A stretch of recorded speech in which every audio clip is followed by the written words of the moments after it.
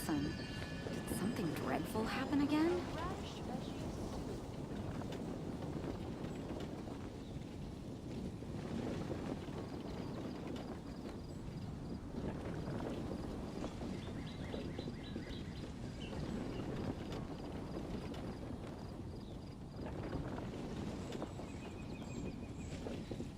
The chasm? Navigating the world is a whole lot easier with a few different identities to choose from. Need me to come up with some for you?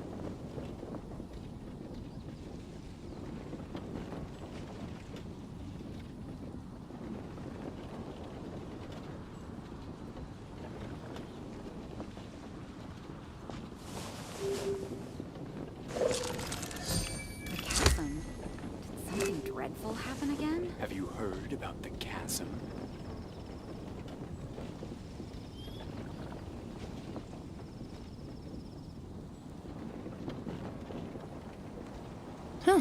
Good roll. All right, maybe I'll take one more day off and knock out the rest of the work once I'm feeling up to it. Have you heard about the chasm? The chasm? Did something dreadful happen again?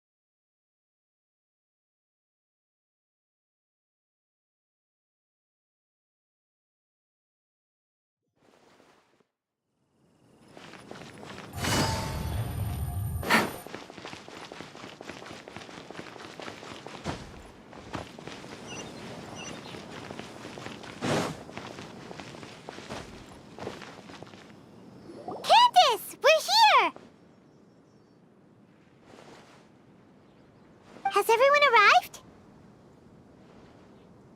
Everyone is already waiting inside. Well, what are we waiting for? Let's join them! Please, wait a moment. Before attending the meeting, I hope you can promise me one thing. What do you need? Promise me that you won't commit to anything too reckless. What do you think?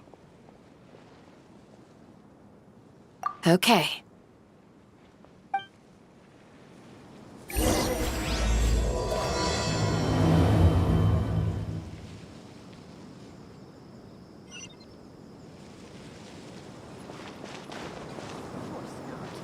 all a bunch of noise.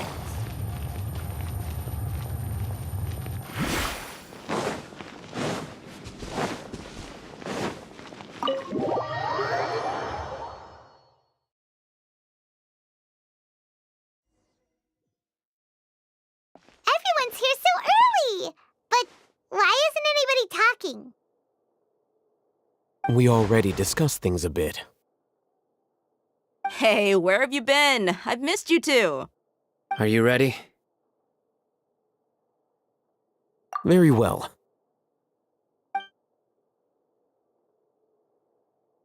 Are you sure this is gonna work? I gotta admit, it's bold. Color me impressed. It's worth a try. The point of discussion is to arrive at a solution. Let's cut the small talk and move to the next point.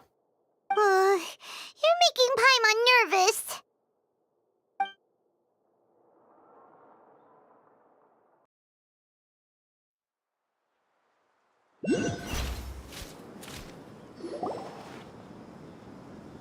You're finally done. I have some other stuff to take care of. Catch you all later. Come on, don't give me that face.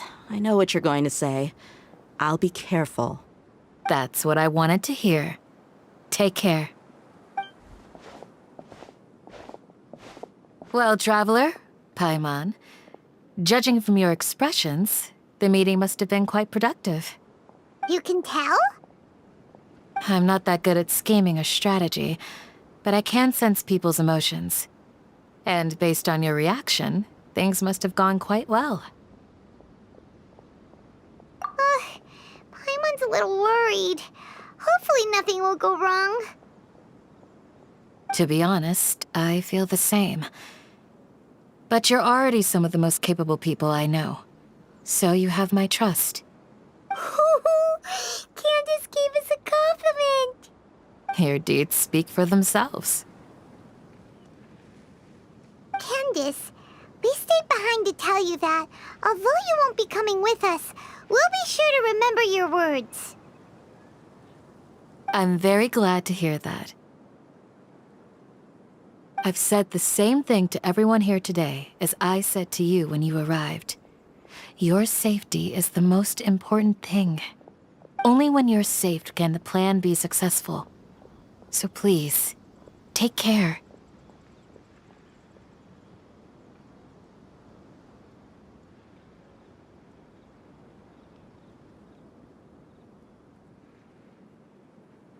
You're welcome. And thank you for taking my advice. Good luck. With everything. I'll be here in the village praying for you.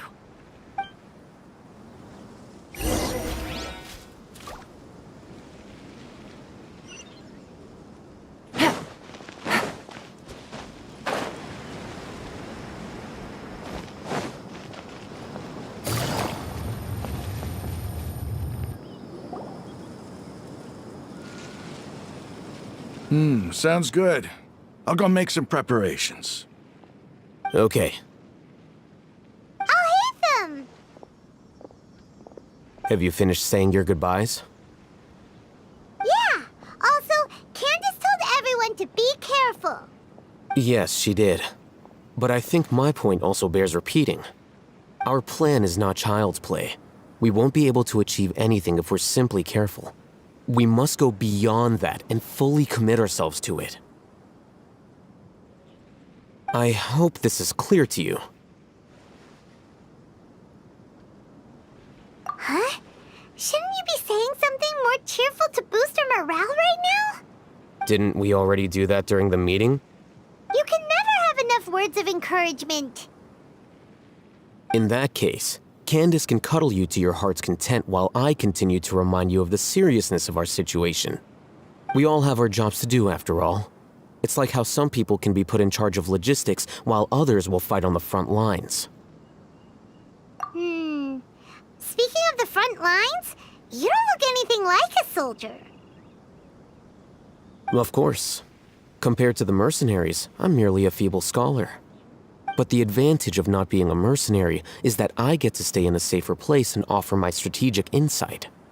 Just think about that mercenary who lost his mind. Mercenary groups are facing constant danger every single day. Well, being a scholar is also a high-risk occupation, and you are a scholar. I'm not like the rest of them. Even among members of the same species, some will exhibit far more potential than others. This guy. Paimon still remembers when those mercenaries in Port Ormos called you a lunatic. All intellectuals are lunatics in the eyes of fools. I'll take that as a compliment. That reminds me. Do you remember the record we saw in the King Deshret ruins? It mentioned forbidden knowledge.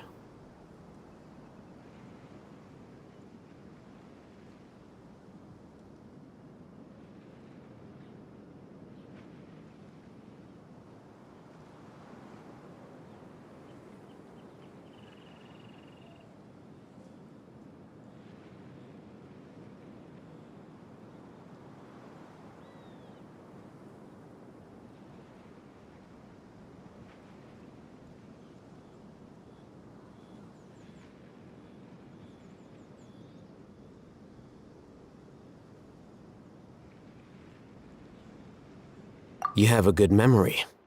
Forbidden knowledge has the power to drive people insane, but this fact has never been shared with the public. Even I, who has worked in the academia for some time, was never once informed of this. I think Those mad scholars and mercenaries we encountered may have all fallen victim to the corrupting qualities of forbidden knowledge. But the academia has always held a different view. They have always believed that symptoms of madness are a side effect of human contact with divine knowledge as mere mortals. Come to think of it, perhaps the academia has also never understood the true nature of forbidden knowledge, and thus always approached the issue from the wrong direction. The Withering, Elazar, and the sandstorms. Don't you think what is happening right now across Sumeru is rather similar to the forbidden knowledge pollution that occurred in the desert thousands of years ago? But Paimon thought that Irminsul's disease is what caused the withering and the sandstorms. At least, that's what Tainari told us. Wait a second. Could it be that? Ah, you've connected the dots. The cause of Irminsul's illness may precisely be the pollution from forbidden knowledge. But if that's the case, what should we do? This is huge! Wait. Why do you think Lesser Lord Kusanali would have a solution to this situation?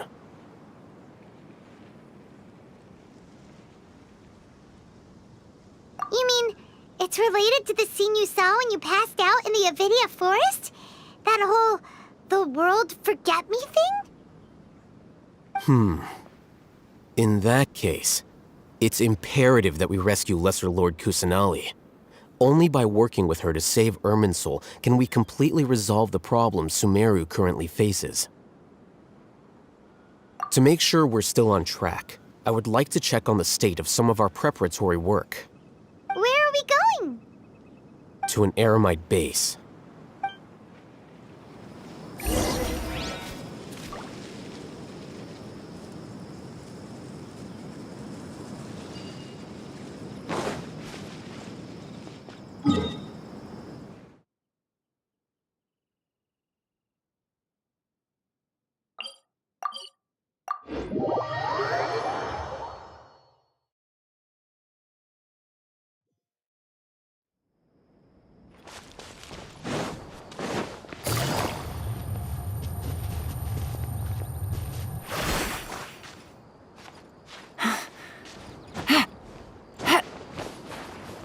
Take it easy. Oh, you made it. Huh? What are they doing here? I gave them some technical work to do. Ah, it's the scribe. And is that the traveler I see? How's the work going? Ah, yes! We have fixed the devices according to your instructions. One of them is already ready for use, while the others are still under repair. Aren't those devices for can knowledge extraction? What are you doing with those? Look here. Huh? More can knowledge? Are you going to put more weird stuff into her head again? What's that look on your face? Are you scared? Paimon's a little scared, but very, very furious! That's an interesting response. Anyway, we're not going to use this just yet. As I mentioned during the meeting, this knowledge capsule contains a decree I drew up in the past. The academia should also have their own copy. And according to the plan we just came up with, Traveler, I want you to record something into this capsule. Do you believe we can save Lesser Lord Kusanali? Good. Conviction is the most important part of all of this. Now, please get ready and put on this device. You want us to record our conviction into the knowledge capsule? Yes. Paimon is still really worried. I understand, but trust me, Paimon, this is something we have to do. It's best if you can do as I say. Because, to achieve this impossible task, it sounds like you'll need to fool your own heart first. Although it may feel like a trick, self-encouragement may be the most important tool we have. Paimon can see the point you're trying to make. Imagine this. We have orchestrated our plan and successfully rescued Lesser Lord Kusanali. As a result, we have changed Sumeru's entire political landscape. Everything went without a hitch, and everyone recognizes and praises our achievements. Now, open your eyes. Here. What's this? Read it out loud.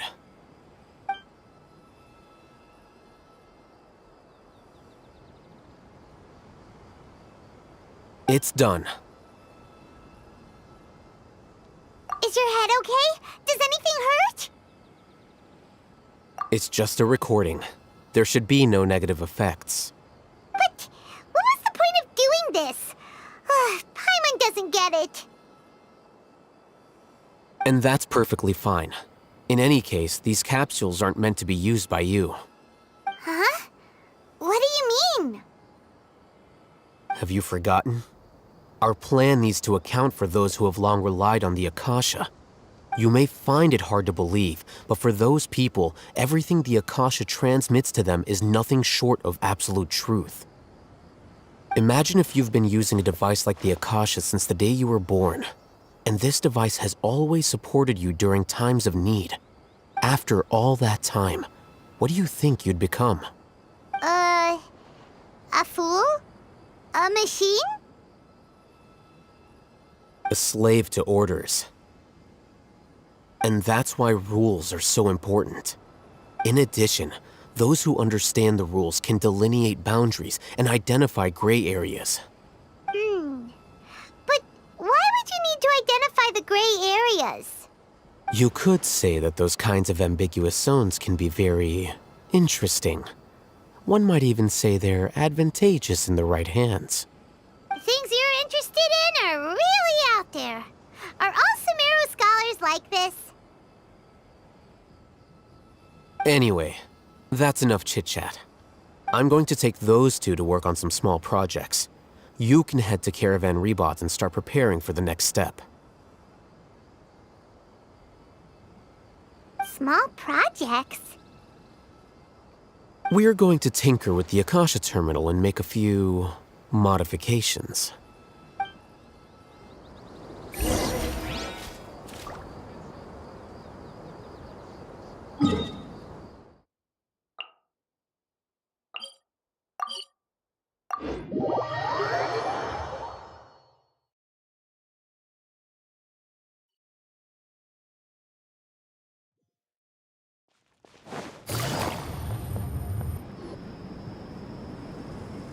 I thought we agreed on a plan.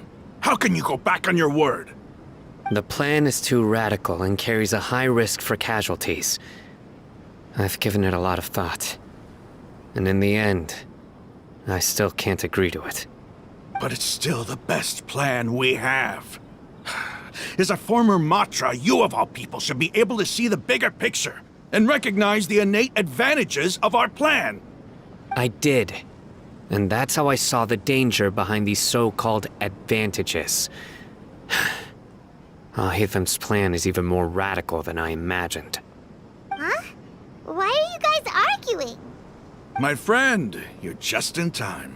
Why don't you help me persuade Sino? He's turned against our plan. We agreed to work out a plan at the meeting. As mercenaries, you're familiar with the local environment, so you'll take care of the specifics. But then, you went to Al-Hatham for suggestions. Had I known Al-Hatham would give you those kinds of suggestions, I would not have agreed to the plan. Look, you already know that we're all on the same side here, don't you? Mercenaries place a lot of importance on their bonds of friendship, but also will not hesitate to make sacrifices if they deem the situation to be sufficiently dire. I'm sorry, but as things stand, I can't accept your principles. Seems you really do understand the ways of the desert. Traveler, Paimon, this is also something you should know. Ramon's plan is to have me work with the Caravan Rebot guards in my capacity as a Matra. We will arrest the mercenaries and escort them into Sumeru City.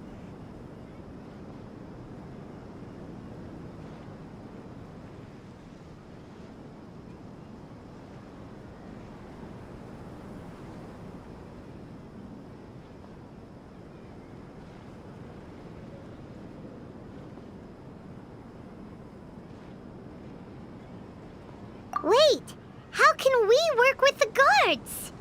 We can't get through that wall easily, remember? Caravan Rebot would never let so many unregistered members of the Eremites enter Sumeru City. My plan will clear us of any possible suspicion, and also let us enter the city as a big group. There is no better way.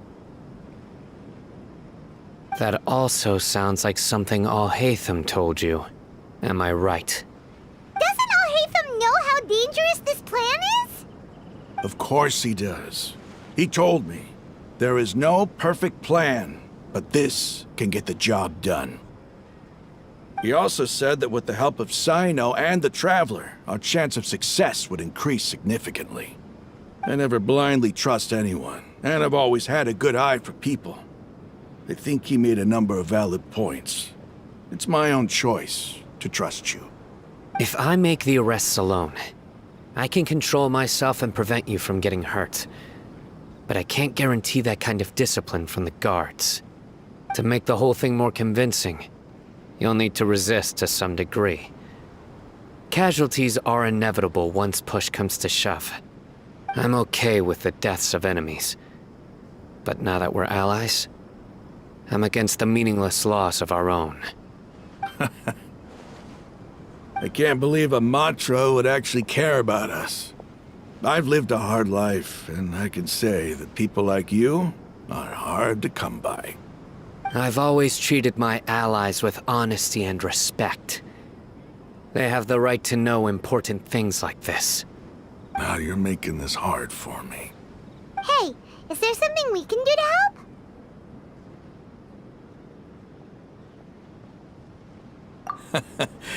I knew you would say that. We can help fight some of the mercenaries, which should reduce the number of times you'll have to struggle directly with the guards. That should help at least a little bit.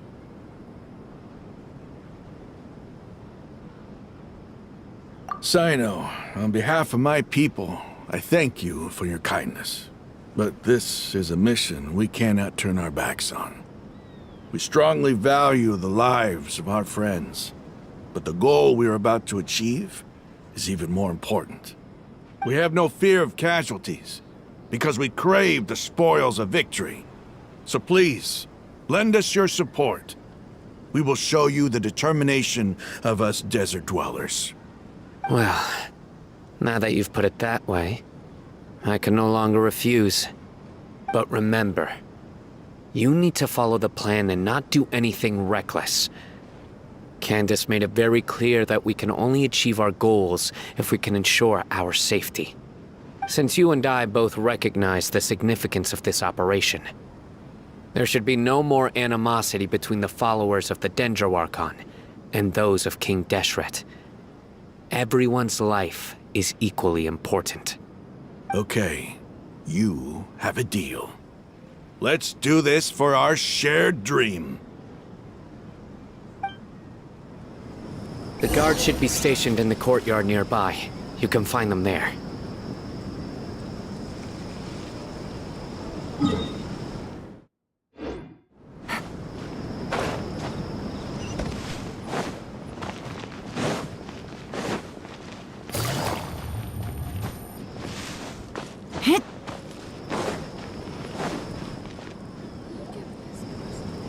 Guards! General Mahamatra! To what do we owe the honor?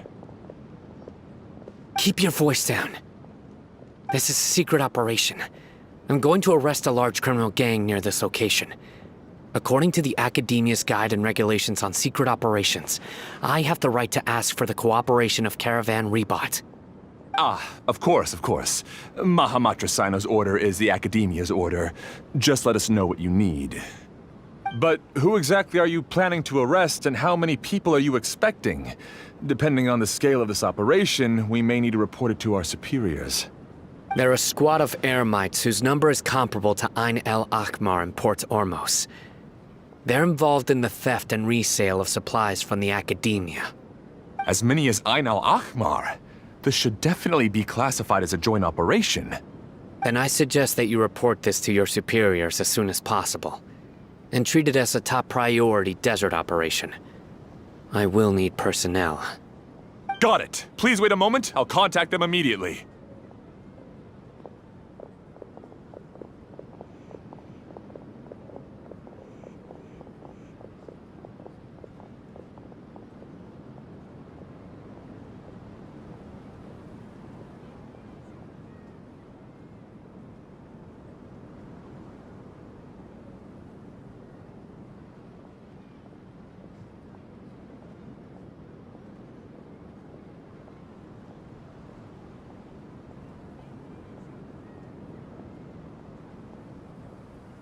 Because this is work. Because I trust you. Paimon can't believe you're still in the mood to chat.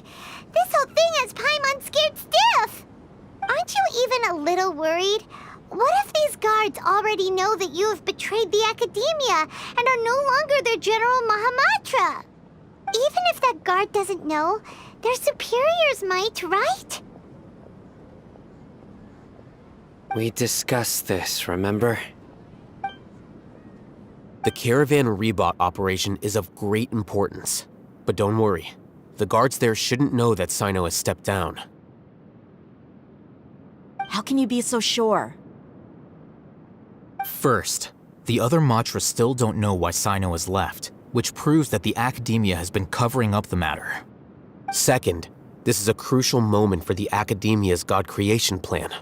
If something were to happen to the General Mahamatra, it's bound to attract a lot of unwanted attention. No matter how you look at it, they don't seem interested in sharing the news of Sino's departure. A reasonable inference. I agree. Which brings us to our next issue. I'm sure some of you have been wondering if the prediction function of the Akasha will affect our operation. The Akasha is still in operation, so I must remain on high alert. Actually, considering the power of the Akasha, it's quite strange that it hasn't already tried to interfere with my actions. I've given that a lot of thought. For now, I don't think you'll need to worry. If you remember, when you first came to Aru Village, all your actions and routes were predicted by the Akasha. It even gave that information to those who kidnapped the village keepers. But things like that never happened again after we met up with the Traveler. That's true. But why? Look at it from a different angle. Why do you think the Akasha will predict your actions? Because my personal data has been entered into the Akasha. That's true, but the key to this question is, how well can the Akasha make predictions about a person? Haven't you ever thought about it? Just how can it do this in the first place? Because the Akasha controls the entirety of Sumeru. The Academia firmly believes that all human actions can be explained through logic. By sorting and analyzing entered data, the Akasha can derive behavioral logic and predict the actions of those who fit an existing logic model. However, at the risk of sounding like an advocate for fallacies, can everyone truly be considered logical at all times? Emotions are part of our behavioral logic, but can you guarantee that every experience of the same joy or pain would be equally intense? How can our feelings and opinions be predictable down to the letter in every single instance? Sino, in the past, you've always worked alone. In the absence of another person who could sway you or your thoughts, the Akasha could produce predictions that were similar to your real-life behavioral principles. Decisive and principled, you were used to solving problems alone. That's why the Akasha could figure you out. But now, you've joined a team.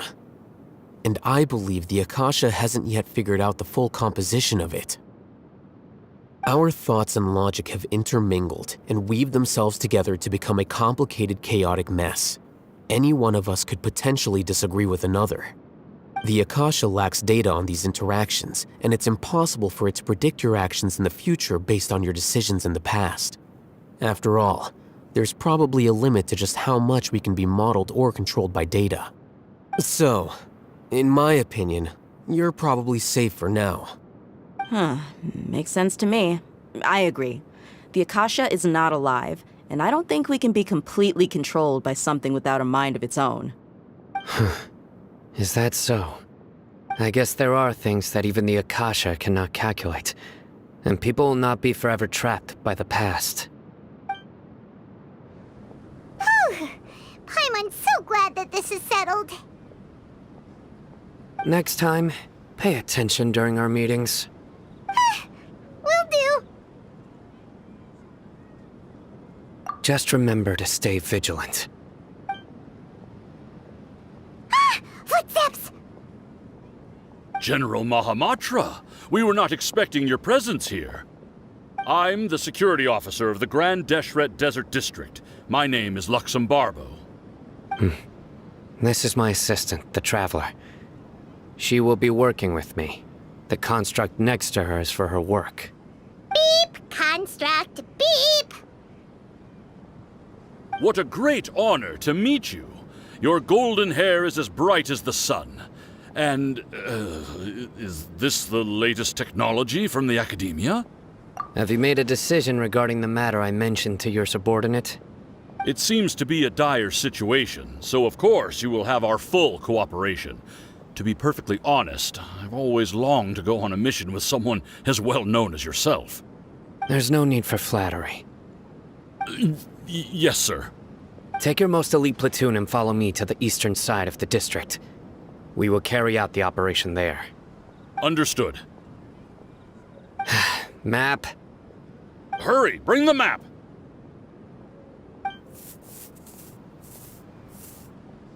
In 2 days, we will engage Rahman's Eremites and capture all of them. Any questions about the time or location? None at all, sir. Good. See you then. Yes, sir.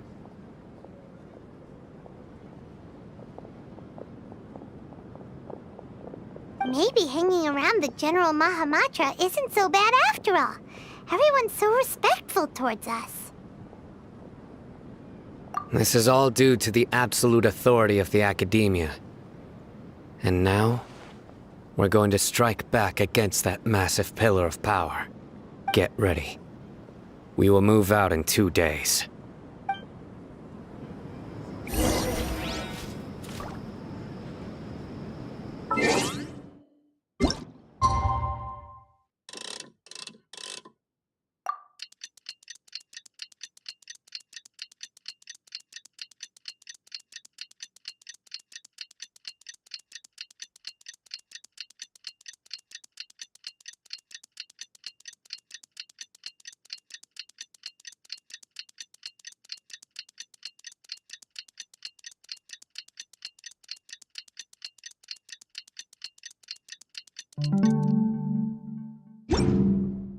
I got a new letter from an It's time for the operation! Let's go meet Sino in the desert!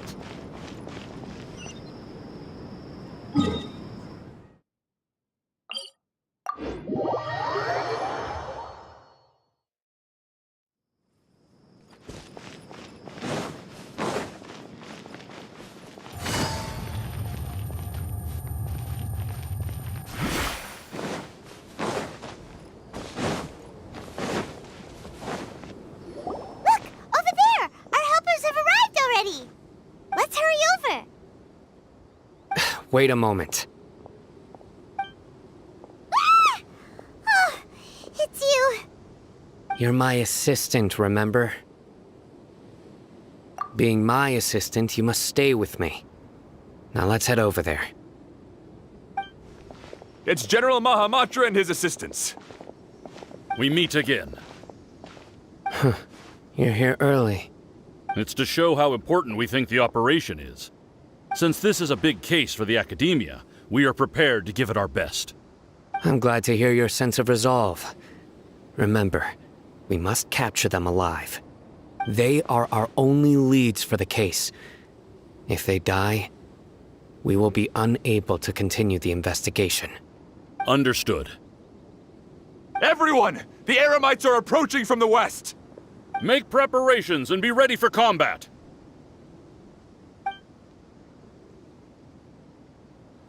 Halt! Oh? What a warm welcome! What do you want? Judging from those shiny weapons in your hands, it seems like you're not interested in a deal. Rahman, the Academia has caught wind of your smuggling and illicit sales. If you value your life, I advise you to surrender. Who are you supposed to be? A Matra from the Academia? I can't believe you came all this way just to catch us. I'm not here to talk. Oh. Nobody's given me this much time of day since I became a mercenary. Brothers! For that slight, let's wash our blades with their blood. Let's show them we Eremites are not to be messed with.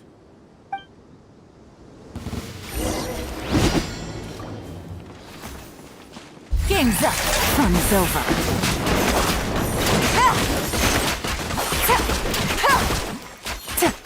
Take it easy.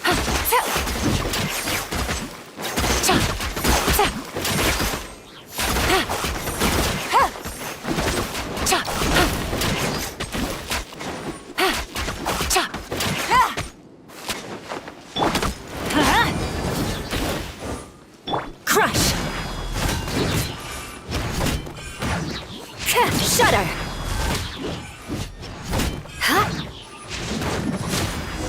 More speed. It's over. Ah! We have subdued them. The operation is now over. All Eremite mercenaries and related personnel in the area have been arrested. Ah, you pitiful Dendro Archon dogs! You'll regret this! I'm afraid you'll regret it first. King Deshret will curse you, and you will all! Silence! Oh, Restrain them and take them back to Caravan Rebat.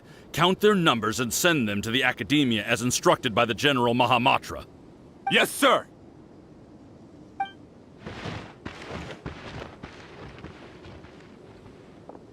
Mahamatra Sino, I will now take my leave.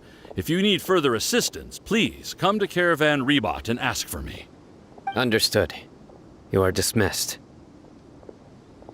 There they go. Let's talk elsewhere.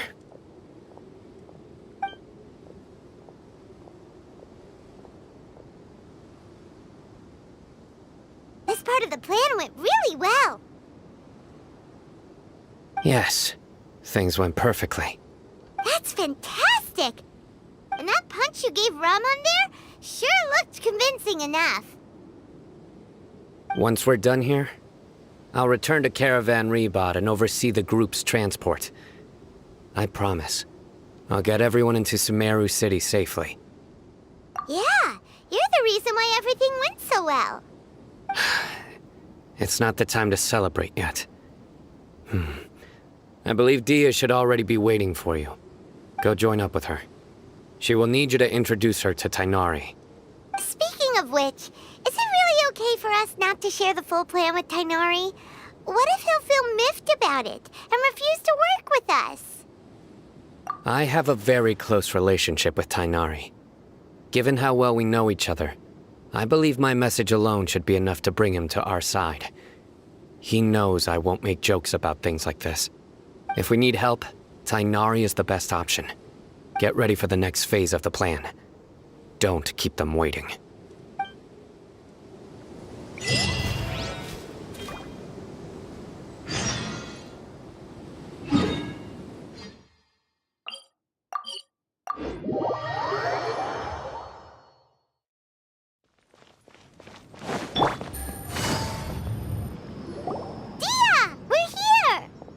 It's about time. Didn't you say our part of the plan is the most important of all? And here you come rolling in late. In the time it took you to get here, I already did 5 laps around the place, downed 7 drinks, and even did some clothes shopping. Sorry. We didn't mean to keep you waiting. I just wanted to fix your attitude and rub it in a little. After all, you took your sweet time getting here, and we've got important stuff to take care of. I just like seeing that serious look on your face. All right, I'll stop. All joking aside, I'm glad you're here. Let's get moving and take care of this as soon as possible. But where should we start? Our responsibility is to get a status update on the Fatui Harbinger known as the Doctor. We need to make sure he won't get in our way when we rescue Lesser Lord Kusanali. Dealing with an institution that controls all of Sumeru is already hard enough. If the Doctor were to crash the party, it would be next to impossible for us to achieve our goals. Yeah, we sure don't want him showing up. Ooh, he really gives Paimon the creeps. Right? Hearing his name just reminds me of those stuffy old geezers in the academia. I'd rather not have to deal with someone like that.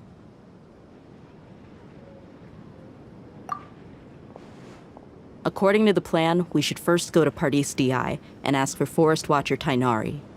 If all Hatham and Sino's sources are solid, then we can be sure that Tainari still has the Academia's trust. So, we'll find Tainari and convince him to get us the latest intel on the Doctor. Then, depending on what we learn, we'll make any necessary adjustments to our plan. The sages have placed spies everywhere on the other side of the wall. I'll follow you as a bodyguard. You should be honored. I don't offer my services to just anyone you know.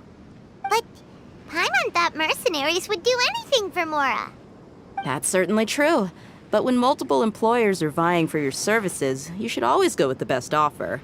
Let's see. If I were to charge you a bill, I guess I can apply a discount. How much more do you want? I was not sure we can afford it. How much do I want? Hey, how about paying me with a smile? What do you say? I haven't seen you smiling much recently. If you ask me, someone like you must look lovely when they smile. Come on, give me a smile so that I can be less worried. Looking good! I hope this pretty smile will become our lucky charm. There are many kinds of smiles, but only a truly joyous one can bring blessings to others. Let's consider this smile a down payment for our future victory. Let's go. It's time to pay a visit to Pardis DI.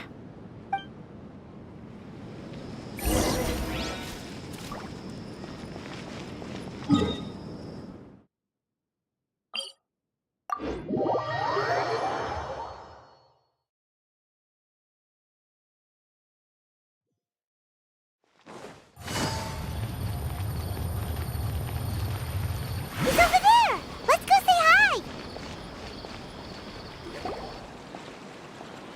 Tainari! Ah, Traveler, Paimon. And you are? Hey there. This is our friend Dia. She's an Aramite mercenary. A mercenary? You must have some big news for me.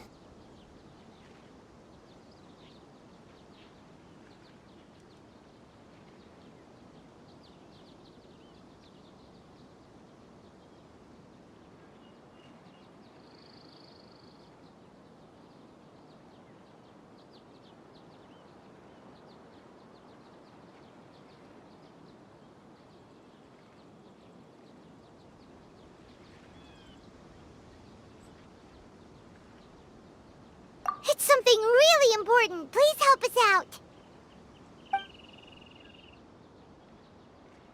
All right, then follow me.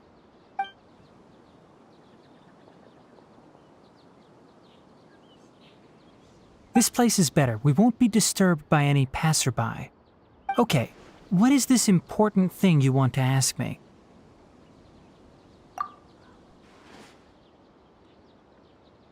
The Doctor, huh? He's that strange-looking Fatui Harbinger with the mask. Paimon thinks he has blue hair. Yes, I know him. Actually, he left Party's DI just a little while ago. He left already?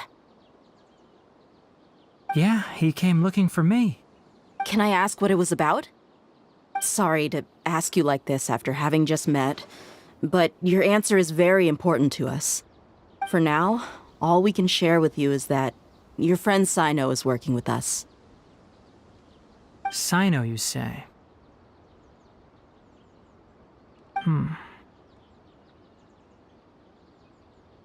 I see.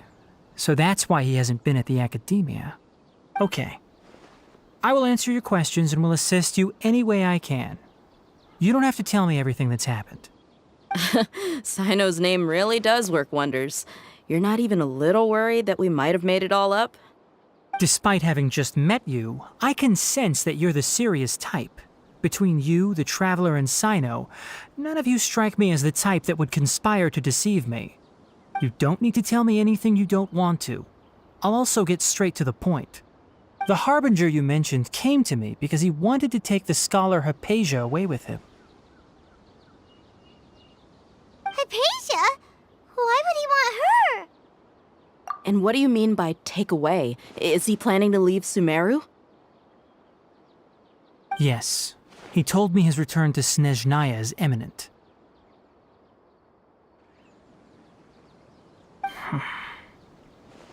So you mean... you're leaving this place soon? Indeed. Otherwise, we could have perhaps talked a little more. I was just about to set out when I remembered something important.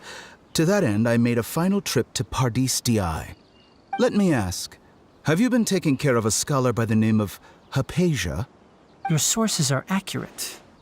No doubt because you recruited many informants. But you're right. Hypatia has indeed been receiving treatment from me. Forgive me for asking, but how's the treatment coming along? Given the way you're asking, I assume you have something to say. Since you asked, I'll be frank. I would like to take Hypatia to Snezhnaya. It's incredibly difficult to transfer a patient. As a scholar yourself, shouldn't you at least be aware of this? Oh? I can't believe your utter lack of faith in me, to the point of even questioning my general level of knowledge. How unbefitting. Well, you're the only one who's ever made such a request. I have my ways of keeping her safe during the journey. In addition, I can also promise that under my care, Hypatia will receive the most advanced and effective treatment. I will personally supervise her treatment and see to her recovery. Would that be agreeable to you? Hypatia was born in Sumeru and remains a scholar of the academia. Her situation has not become dire enough to necessitate her transfer to another nation. Transporting her to Snezhnaya is risky, and the potential benefits are unknown.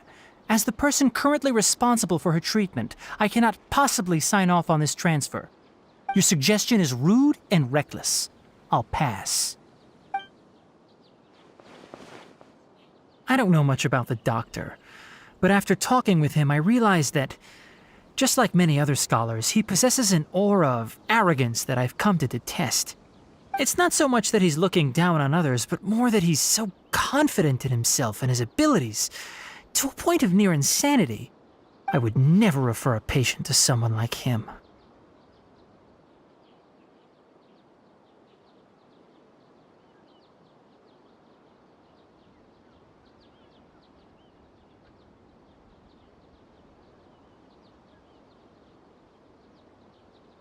I prepared myself for a protracted battle of wits, and was really surprised to see him just give up on the topic.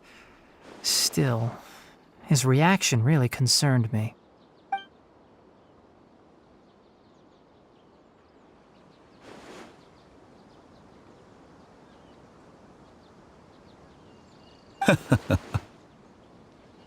I see, I see. Of course, your opinion makes perfect sense. You're still young, but already quite stubborn. I must say, you are not like what I had expected. Under normal circumstances, I wouldn't just let you off the hook like this. But unfortunately, I'm in a hurry today, what with Her Most Noble Majesty the Tsaritsa calling for our return. Luckily, there is still some time left for me to take care of everything before I leave. It's just as the Academia said. You're a responsible and gifted scholar. Sadly, even with all of that, you're still lacking a bit of shrewdness. And that's also why people like you can never realize that sooner or later, everyone must pay the price for what they've learned.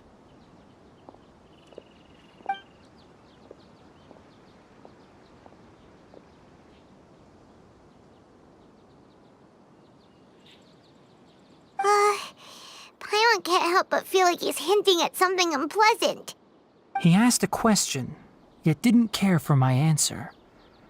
Perhaps I'm nothing but a talking rock in his eyes. He never came off as malicious, but an utter lack of compassion permeated throughout our conversation. From his tone, I can sense that he's always looked down on others.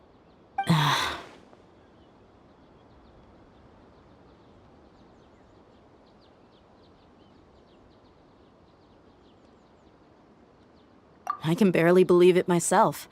But if that's true, the situation will be in our favor. I don't think I missed any details. Frankly speaking, I don't want you to do anything too risky. Now that you know a little more, it should be easier for you to stay safe. Sorry we can't tell you everything. We appreciate that you helped us anyway. I won't forget your kindness. It's okay. I have an obligation to do so. To be perfectly honest, all of this may have started because of me.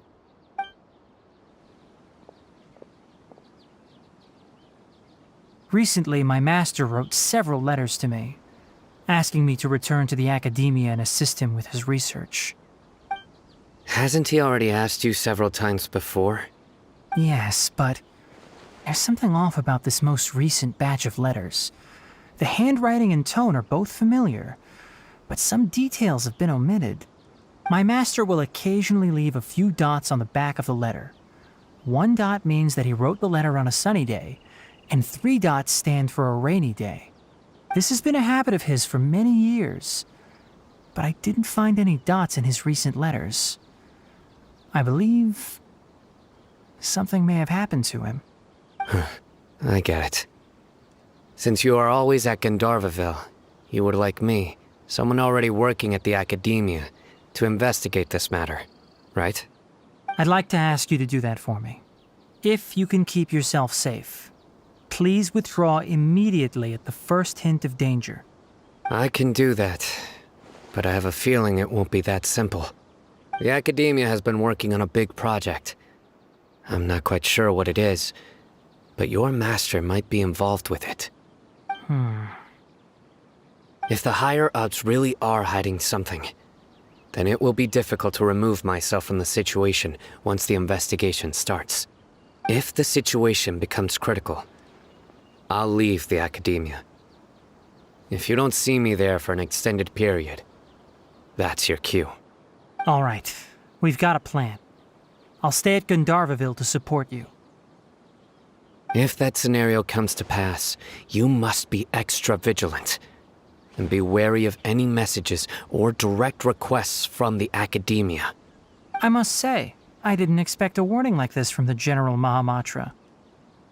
Being loyal to the Academia doesn't mean blindly doing whatever the sages say. I know what I'm doing. On that note, aren't you also being quite distrustful of your alma mater? The Academia, yes, but my master is a man of integrity. Even when I was a student, I was worried he'd get in trouble for sticking to his beliefs. I suppose he's lucky to have lasted so long. But in the end, it still caught up to him.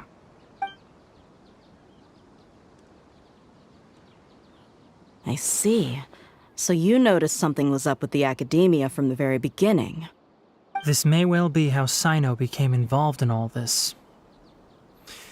In that case, I must keep my promise and help you however I can. Also, if you run into Sino again, please help me pass on a message to him. Trust your own senses and experiences. I think this may be something he needs to hear right now. Okay, we'll find a chance to tell him. Thanks. Right. Now let's go hunt down this Harbinger.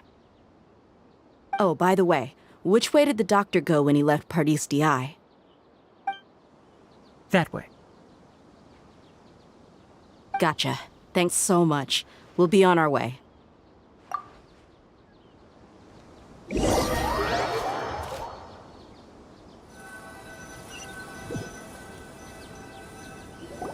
According to Tainari, the doctor is leaving Sumeru soon. I want to check if the doctor was actually telling the truth. He also said that he'll take care of everything before he leaves. What did he mean by that? We need to be extra careful when dealing with a person like him. Just to be safe, let's chase him and see what we find. But we have no idea where he went! How can we start chasing him? We'll do it the mercenary way. I'll find leads as we go. All you have to do is just follow me. That Harbinger may have tried to cover his trail, but he still left some traces. Or perhaps he never even thought about concealing his whereabouts. Maybe that's just how arrogant he really is.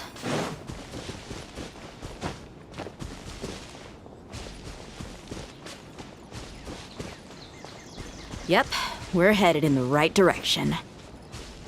The traces are still fresh, but there's no sign of his entourage. Clearly, they're in a hurry. It's just as I thought.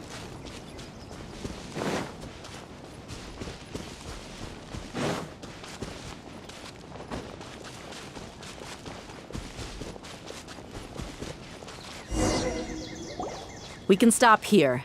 I think I know where the doctor went. To the south of here is Port Ormos, which seems to be where they're headed. Port Ormos? They're going to leave by boat? That's right. Let's go to the port and have a look for ourselves.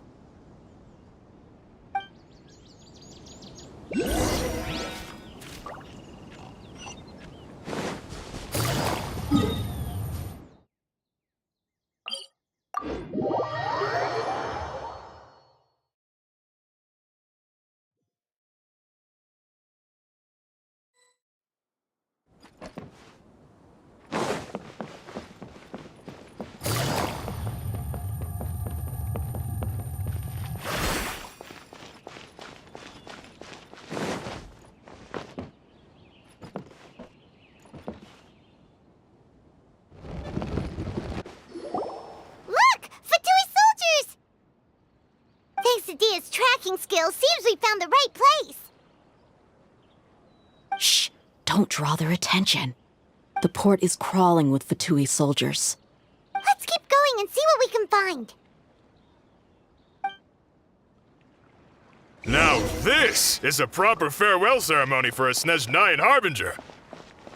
The Lord Harbinger is leaving. I've still only seen him once or twice. I used to hold a position in our homeland, and back then, the doctor spoke in a very different way from the way he speaks now. Maybe the way people talk in Sumeru has rubbed off on him? It's always like that when you spend too long away from home. When he gets back to Snezhnaya, perhaps it will also take him some time to get used to the life there again. Huh? But, sir, that can't be right. No, I remember it like it was yesterday. Both his expressions and tones are now very different. Also, for some reason, he seems like he's all smiles now. You must be mistaken. Nobody's supposed to look happy when they're on a business trip.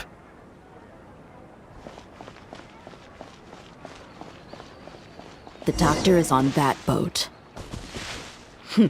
So he told the truth after all. He is actually leaving Sumeru. Let's get closer and find a place to hide so we can observe him.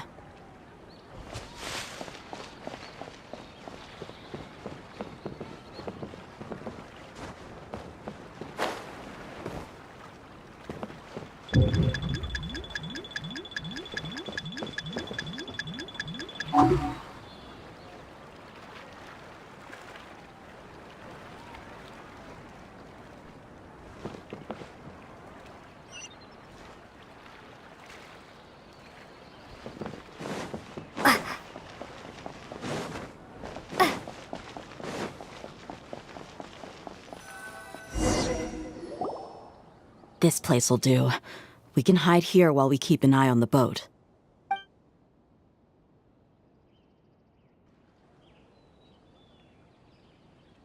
Uh-oh!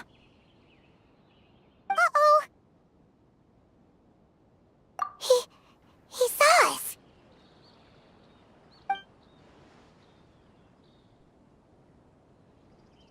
Huh? Is he waving at us? It's time to say goodbye. Wait, is he the only person on the boat? Huh? You mean there's nobody with him? And where are all the soldiers we saw in the port just now?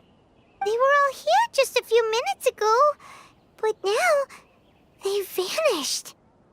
So this was a trap. Wait, don't tell me that. Luckily, there is still some time left for me to take care of everything before I leave. Oh no. They might be after Hypatia. Let's get back to Party's DI. Huh? What do you mean? I'm afraid that she's seen something that she wasn't supposed to see. If I were the Fatui, I would also try to take her away. And if I couldn't... Oh no! Are you saying they're going to kill her? Let's go!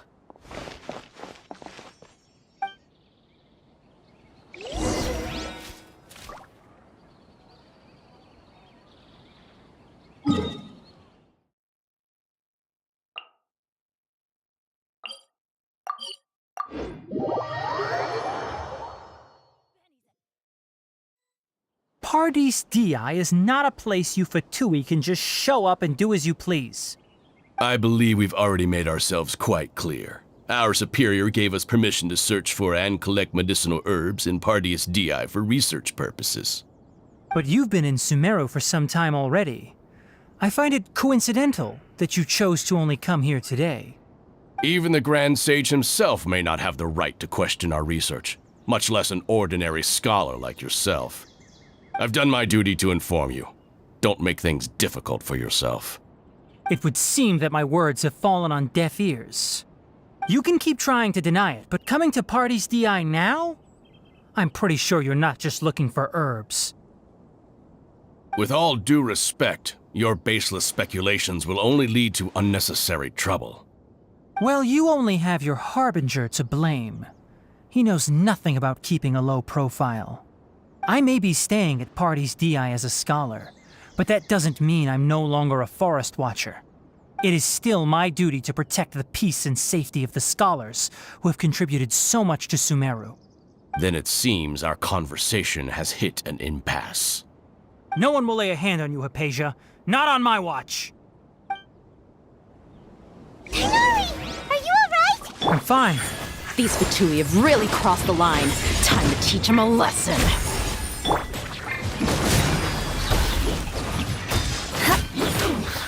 Crush!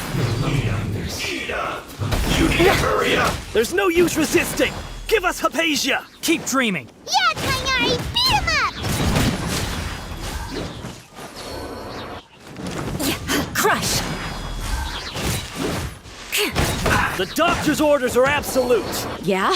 You've been someone's lapdog for so long that you don't know anything else now! I guess this is it. Beg for mercy. Yeah. Huh? Crush! We're not getting anywhere. Traveler, Paimon, please go to Hypatia. We need to make sure they don't try to sneak around and attack from behind. Got it!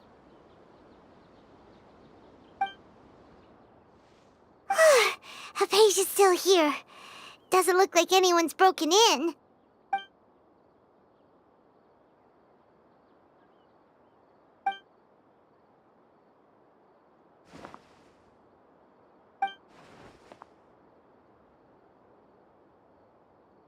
Well, how is she?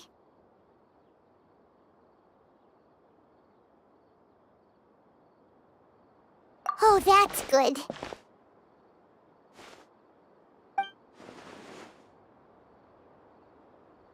So, you think this is over.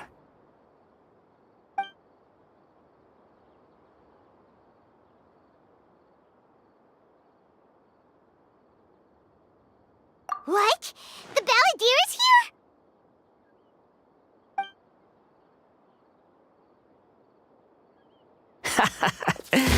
I've missed that look of abject horror. You've given me that look every time we meet. But, where is he?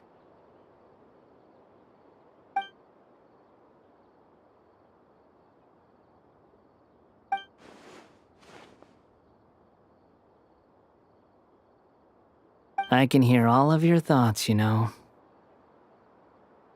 Don't you remember? I already saw you the first time you came to Parties DI and made contact with Hypatia. I didn't need to do anything. It is her honor to be able to connect her consciousness with me. Who are you talking to? It can't be the Balladeer, right? That's impossible. I know you must be curious. I might as well tell you that I decided to enter Hypatia's consciousness the moment I sensed your touch. I wanted to observe you on a fool's errand. Hey, Traveler! What are you doing? My deification is nearly complete. All that's left now are just some final details. Do you understand? Even if you manage to rescue Lesser Lord Kusanali, it will be impossible for you to defeat a bona fide god like me. Is it wise to force that childlike god into a divine battle against me?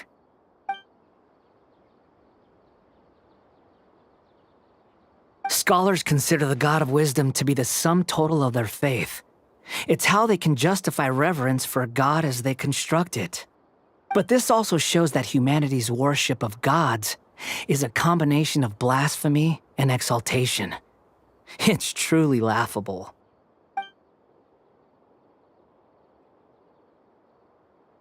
Yes. What is it?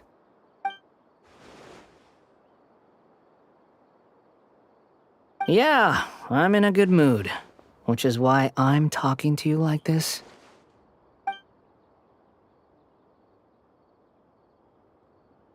What do you mean?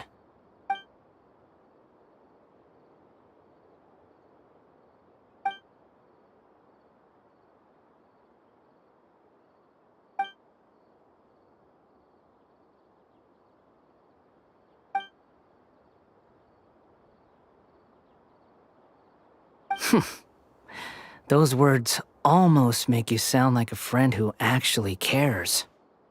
But you're wrong. I'm different from all of you. I was born to become a god. My entire life up until this point has just been a meaningless routine. Just think about a sheet of paper. By itself, it holds no meaning. The content recorded on it is what gives it value. All I had recorded down before were some painful memories and boring human feelings. Such senseless drivel should have been erased a long time ago. Indeed, to me, the sight of you fools in your futile struggles is far more amusing. Tell me, just what has this world done for you to protect it with such zest and conviction? I'm connected to your consciousness, so I can hear what you're thinking and sense the depth of your determination. This is a good conversation we're having. So here's a word of advice. Let go of your misguided guardian complex. You know nothing about the truth. It'll be for your own good, as well as everyone else's. Humans are a species that can only find bliss in ignorance.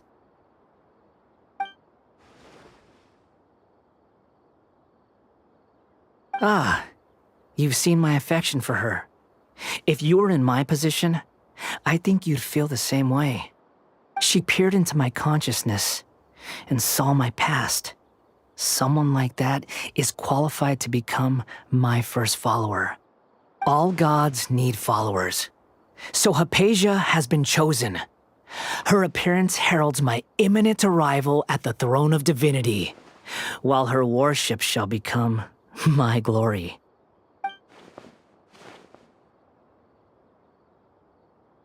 You're doubting me again?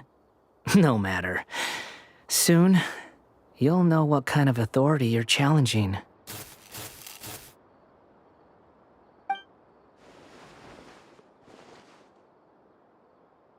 Who wants to hurt my devout follower?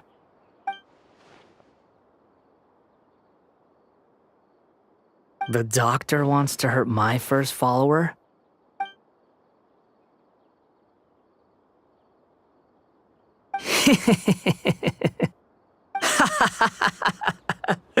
How very amusing. Has anyone ever told you that you're not good at sowing discord? The doctor has never known his place. Even now, the puny human thinks himself capable of interfering in the business of the new god. You're still too naive if you think a few words will be enough to convince me to destroy the doctor. But I'm willing to give you a gift, just like my expression of affection towards Hypatia. It is an honor for you to be able to stand here and speak with me. As my listener, you will be rewarded.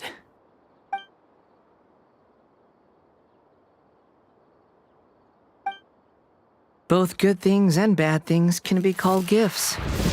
After all, gods have never needed to be reasonable. Paimon hears thunder!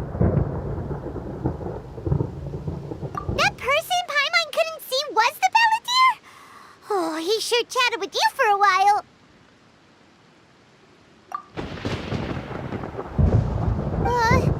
Where is the storm headed? That means anyone outside is in danger! Let's go! Tainari and Dia still must be fighting!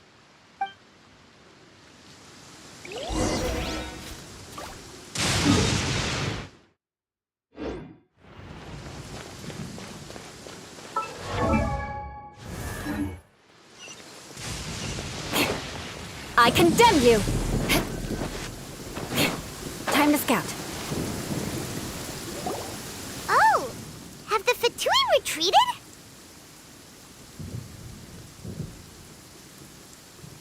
Hey! What happened to you? He's hurt. I'm fine. Don't move. I've seen Eremites get struck by lightning before. You need to rest. Struck by lightning? We were fighting, and just as things started looking grim, the weather suddenly became extremely strange. Lightning started attacking everyone, almost as if it were alive. Luckily, there were only two of us, and both of us were nimble enough to dodge most of the strikes. There were a lot of Fatui, though, and they were being torn to shreds by the bolts of lightning. With that, all the Fatui soldiers were forced to retreat. Why are you sorry?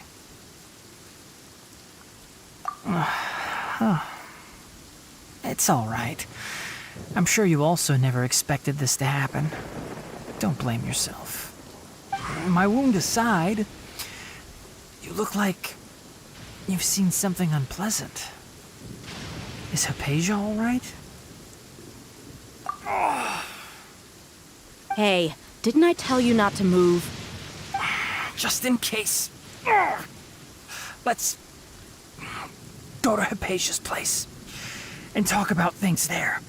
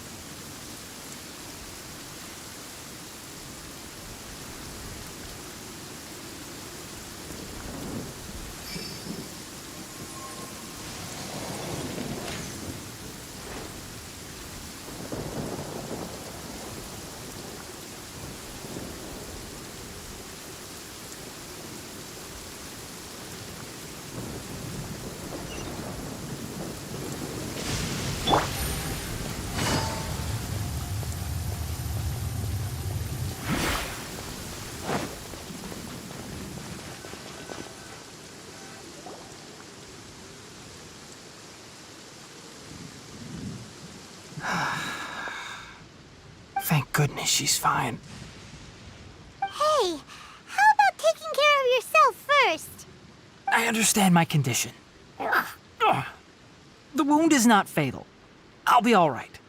Ugh. The more you understand medicine, the worse of a patient you become. I know. They always think they can push through the pain. Oh, he sat down. Let me rest for a bit. Sorry, traveler. Now you may start.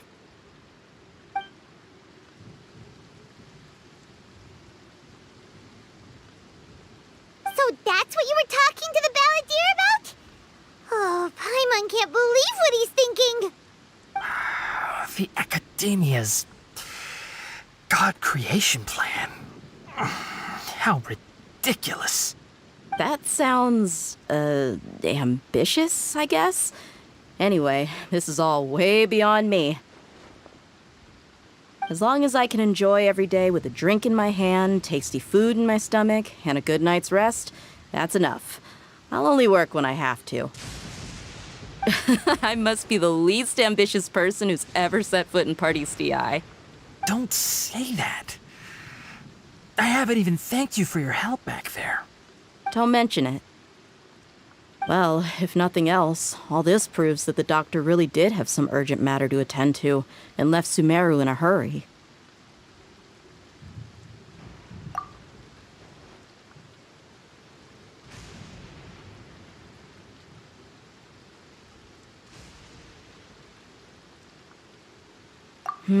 Maybe the Fatui want to cover up some secret of the balladeer. Is that why they tried to seize Hypatia? You said the balladeer claimed that Hypatia has seen his past. So, what could be there? Have you noticed? The balladeer is not happy with the doctor's actions. He thinks the doctor has no right to consider himself as his equal.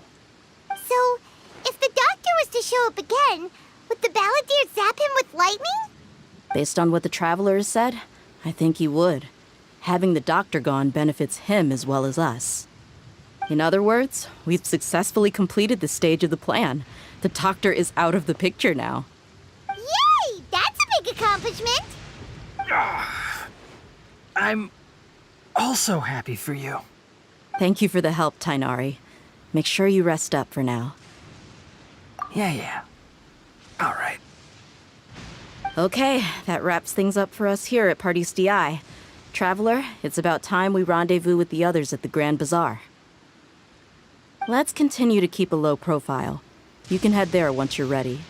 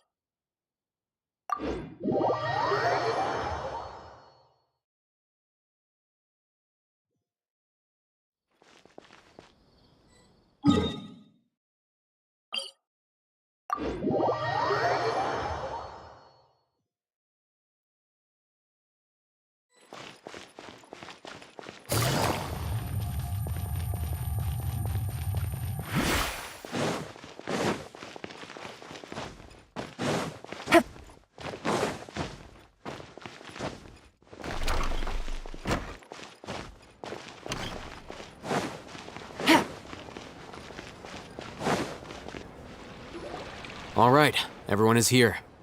How did everything go? Any luck with your missions? Let's report back one by one. I'll start first. We've made the necessary modifications to the Akasha terminal. In addition, the props required are also ready. I'll go next. The Traveler and I went to Party's DI. The situation was a bit complicated, but we found Tainari. Unfortunately, he was wounded during a fight. Who is behind it?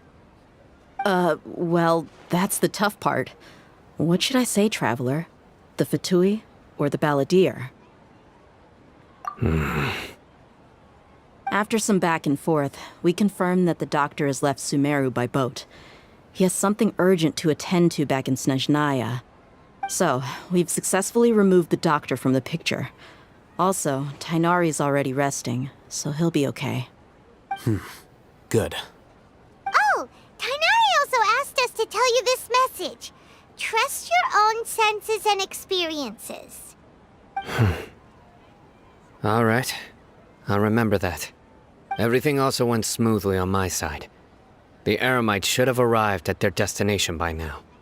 To avoid alerting the quarry, they will stay there for now.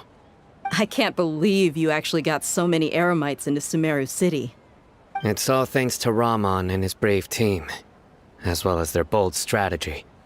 It appears to have been very effective. I'm glad to hear it.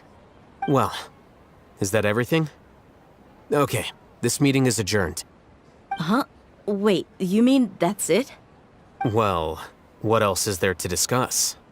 Shouldn't you end with some words of encouragement? You know, to fire us up now? Personally, I'd rather we all go home and get some rest. I'll hate them, you... Ugh. Oh, and if you wanted someone to say something to that effect, then I must reiterate that I'm here to strategize and not to lead. So you should find someone more suitable to do that. But I thought all of you Academia big shots were great speakers. Then I should remind you that I'm the scribe. I know that. So what? A scribe is responsible for recording meetings, not speaking. Fine, whatever. Well, Sino doesn't seem to be much of a talker either. I guess that leaves it to my employer. Employer? Yep, the Traveler hired me. That's right. So come on, boss. What do you have to say for the team? Yeah, say something to boost morale. Huh? What are you all doing here? Oh, it's Nilu! Hey, everyone. I'm not disturbing you, am I? Not at all. I was actually just about to go find you. Judging from the group and all your serious faces, you were discussing something important, weren't you? But you also look like you're up to no good. Seems pretty interesting. Welcome, Nilu. Would you like to join us? Huh? Join you? You mean, you also want to discuss something important with me? Yes. Something very important. Nilu, are there any breaks in your performance schedule in the upcoming days? Huh? Wait, you're seriously inviting me?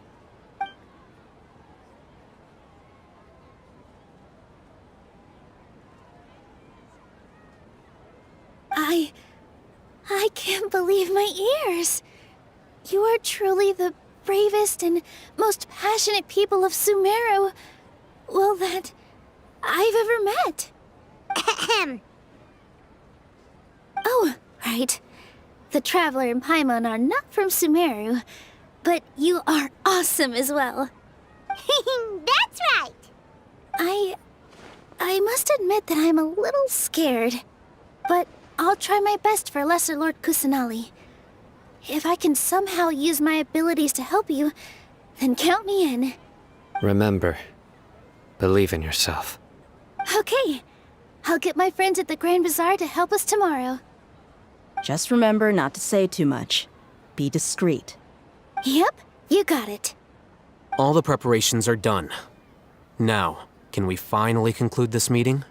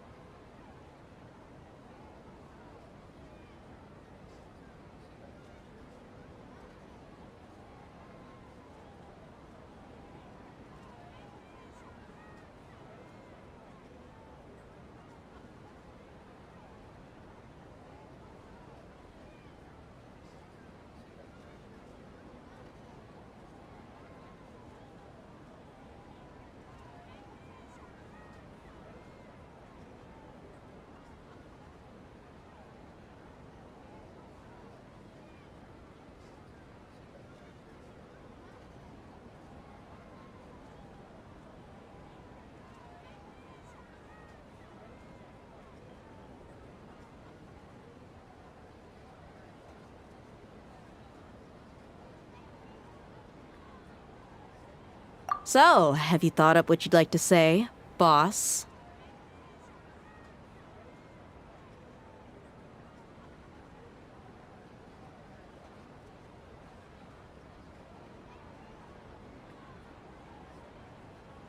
Yep, yep! It's a grand plan and we're all super awesome!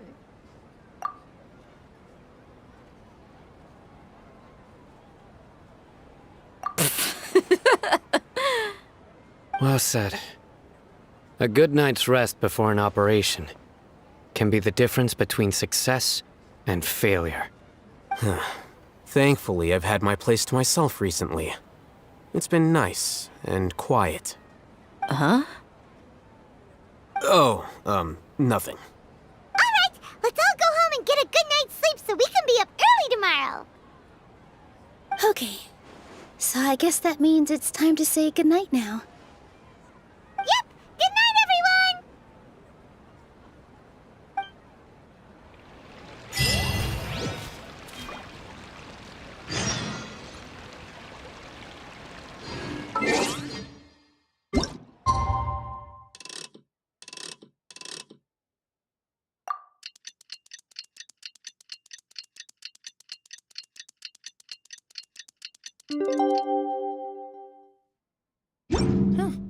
Good. Today is the Academia's Neogarbaha Day. We can finally put our plan into action. Oh, Hatham.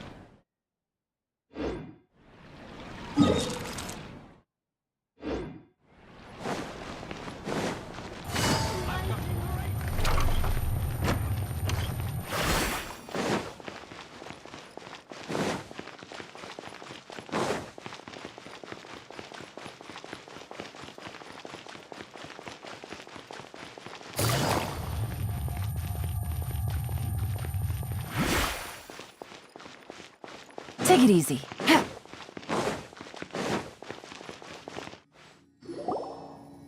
Hello, you two. Sleep well? Not really. Paimon got too nervous thinking about today and didn't fall asleep until the sun was almost up. What about you all, Hatham? Naturally, I slept just fine. After all, a good rest should be considered part of the plan, since energy is an important resource. You just want to show off how calm you are. It's crucial to dissipate any tension before we execute our plan. The only thing you're doing is being annoying! Anyway, do you need me to go over the game plan again?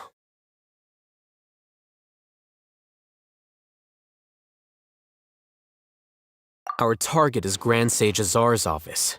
Everyone in the Academia knows that's where the Grand Sage's console is. Only they can operate it. Many restricted commands and operations are executed via that console. I'm sure that console has a way to free Lesser Lord Kusanali. You know, Paimon's been thinking, what kind of technology could let the sages imprison even a god? That isn't something they could have accomplished with their scholarly talents alone. In the sanctuary of Suristhana, there's a device of Greater Lord Rukkhadevata's that she once used to isolate herself while meditating. 500 years ago, the Grand Sage at the time modified the device so that it can no longer be controlled from the inside. They were effectively trapping one god with the power of another. So, how are we gonna get to the Grand Sage's office? Don't forget, today is Nyagarbha Day, arguably the most important day to the Academia. The sages and core Academia personnel are busy loading the latest batch of research developments and legal decrees into knowledge capsules so that they can be entered into the Akasha. All the Darshan's researchers have their noses to the grindstone, and the Academia's grounds are flowing with all sorts of people. It's the perfect time for an infiltration. When the Grand Sage leaves his office to supervise the entering process, that's our cue to access the console and free the Dendro Archon. Well, yes. That's just the visible side of our plan, after all. If precedence holds, the Academia should have already started preparing for Nyagarbha Day. Everyone should be in position. All that's left is for us to lead the charge. Let's go. So are we just gonna walk in through the front door, or...? Yes. Were you expecting a stealthier approach? Paimon can't think of a good comeback. Alright, it's all on Alhaitham if things go south.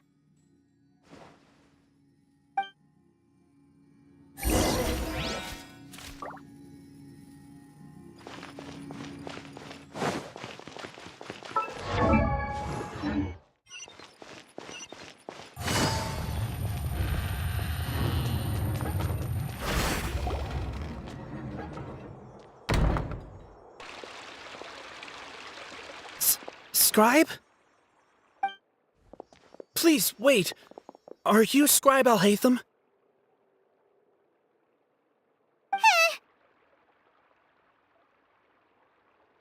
That's me. Is something the matter? I'm in a hurry. No. I was just surprised to see you here. I had heard that the sages were looking for you not long ago, but I didn't know what for. And, also, please don't bring outside guests into the academia. Outside guests? How did you arrive at such a conclusion? Your groundless inference shames the Haravatat Darshan. What did you say? I'm the top student in Haravatat, and I earned 3rd place at the last Inter-Darshan debate. Don't look down on me! That wasn't my intention. As your Haravatat senior, I just assumed that you possessed a greater aptitude for critical thinking. Look, based on what you already know, the purpose of my return and the reason they're here should be obvious. Is that so? Wait a moment. Let me think. Don't tell me the answer. The sages search for you. A blonde-haired traveler. Outside guests. So, from the start, the sages weren't looking for you, but this traveler? And you were gone from the academia for so long because... Hey, shh. Yes, you've proven yourself as the top student in Haravatat. I surmise you've arrived at the correct conclusion. As I expected. Please, forgive me. I wasn't thinking clearly just now. Thank you for getting me back on track. It's nothing. We'll be on our way then. All right. Thank you for your contributions to the academia, Scribe.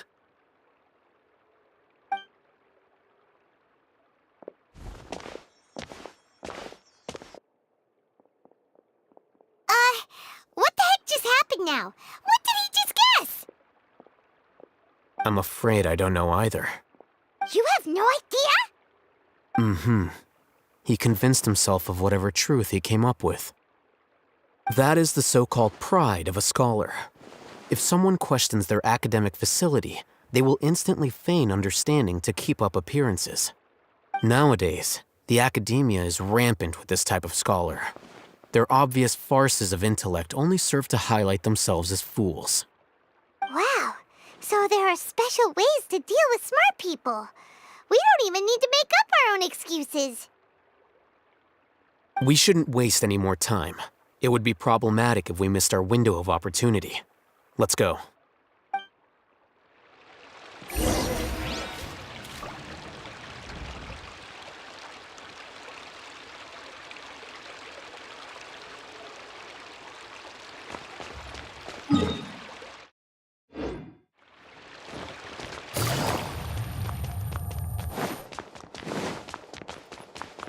Take it easy.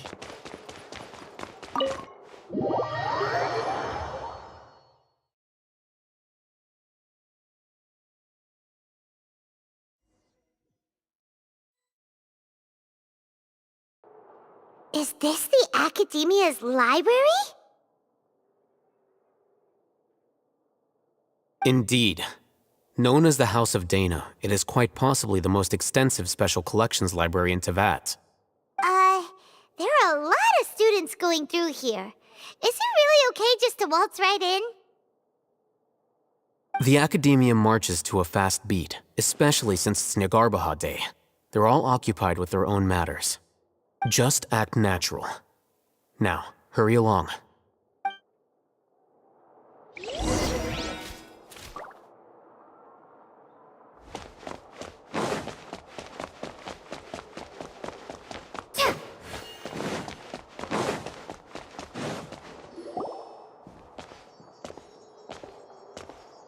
What's this platform for?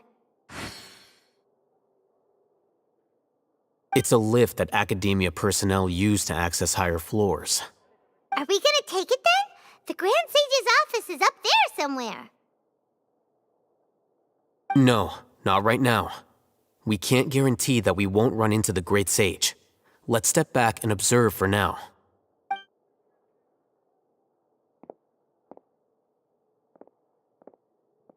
You think the Grand Sage will exit from there? And after he does, we'd sneak past him? Oh, Paimon thinks that's really dangerous. Who knows? However, if we can confirm Azar's current location, our operation will be much safer if we... Allow me to offer you a hint. If you wish to know his location, look behind you. You're... What's Grand Sage Azar doing here?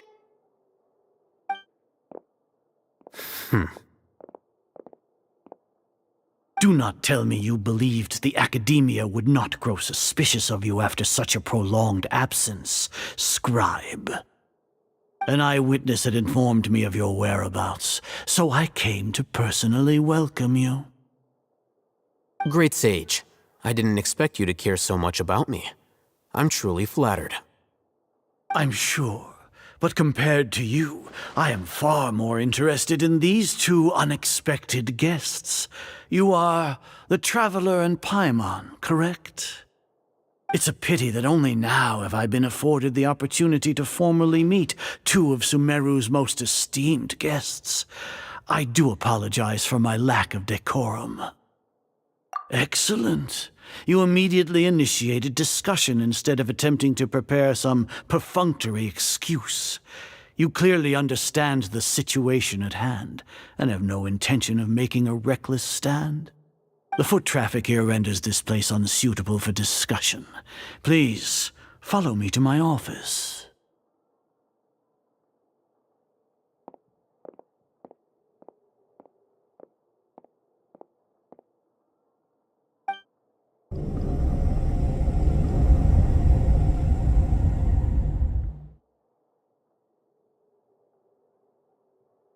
This place is crawling with guards. There's no way out for us. All right then, Traveler. What did you wish to discuss with me? Today is Niagarbaha Day, so I still have many responsibilities to attend to. There is little time for idle chit-chat before I detain you all. You seem to know quite a bit about our endeavors. If that is so, then you should be praising our great work, rather than using your trivial misgivings in a futile attempt to sway me. Trivial? Then tell me, what do the Fatui want from me?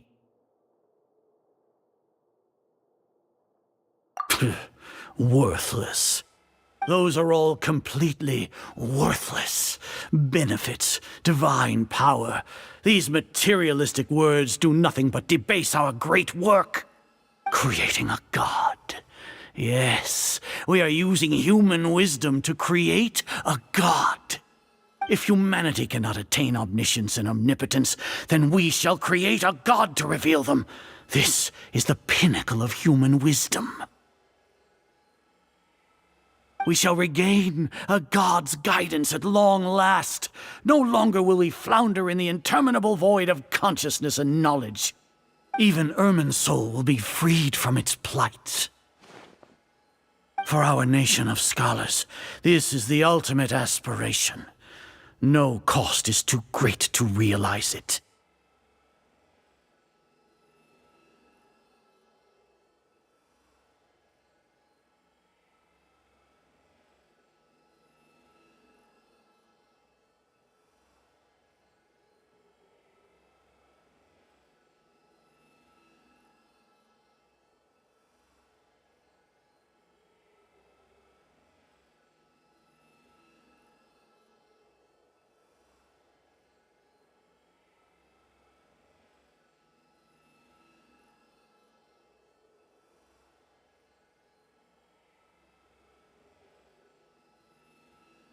You will never understand the rapture of having a god be born within your very hands.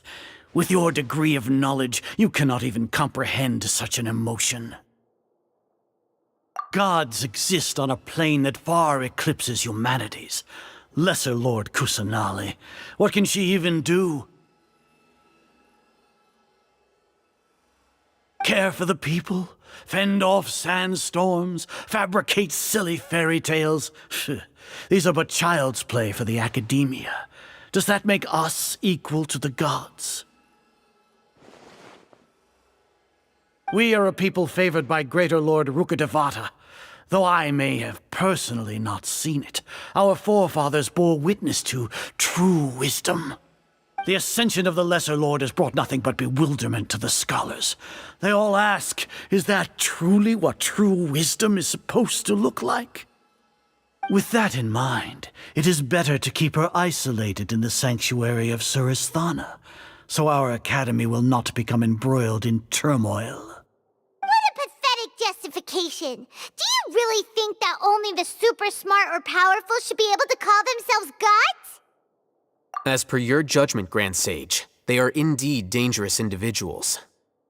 Not only are they acting against the academia, but their ideologies have the potential to lead scholars astray. Looks like there really was merit in my assignment. Hatham? Are you talking about us? Anyway, I've brought them to the academia as ordered, but it took some time and trouble. Oh, that reminds me. Here's the investigation report you had requested. It's a summary of my time spent with the Traveler, an array of information about her ready for your perusal. Hatham? So you're still on the academia's side! We finally started to trust you!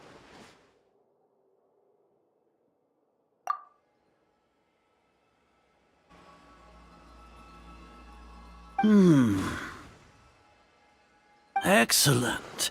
Detailed contents with no errors. I would expect nothing less than an immaculate report from the scribe. As it is Niagarbha Day, I'll enter the information on you into the Akasha. Surely you know what that means. We'll be monitored, just like Sino. With the Akasha's calculation prowess, all of your actions will be predicted with an accuracy of at least 98%. Furthermore, your data will be updated in real time whenever new information presents itself. To put it into words you can understand, wherever you go, you will be walking under an invisible leash. This is Sumeru's greatest penalty for dishonest persons. Are you not familiar with the concept that great responsibility begets an equally great suspicion? In any case, you are Sumeru's most concerning external variable. Locking you down will greatly decrease the chance of any undesirable outcomes coming to pass. You're despicable! Despicable? Perhaps from your perspective, but I suppose you had mentally prepared yourselves for this, no? Your ploy was to sacrifice the Traveler here, was it not? Lord Azar, I know what you're trying to say, but I've been following your plan this entire time. Why are you doubting me at this juncture? Must I delineate your entire plan? Very well, I will spell things out. First off, I received an eyewitness report that you were spotted with the Traveler at Caravan Ribat. However, you immediately departed for the desert and escaped surveillance range. Judging by the time, you all likely encountered the truant General Mahamatra in the desert. Am I correct? Maybe Paimon shouldn't have mentioned Sino just now. The Academia had not received correspondence from its scribe for a prolonged time. You were also in the company of the Traveler, a close associate of Lesser Lord Kusanali and General Mahamatra Sino, who had defected from the Academia. With their instigation, what was the probability that you would betray the Academia? Rationally speaking, 50%? 70%? What do you think? Regardless, that's only a guess. The facts are that I've brought the Traveler right before you, and I gave you my report. Indeed, your boldness deserves praise. To think that despite status as an outlander, the Traveler is still willing to sacrifice for the sake of your plan. If I'm correct, you have a contingency plan to save Lesser Lord Kusanali and ruin our great work. Sneak into the Academia on Nia Garbaha Day, using Alhaitham's status as the scribe, for there is a good chance that an opportunity to save the Lesser Lord will arise. Should your intentions be discovered, Alhaitham will turn traitor and sacrifice the Traveler, thus proving his innocence. He can then stay inside the Academia and continue searching for a way to proceed forward. As for Sino, according to the Akasha's calculations, he will soon return to the Academia and confront me in person. I suppose this is also a part of your plan?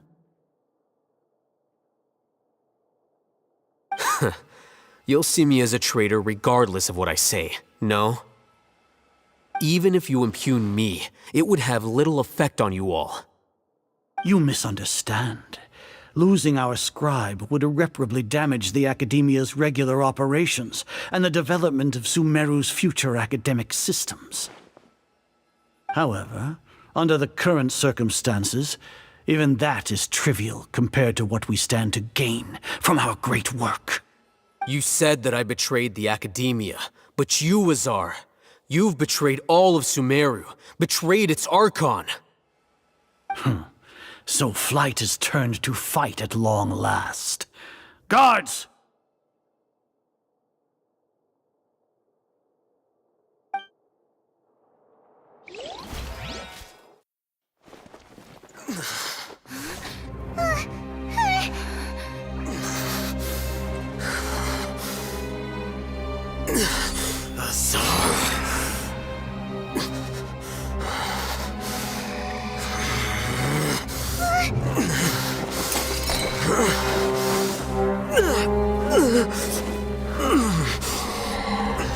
Well, what do we have here? So you stole that divine knowledge capsule? Traitor! You traitor! Even the most rational scholar will yearn for the power of a god in a moment of desperation. Aren't you doing the exact same thing as me, Alhaitham? Unfortunately for you, no god will lend you their power. Azar!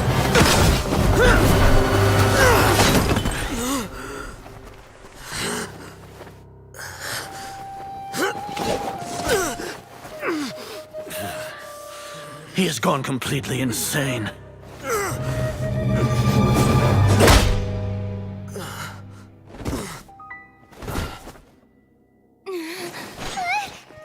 Take him to the Matra and exile him to Aru village. Then find someone to take these two to the confinement room. I'll deal with them later. Grand Sage, we've finished all required preparations for Nyagarbha Day. We may begin to enter the capsules now. Excellent. You may begin.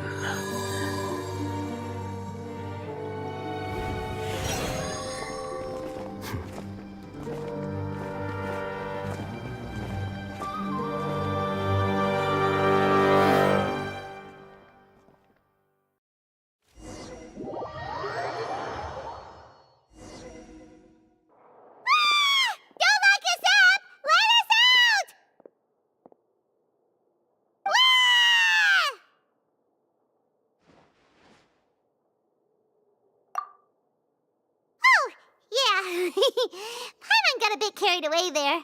How was Paimon acting just now? Great, huh? Everything's going according to plan so far. We made it into confinement, and Alhaitham's probably done with his part too. We even managed to trick Grand Sage Azar. Alhaitham sure knows how to cook up a plan. What do are we doing next? Paimon has trouble remembering things when she's worked up. Right. Paimon thinks it went something like this. Apart from that, we still have yet another goal in the first stage of our operation, which is to send the Traveler to the confinement room. What? Why do we want to get her locked up on purpose? She's always been the person the sages are most afraid of, as well as the greatest obstacle to the successful implementation of their plan. They are very aware of the risk she poses to them. Once the Traveler is imprisoned, the sages will likely think that everything is under control. And with their guard down, the next phase of our plan will have a much higher chance of success. I can already see the pompous looks on their faces. Oh, that's a super tricky plan. But Paimon still thinks it's not really worth it. That isn't the only reason, of course. She has a more important task once she's in confinement. According to the Academia scholars in Ramon's custody, Lesser Lord Kusanali has sealed off her consciousness in the Akasha ever since she was captured by the Doctor. That way, they can't pry any more information from her. Even if we break into the sanctuary of Suristhana, it will take time to awaken Lesser Lord Kusanali's consciousness. We need to do that in advance. So our job is to wake up Nahida! Okay, totally worth getting thrown and jailed for. The confinement room is inside the Academia, close to the sanctuary of Suristhana. It's a completely enclosed space, and you won't be receiving any visitors. I'll work with Ramon's scholars to make some modifications to your Akasha terminal. Once you're in, get as close as you can to Lesser Lord Kusanali and try to connect to her consciousness. However, as for whether she'll actually wake up, that will depend on our luck.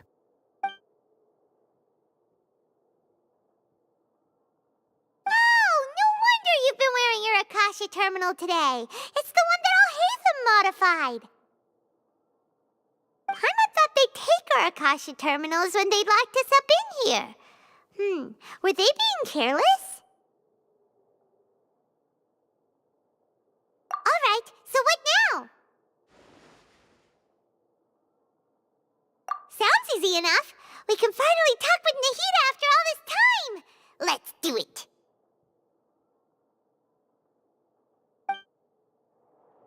There's a light flashing on your Akasha terminal. It's almost like... the faster it blinks, the better the signal!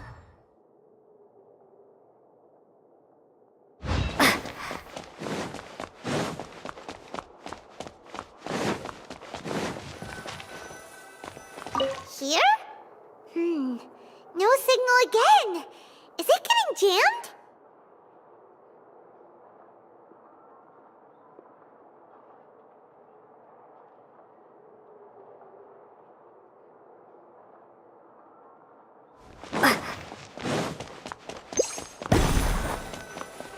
Whoa, it's Mora!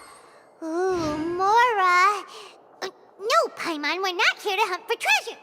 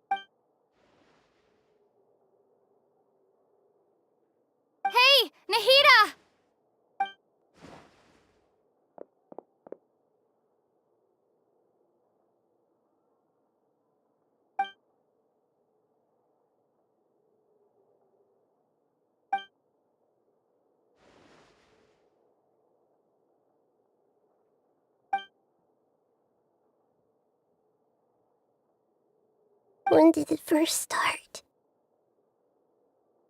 Oh, right. It started from the moment I was born. I want to become a worthy Archon.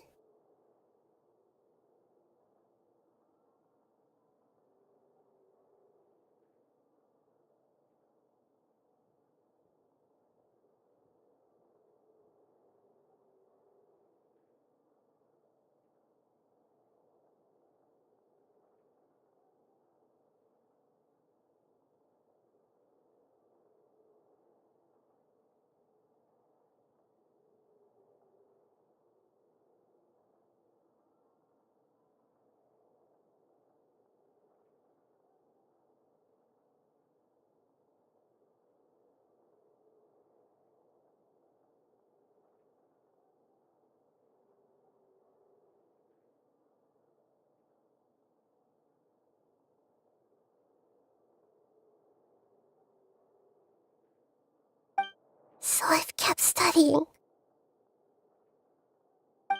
Kept listening to my people and their hearts. Kept looking for a way to save Irminsul. So I can catch up. Catch up to Greater Lord Rukkhadevata. But I'm stuck in the sanctuary of Surasthana. The sages are creating a god to replace me. And I'm forced to lock my consciousness in this boundless darkness. Nahida!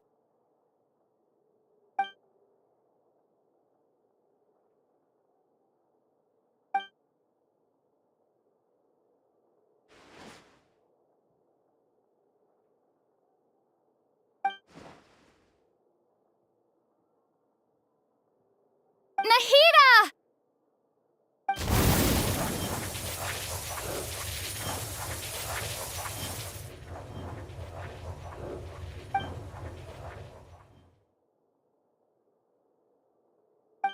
It's so quiet here. Now that I think of it, I don't think I've ever actually listened to my own inner voice. Do Archons have them? Should Archons have them? Have I been doing the right thing? Am I really not needed? How do I really feel about all of this? It's so quiet here. Since you're the god of wisdom, you've known the answers to all these questions since the very beginning, haven't you?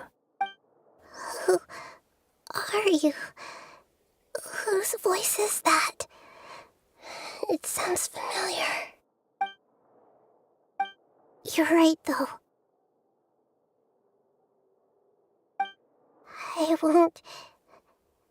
I won't ignore my own voice anymore.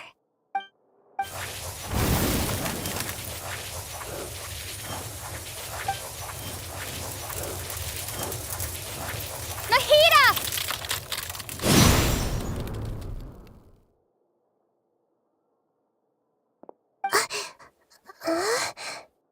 Nahida? Did you wake me up? Thank you. Why are you here?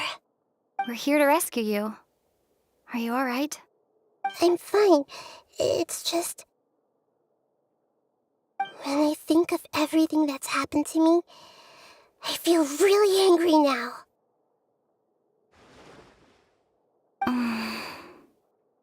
You should have been angry ages ago.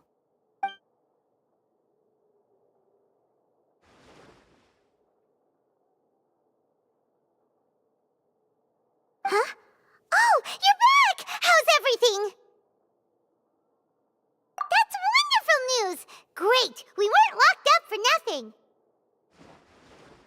When you went to wake up Nahida, Paimon was listening for any sounds outside. You were out for a long time. There are fewer and fewer scholars going about now. You think everyone's done with their Nyagarbha Day stuff? Yep, so that means our next act is Nilu's performance!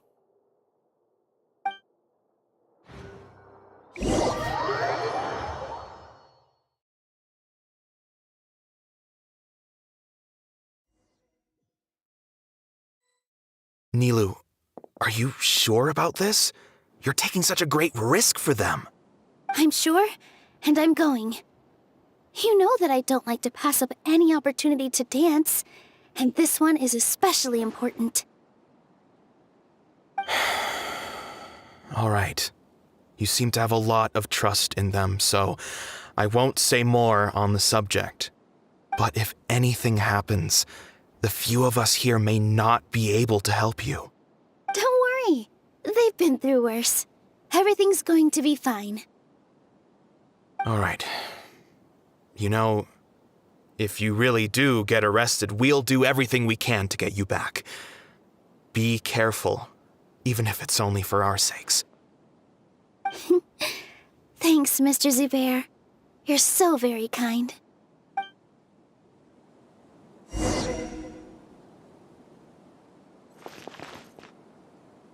Positions!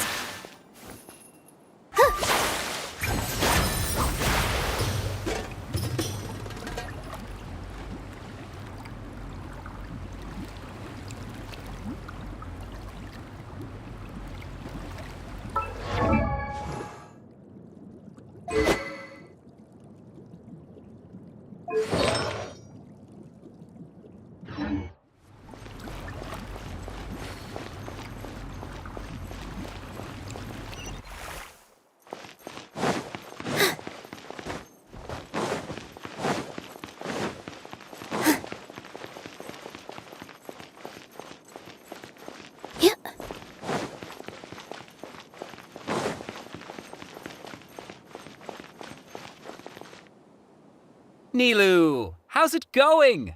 Nervous? Definitely more than usual.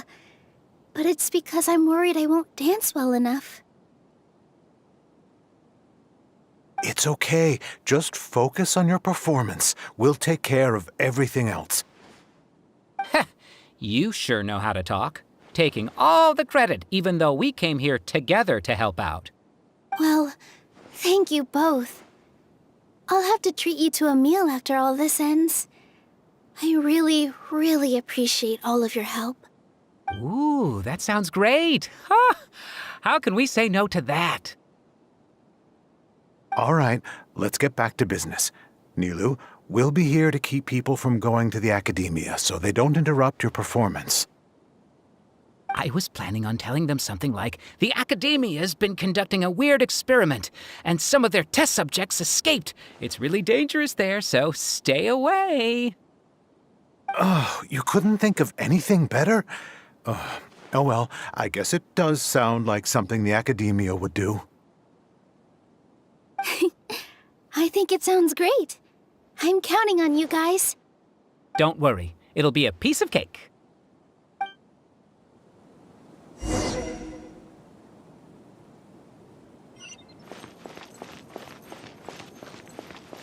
With all my strength!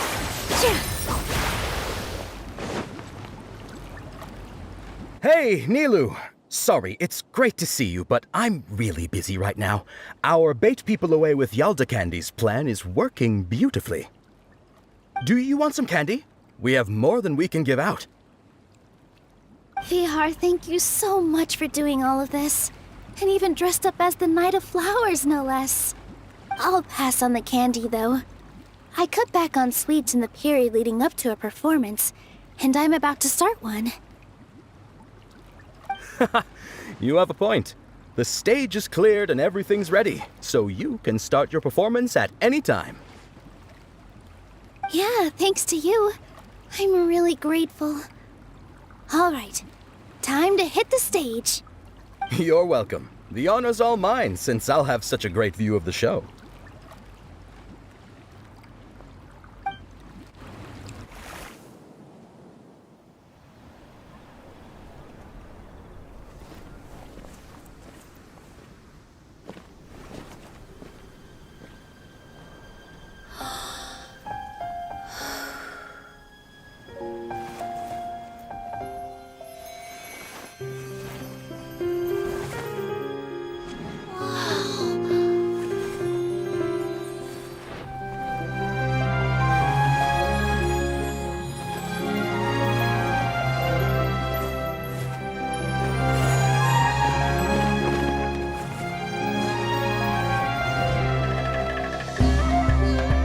I've never seen a performance like this. This is incredible. Yeah, but I heard that public performances like these have been banned. I can't believe she's doing this here.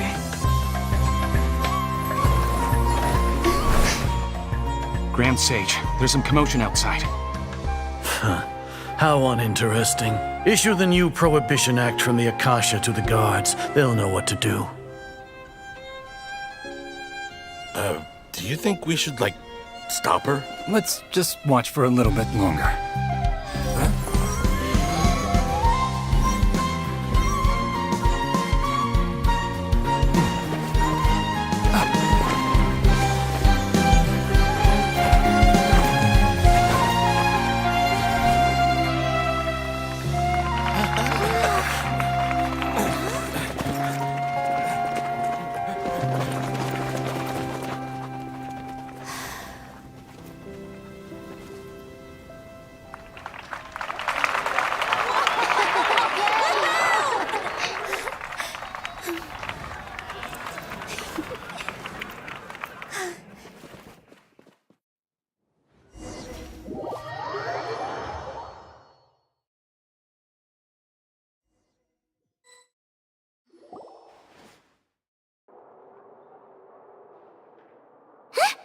Did you hear that? It sounds like a lot of guards just ran by. Does this mean the plan has moved on to the next stage? Yep. It's great that everything seems to be going well. Come to think of it, when did Alhaitham replace the knowledge capsule that was about to be entered into the Akasha?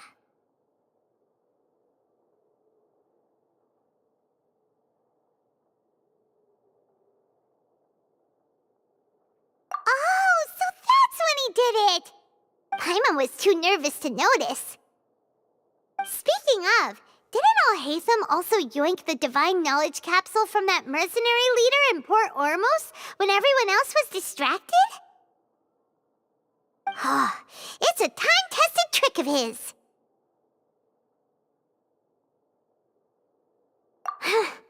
Why are we complimenting him?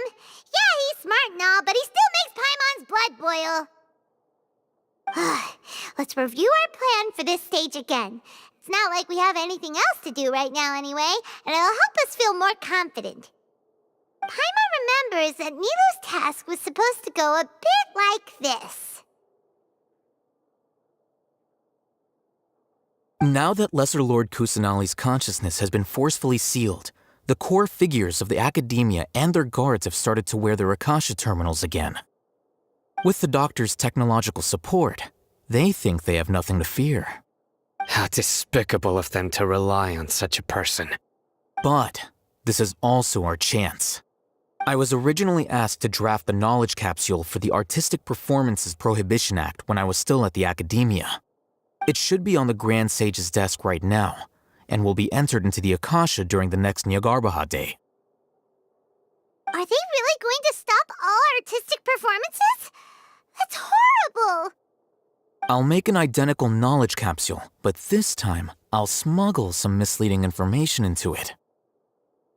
We only need to find an opportunity to switch the capsules. Once it's been entered into the Akasha on Nyargarbaha Day, if someone were to be seen performing in public, the sages would definitely use that opportunity to announce the ban, and so the misleading information will be disseminated amongst the guards. Sure sounds complicated, but it seems like if everything goes well, we'll be able to get rid of all the guards in the Academia without any effort.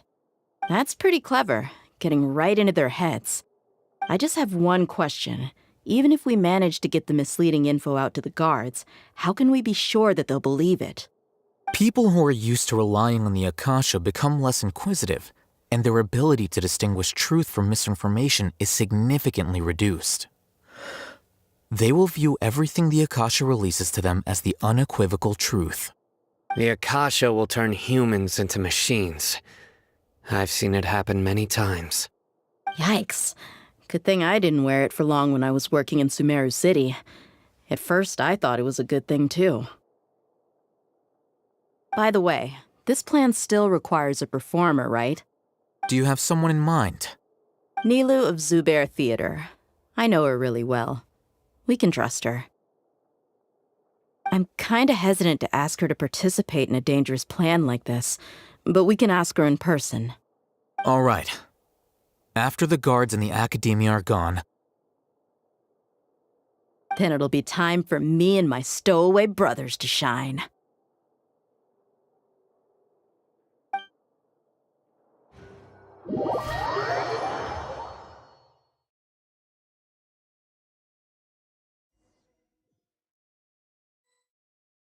Here they come. Did you see that, Raman? They came out from the Academia in droves.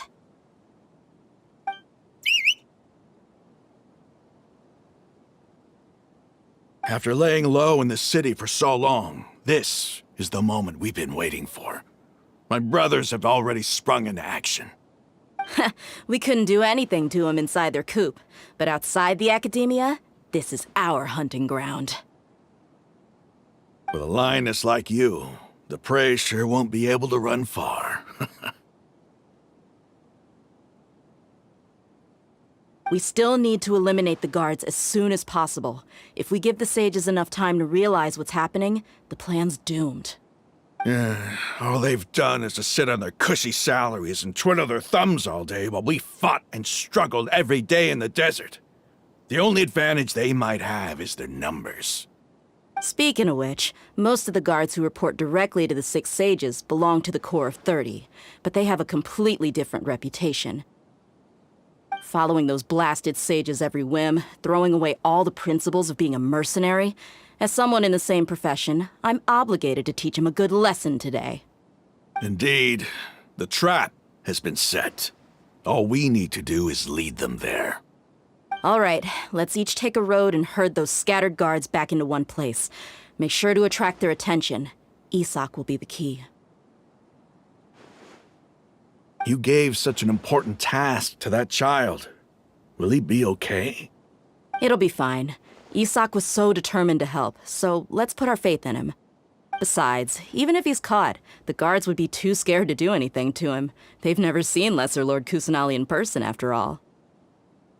You've got a point. Anyway, I think I see them coming. Let's head out. Good luck.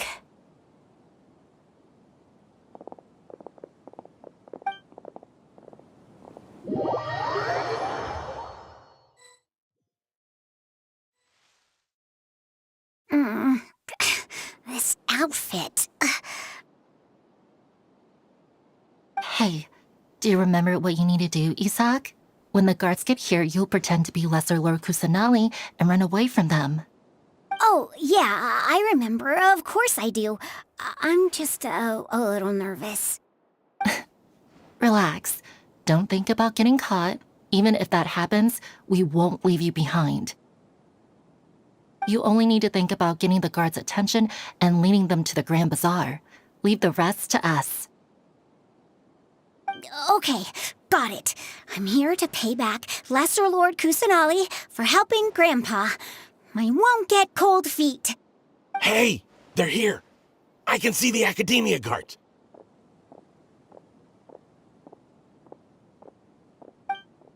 All right, it's time, Isak. Take a deep breath and go. You can do this.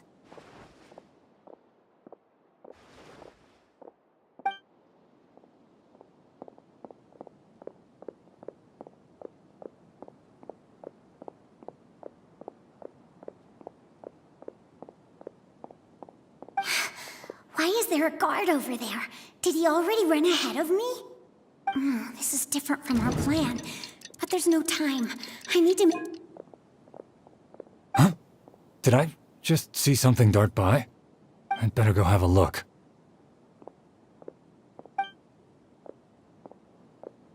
Were my eyes playing tricks on me?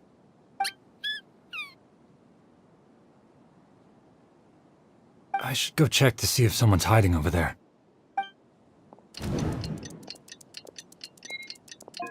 There seems to be nothing here. Just to be safe. Good thing they didn't find me. I was close. I'd better hurry and keep going.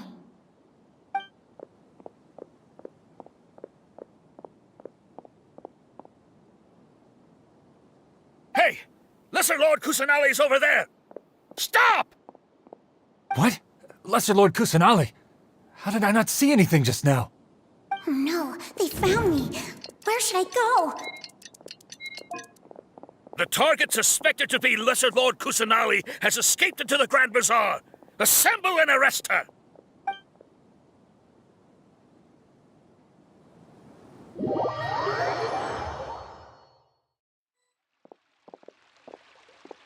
Where did she go? How did she disappear? Did we lose her? Hurry up and find her! Hey, why is your team here? Didn't we say to split up our search? Hurry! Hurry! This place is... Why are you all here? Yeah, isn't it one heck of a coincidence? Everybody's here. What on earth is going on? I suppose that's all of you? Who are you? Did you set us up? What are you planning? Phew, that was rough. I almost got caught. Little brat! So you're not actually Lesser Lord Kusanali. Who exactly are you all? Eremites from the desert? Just some colleagues. Think of this as a business competition, or a personal grudge. After stepping into our traps, stop thinking of yourselves as hunters. Behave like the prey you are.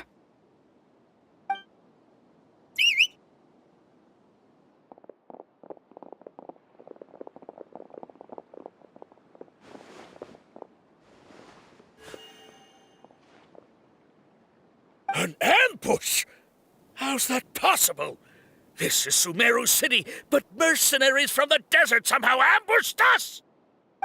You've spent all your time hiding away in the academia. This place has long since become our hunting ground. Brace yourselves!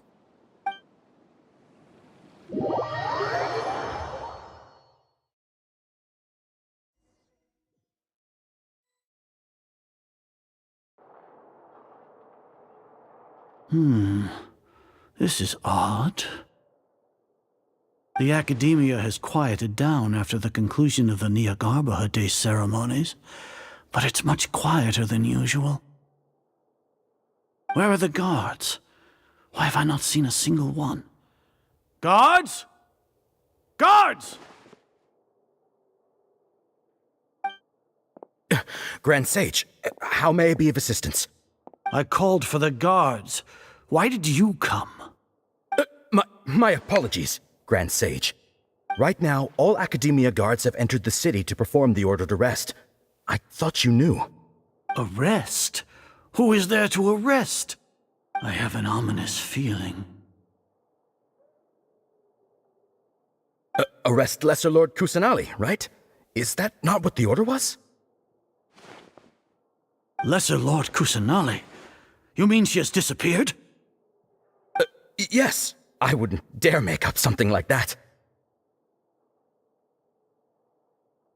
Right now, everyone is in a panic, and many are saying that Lesser Lord Kusanali will take revenge on us.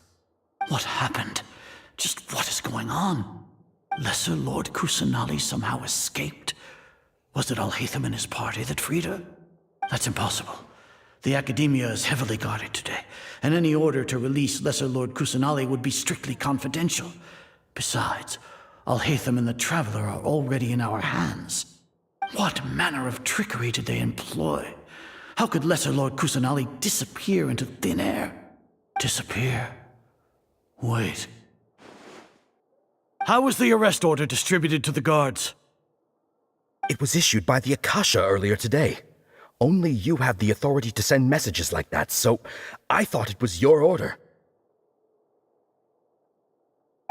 Let me check.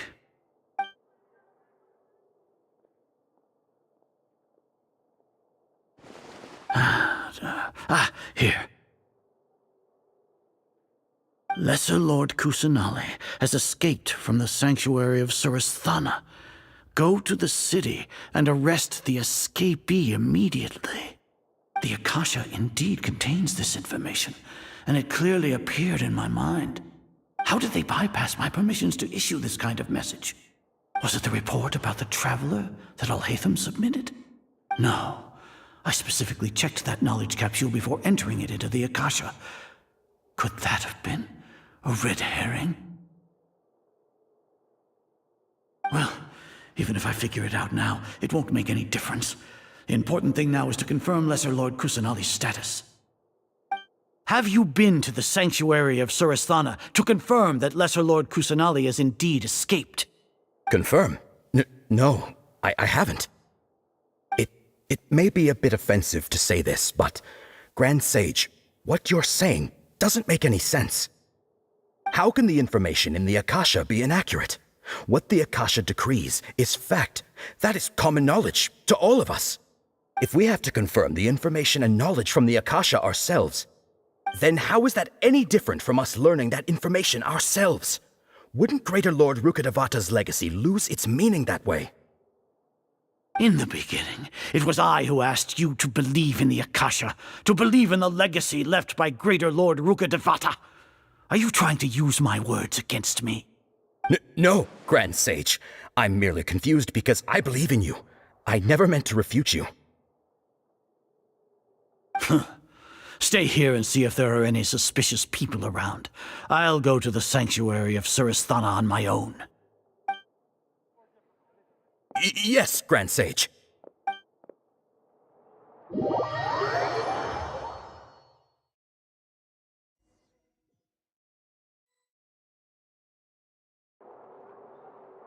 Lesser Lord Kusanali has escaped from the sanctuary of Suristhana. Go to the city and arrest the escapee immediately.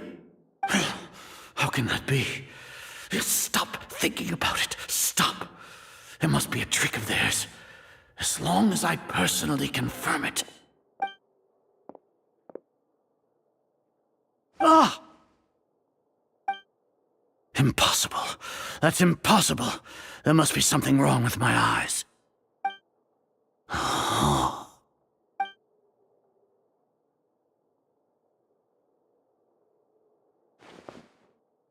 What a comical sight, Azar. Once the Akasha has put certain thoughts into your head, even the Grand Sage can no longer see what's right in front of him. You all can only see the world in your mind, the one you think you know.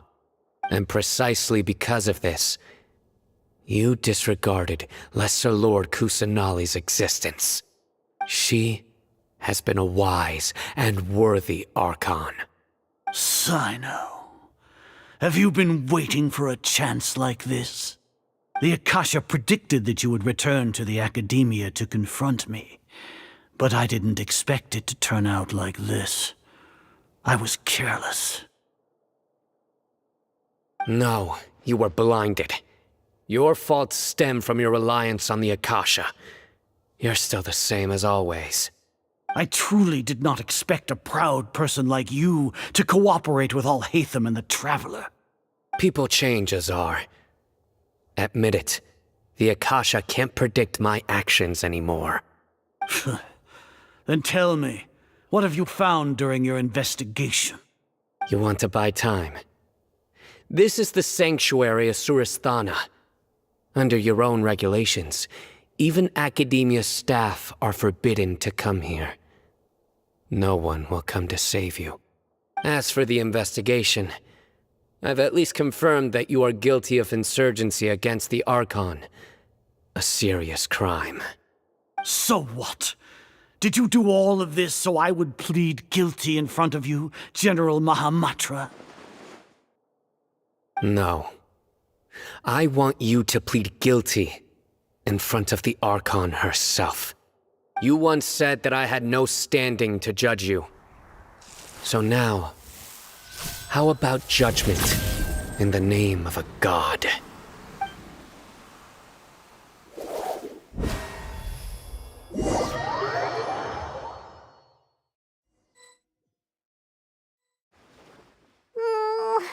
How long do we have to wait?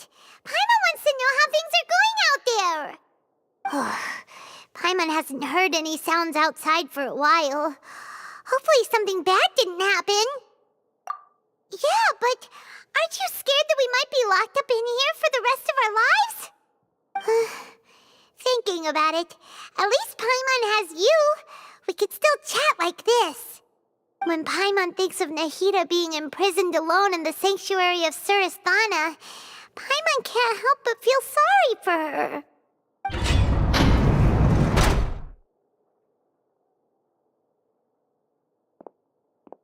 Here comes your savior. Dia! Paimon just knew you would come to rescue us! You two really owe me some big thanks. I had to search through who knows how many guards to find the key here. It felt even more tiring than whacking them. I'm exhausted. Thanks a lot. Need Paimon to rub your shoulders? No, that's, I'll pass. What are you afraid of? Oh, are you ticklish? Now isn't the time to talk about being ticklish. Things in the city and on Sino's side are both going well. The guards that stormed out of the academia are all taken care of. The Corps of 30 is in charge of the city's defenses, but we already talked to Asfand. They've been fed up with the sages bossing them around. As long as it doesn't break their employment contracts, they'll turn a blind eye. That's probably because you've been super great friends with them for a long time. So, how's Sino doing? The Grand Sage is in his custody. Even I know how terrible it is to fall into Sino's hands, so he probably does too. Sino forced him to release Lesser Lord Kusanali. He has no choice but to obey. So, hurry to the sanctuary of Surasthana. Assuming nothing weird happened, we should have already rescued our Archon.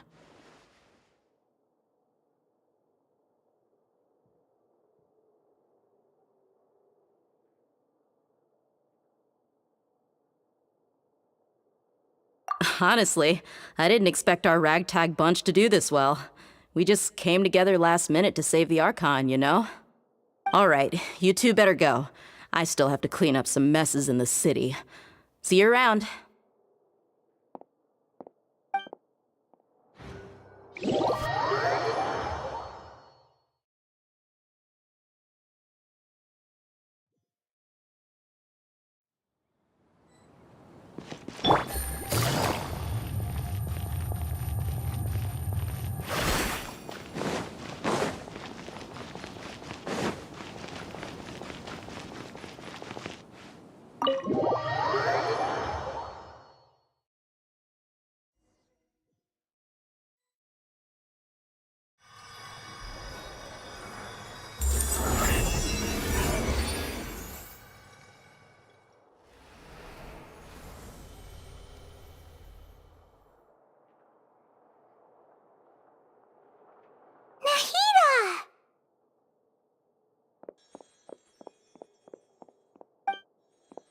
Should they say it's nice to meet you?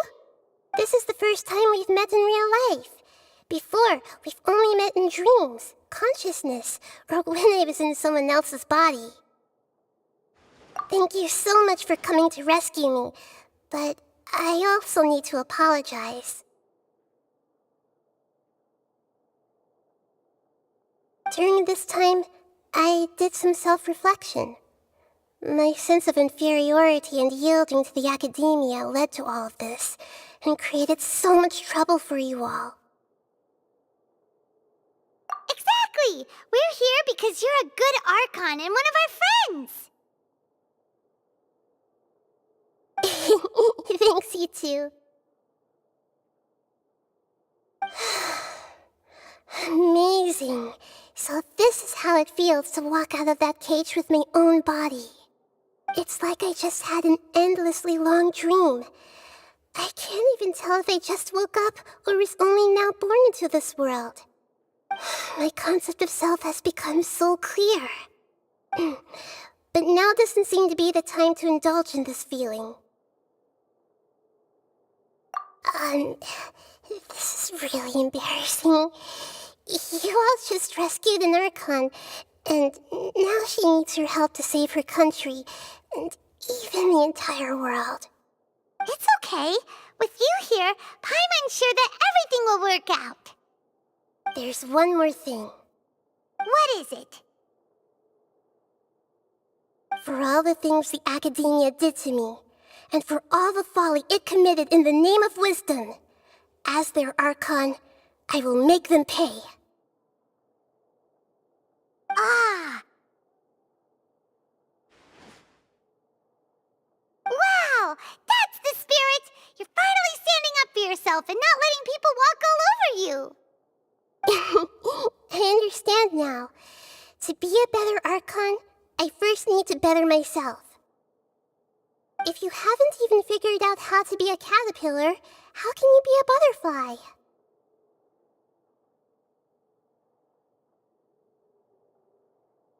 Yes, true. That reminds me. I wonder how far along the Academia is with their god creation plan. We need to hurry and prevent the birth of that false god. I need to make some preparations. Since I'm now free, I can establish a direct link to the Akasha and control it.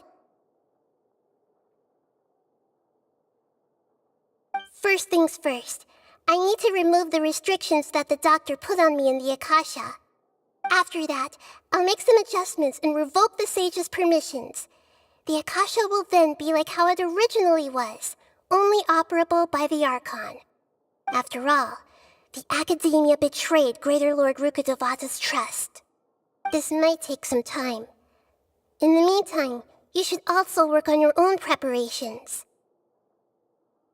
If we don't stop the god creation plan in time, we'll be in for a tough fight.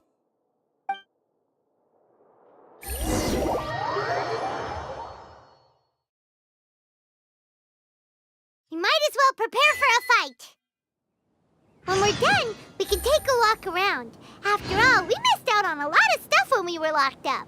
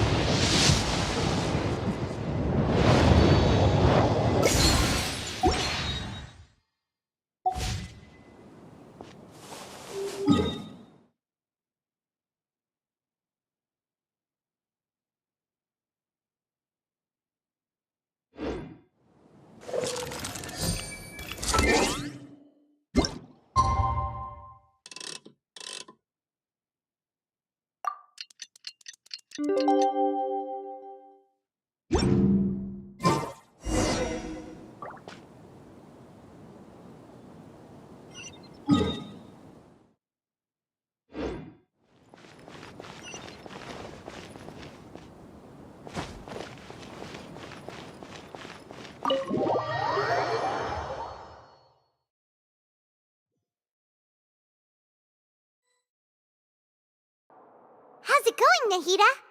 I'm done with the parts that needed my involvement to complete. Although it's my first time working with the Akasha like this, its internal structure and operation procedures are easy for me to understand.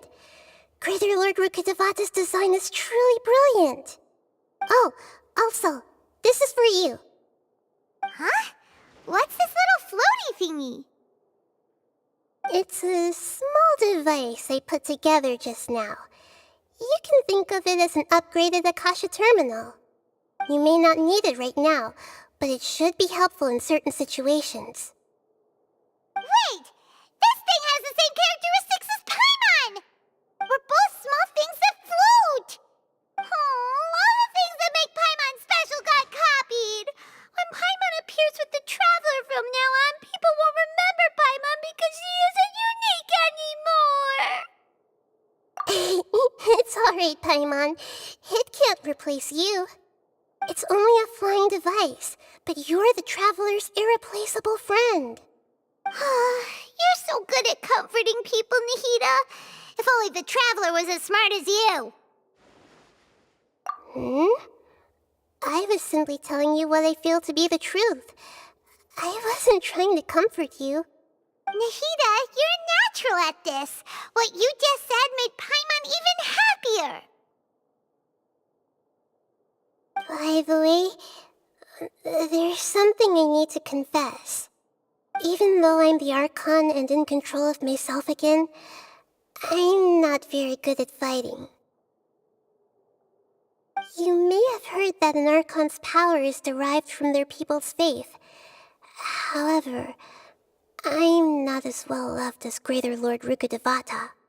If we get into a situation where combat is our only option, I'll have to count on you, and I'll do my best to provide support. I'm glad I can rely on you. So the God of Wisdom isn't good at fighting? That actually sounds about right. I've located where the false god is. Time is of the essence, so let's skip to it.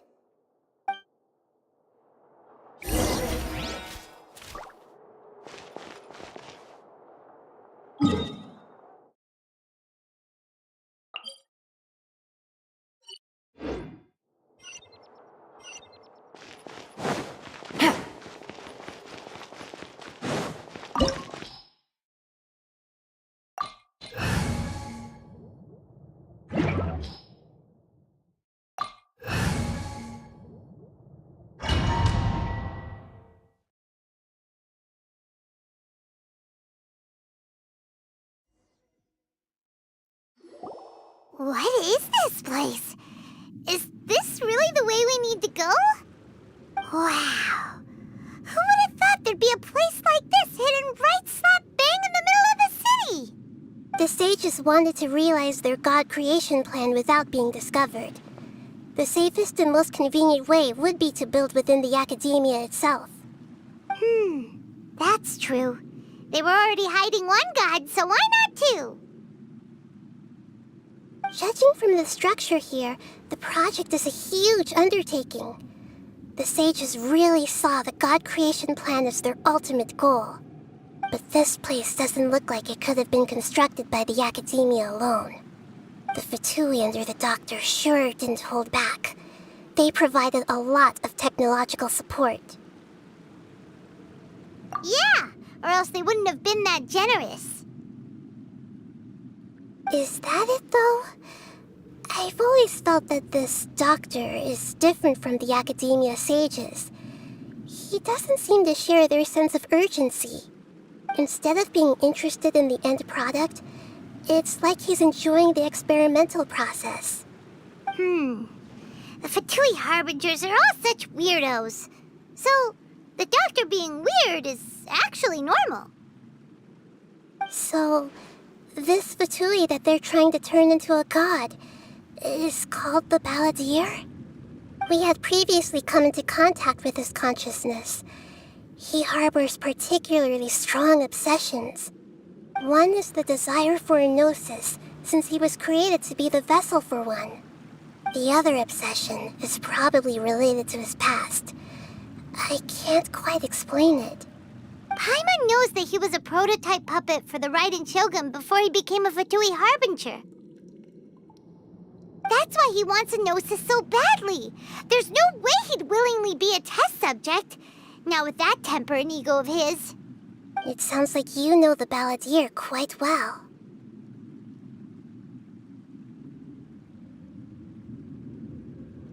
I see. Tell me more about him and what he's like.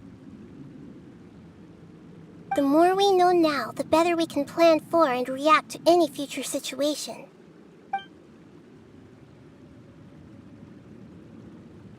Ah, I see. How fascinating. Alright, time to go. Let's get through here and meet him in person.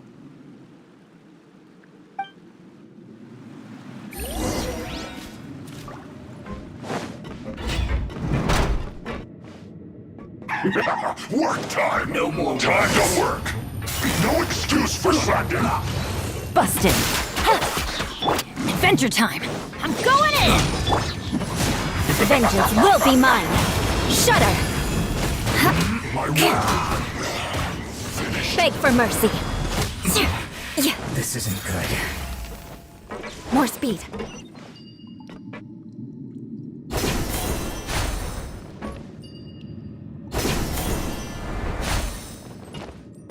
It looks like we can climb up these pipes.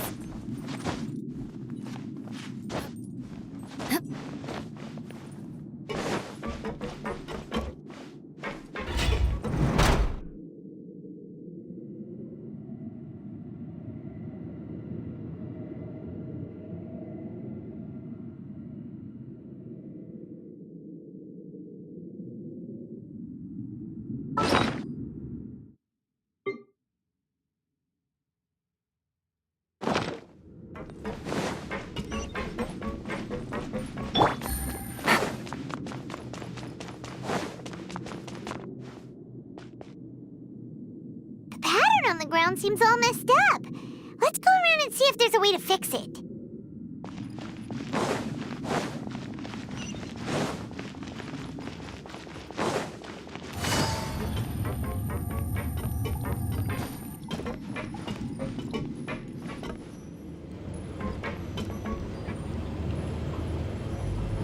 It seems to have stopped. Let's continue.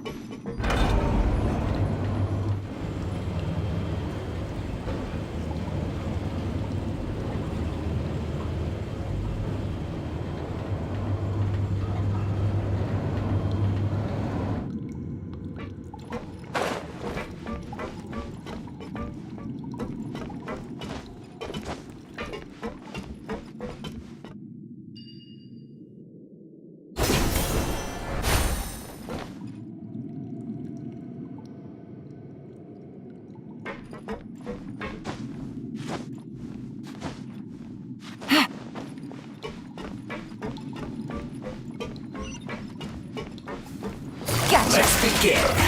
Let's light it up! Crush! Beg for mercy. I guess this is it.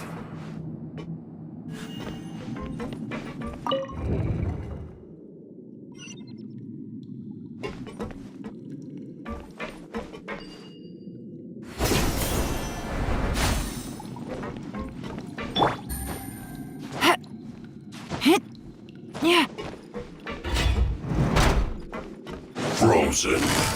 Busted. Things are about to get dicey. Flash frost.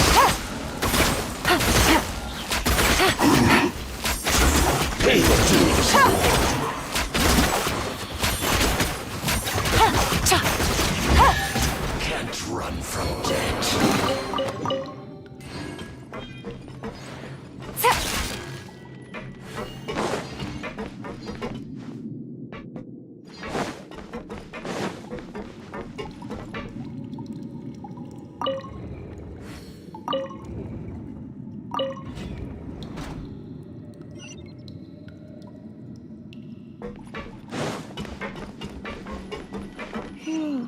The cart is stuck.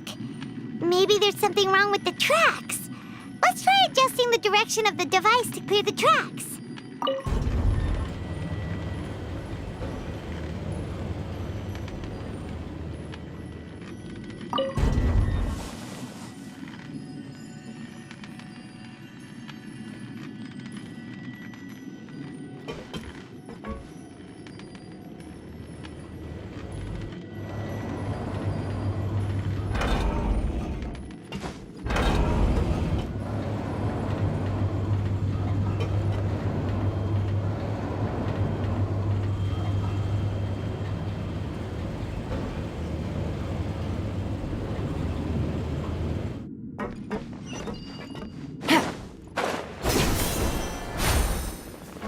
I'll put you on high. Quietly now.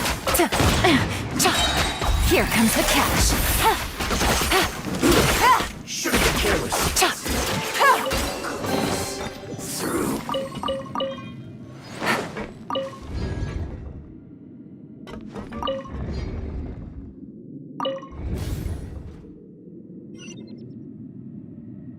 Take it easy.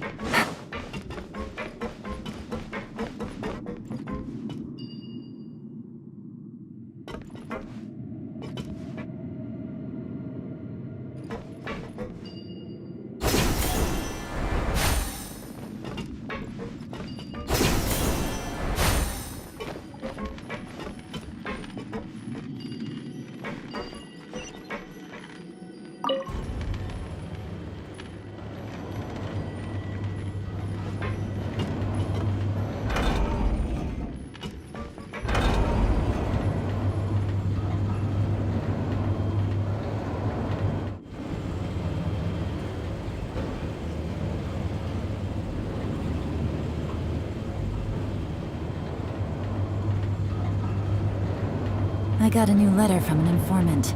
Looks like the situation has changed again.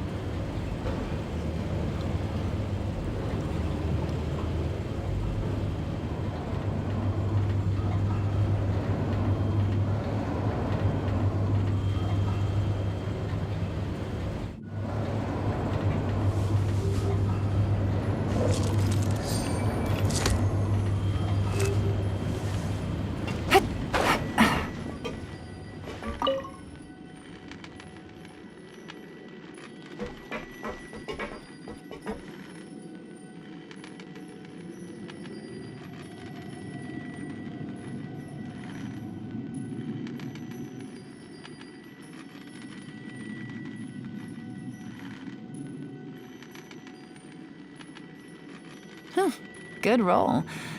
All right, maybe I'll take one more day off and knock out the rest of the work once I'm feeling up to it.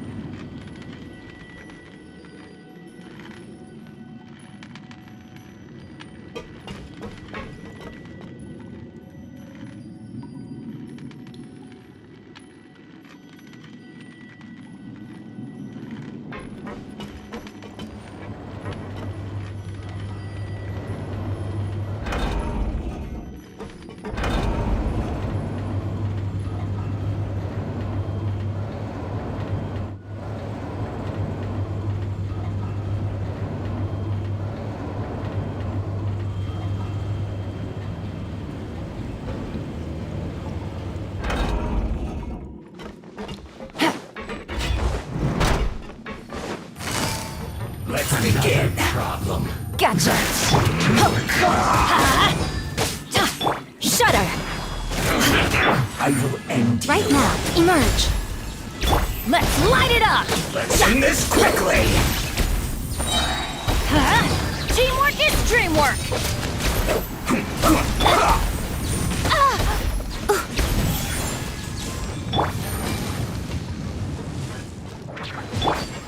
Let's not waste time. Beg for mercy. Shudder! I guess this is it. Take it easy. Have a load of this. You can't run! Busted.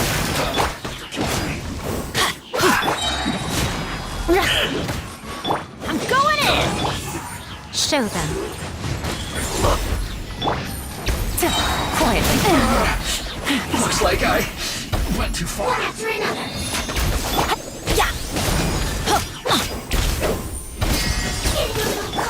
Beg for mercy.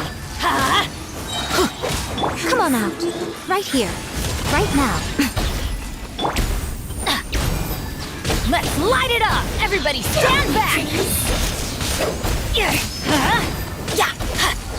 Let's light it up!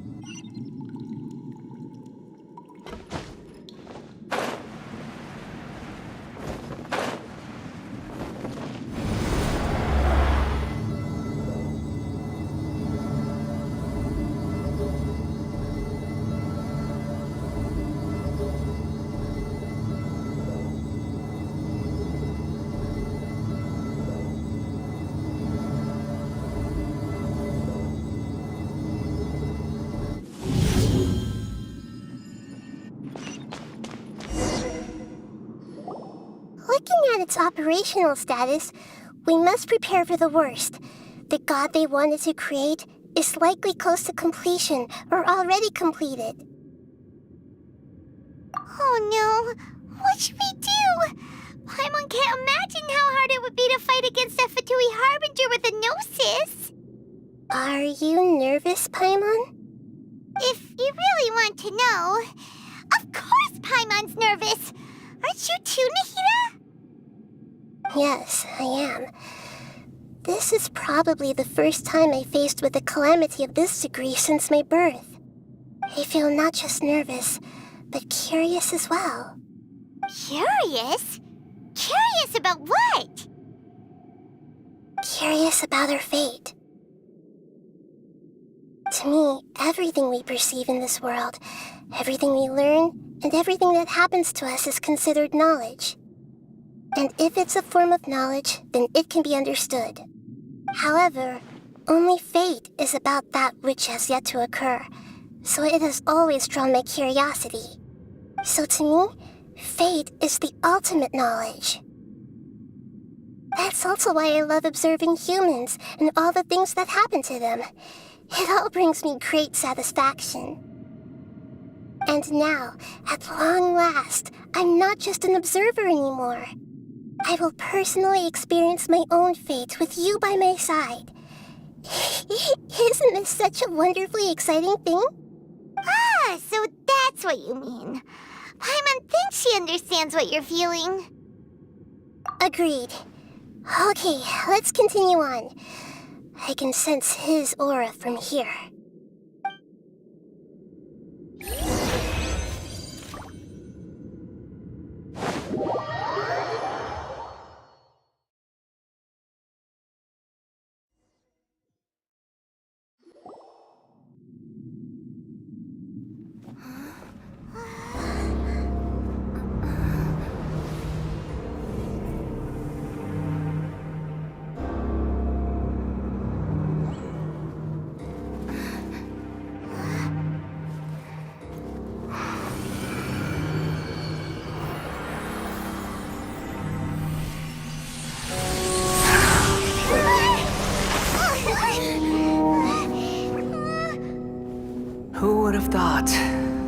world would be so eager for my birth.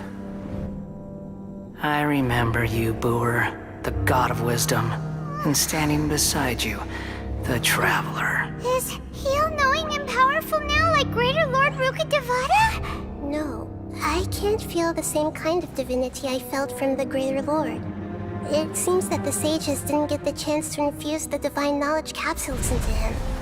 But even still, he has undoubtedly become a true god now. So we're too late? The Balladeer has already become a god? The Balladeer. A long bygone title. When my spirit ascended to divinity, I felt as if I had existed for the same number of epochs as heaven and earth. Looking back, the existence of what once called itself Kunikazushi appears infinitely small and ugly.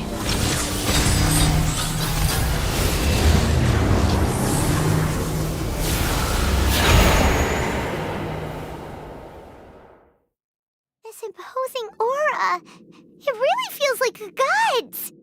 A body that capitalizes on the Balladeer's original construction as a mechanical puppet, with the Gnosis serving as a constant power supply. How much effort and resources did the sages put into this? From a purely technological perspective, it's a commendable achievement indeed.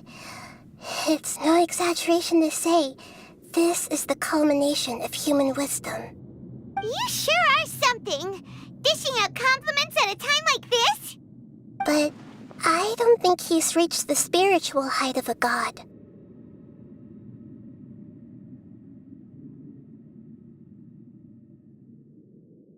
Strife is engraved upon every god and every gnosis brought forth into this world. Can you feel it? The exhilaration of such power, and the thrill of anticipation for our contention. Hito wouldn't feel the same things as you! Do you not realize that you are interrupting a conversation between gods? Lowly creature, know your place! The strife engraved upon a gnosis. You're talking about the Archon War. Tevat's current peace was not easily won. I didn't personally participate in the Archon War, but the way I see it, all those losses were meaningless, driven by the demands of the laws. There's no point in bringing it up again.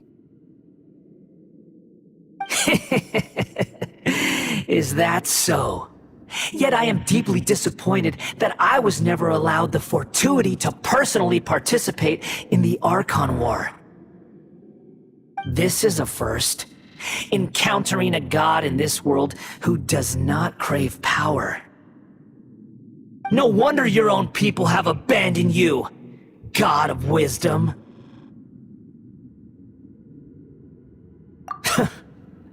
Your judgment is as your existence, unsubstantial.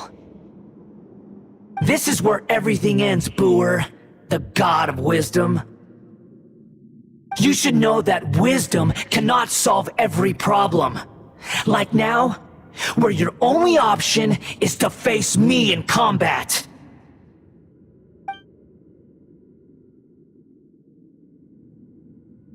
Come! Let us reenact a scene of the Archon War. Come and inaugurate my birth as a god.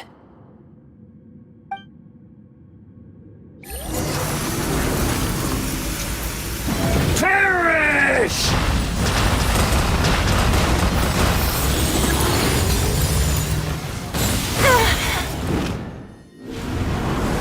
Churn!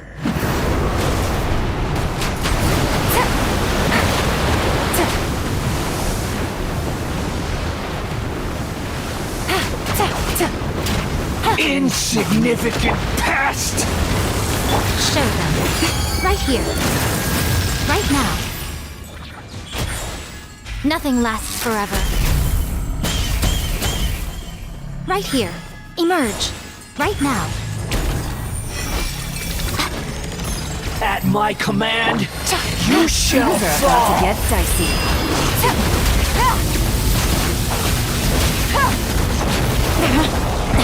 Really?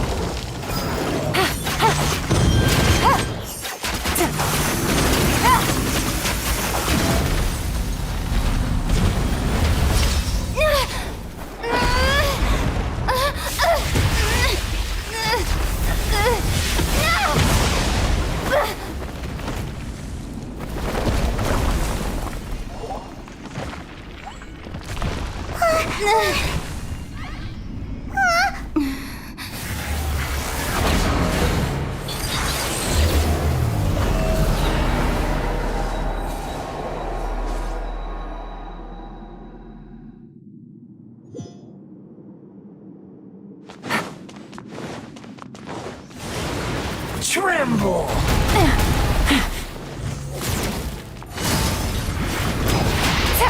Burn to oblivion! Going in! Crush! Shudder! Kneel!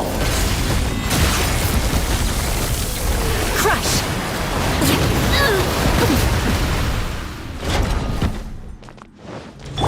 Off we go!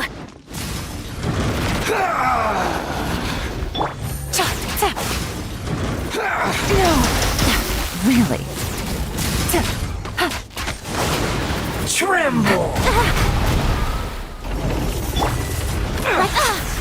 Emerge. Dear, right here.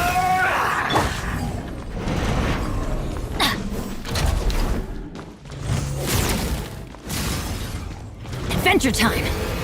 Reality is pain!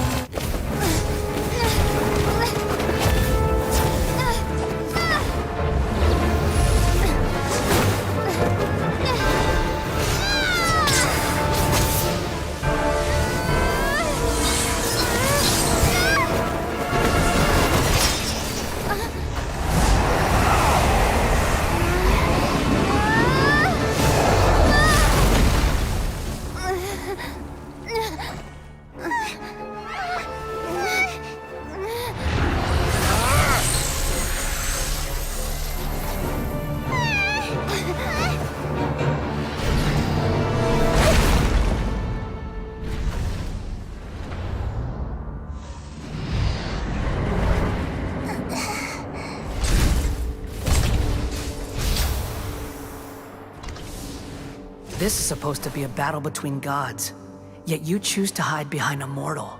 And now, you're acting like you'd sacrifice yourself for a human. Are you having fun proving a false sense of heroism to yourself, Booer?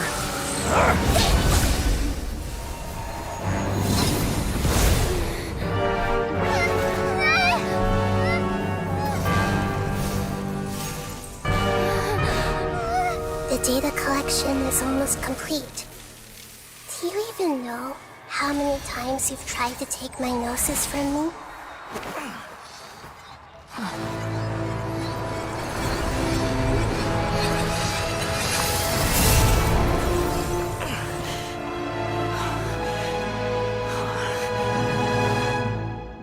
We just concluded the 168th loop. Did you know that in the effort to create you, the people of Sumeru were forced to live through the exact same number of Sub-Zerus festivals and Samsara cycles? The power of dreams. When did you use it on me?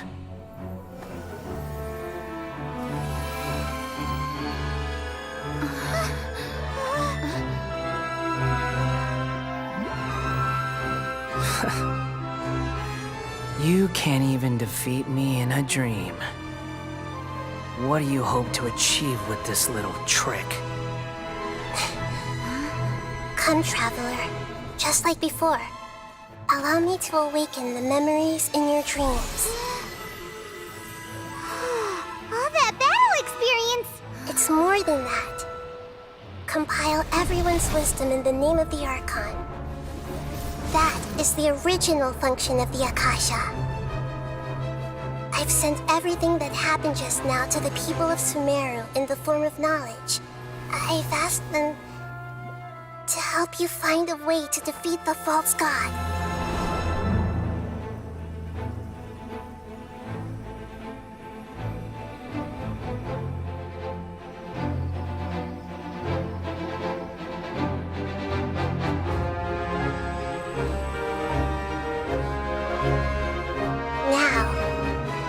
mercenary's wisdom is at your disposal.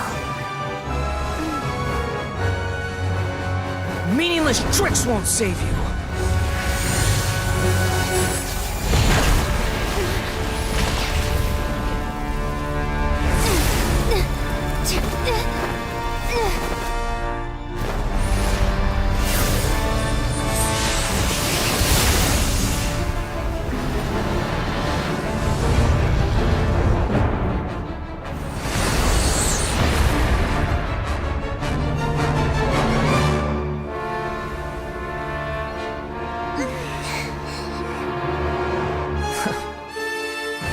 Are you done with your tricks? Can I finally take this as a real battle between gods? I'll leave this to you, the first sage of Boor.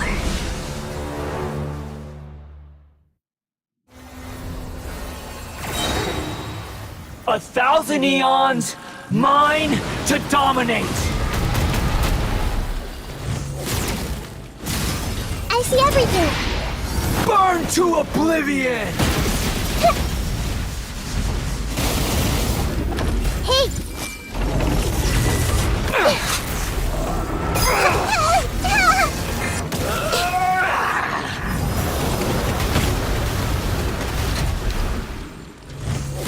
The Temple of Wisdom! Grow, grow, grow!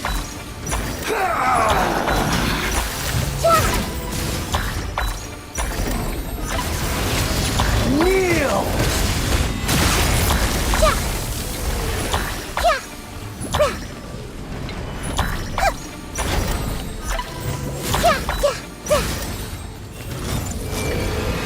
Reality is pain!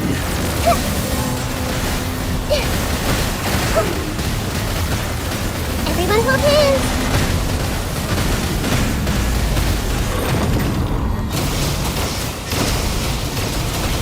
I see everything!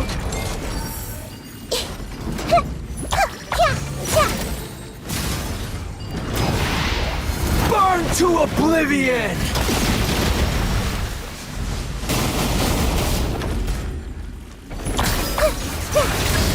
Kneel!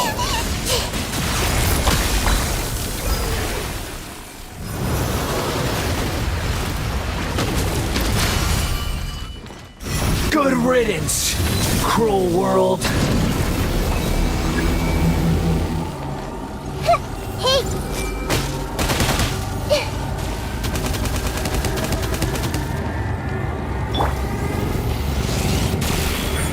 Emerge.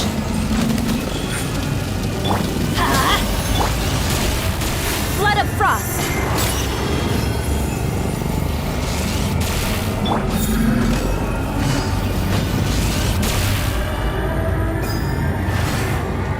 Take it easy.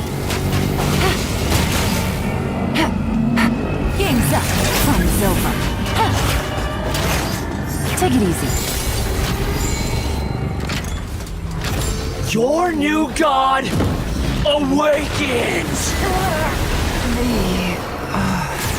Now, your eyes have been opened.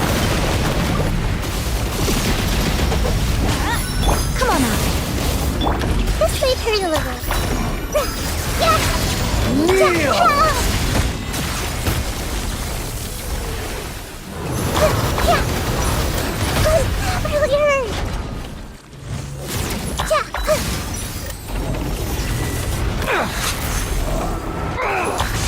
Everyone hold hands!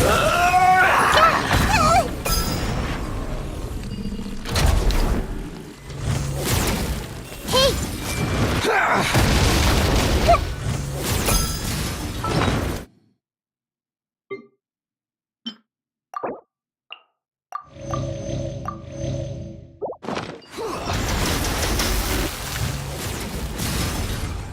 Everyone hold hands! Reality is pain! I see everything!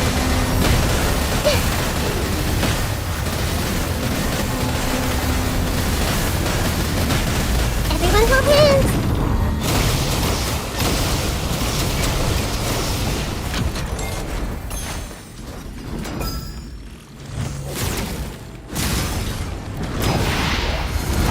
To oblivion! Hey! Yeah! Kneel! I see everything!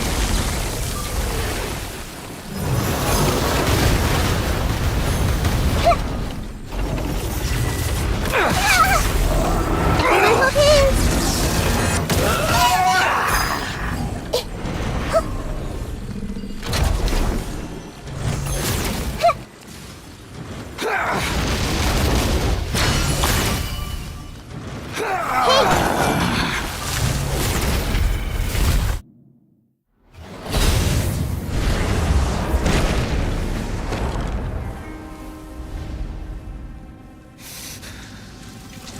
Humans. Filthy humans.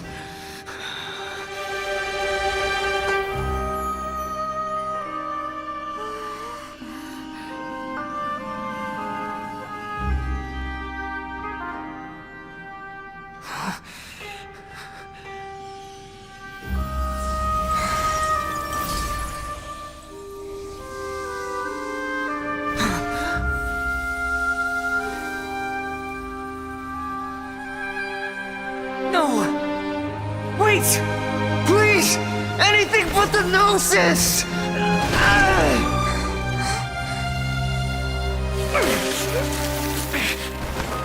That's mine!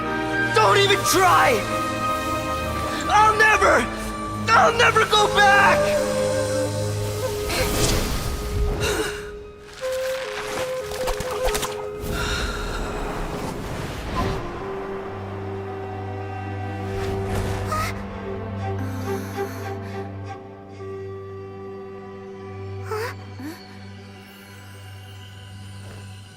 We haven't yet found the answer to the most important mystery.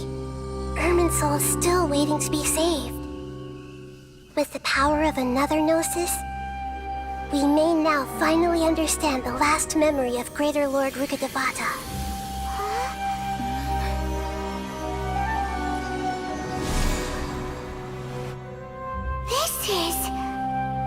That's right. This is the last memory of my predecessor.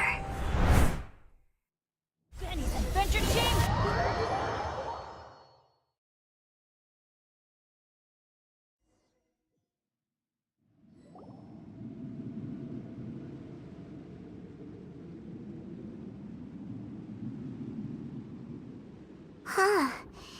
This sure seems very different from what Paimon imagined. Shouldn't Irminsul be in this realm of consciousness? Yes, that is our destination. But I didn't expect the remaining consciousness of Greater Lord Rukkhadevata to be as polluted as this. Forbidden knowledge? It seems you know about a concept that even I don't completely understand. Could you tell me what you know?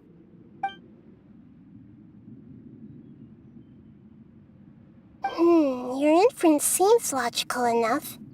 Forbidden knowledge once polluted the desert thousands of years ago, but was successfully repelled thanks to King Deshret's self-sacrifice, and Greater Lord Rukkhadevata nearly exhausting her power. Then, a second instance of forbidden knowledge pollution occurred during the Conria Cataclysm 500 years ago. But I'm afraid it is much more serious this time, with Irminsul itself already in danger. So, if we're in the remaining consciousness of Greater Lord Rukkhadevata, and it's also been affected by forbidden knowledge pollution, then does that mean, in order to save us, Greater Lord Rukkhadevata? Yes. It's very possible that she sacrificed her life in the fight against forbidden knowledge.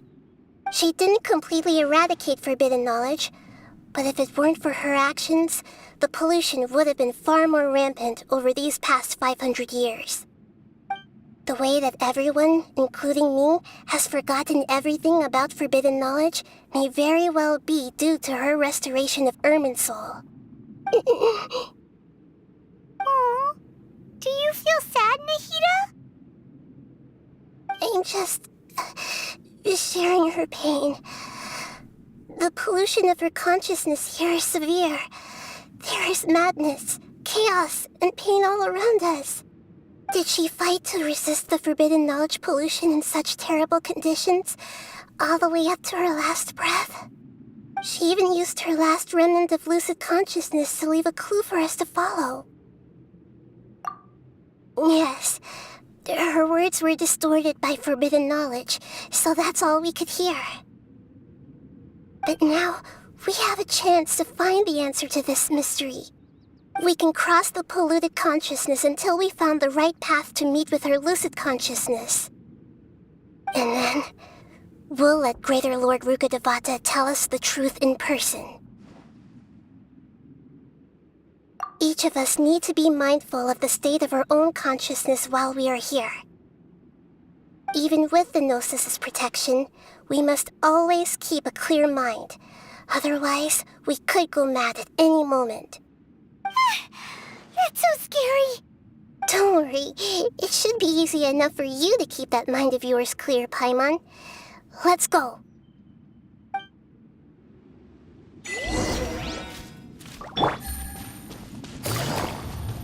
Are we in the air? Why is there a huge boat? That's the boat of consciousness, which symbolizes reason here. Wow! What are these? The monsters seem to have been affected by them.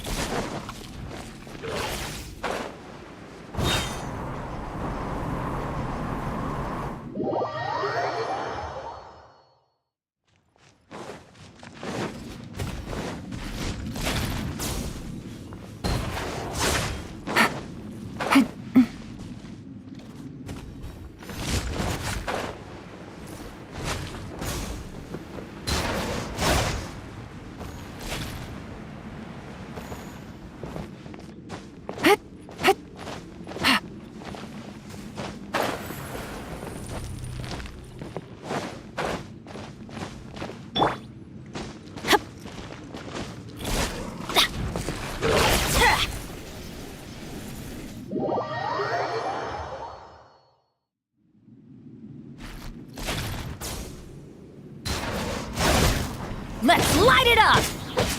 Yeah, beg for mercy. Huh? Ha! Right now.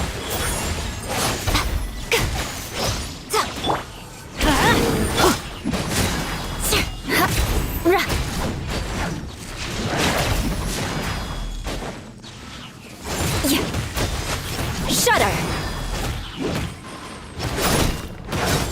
Beg for mercy. Teamwork is trick! Look! A four-leaf sigil has appeared in the sky!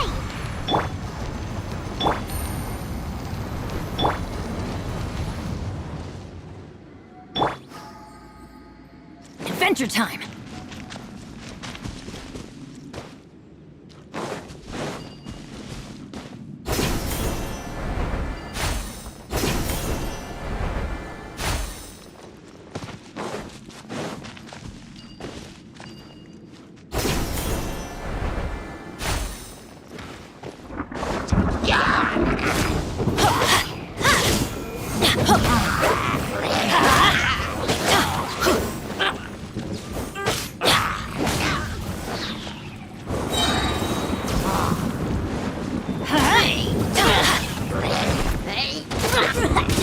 Let's light it up!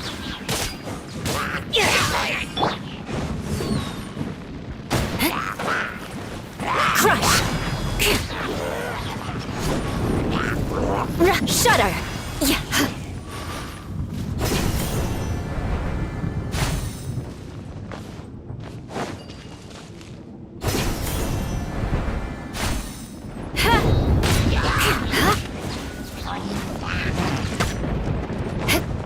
Beg for mercy. Everybody stand back! Crush!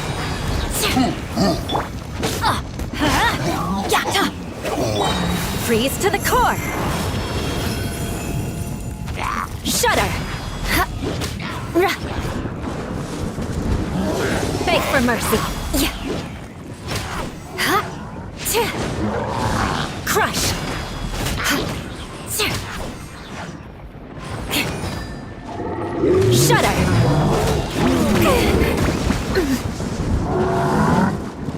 Teamwork is dreamwork. Crush. Show them. I'm always watching. Let's light it up! Beg for mercy. Here comes the catch. To control the boat of consciousness, we need to find the helm first.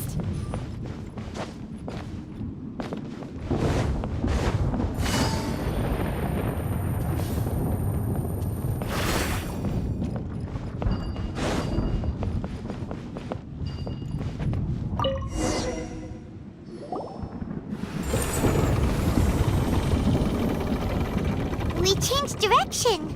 Are we still going the right way, Nahida?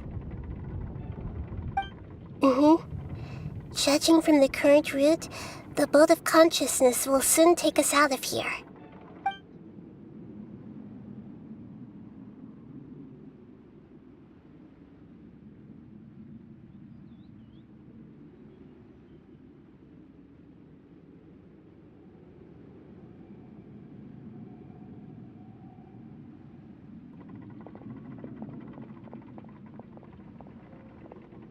We'll be arriving at our destination soon.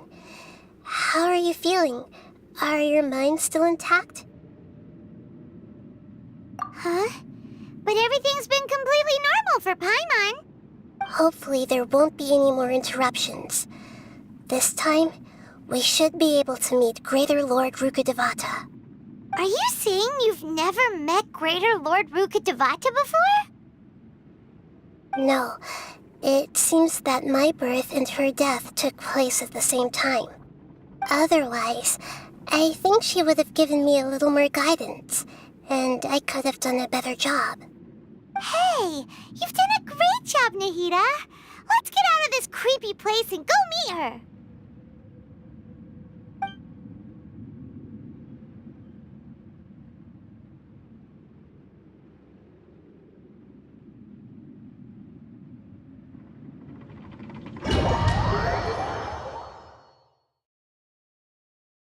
So, is this the place you were talking about? The base of Irminsul?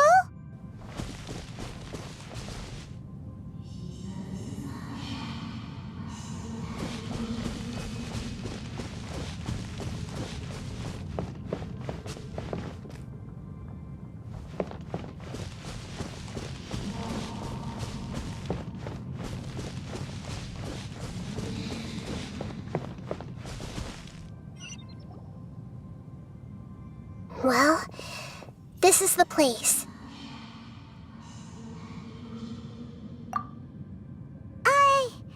We're here to find Greater Lord Rukkhadevata, right? But the one standing over there is... Is that... me? She looks exactly like me.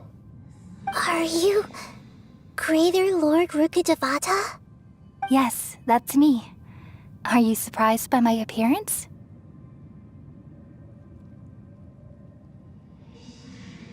Irminsul and the surrounding lands have been reproduced here as they were years ago. But this is just a realm of consciousness. We are manifestations of the same nature. Hence why we would appear exactly the same. We're of the same nature? Why? Because you are me, and I am you. You are me in the new samsara. The new samsara? As Greater Lord Rukkhadevata, I'm the avatar of Irminsul. And you are the purest branch snapped from Irminsul. Imagine it this way. Even if a tree dies, its branches will eventually take root and grow, continuing the tree's life in another form. I'm merely the remaining consciousness of Greater Lord Rukkhadevata, The real me has presumably died a long time ago.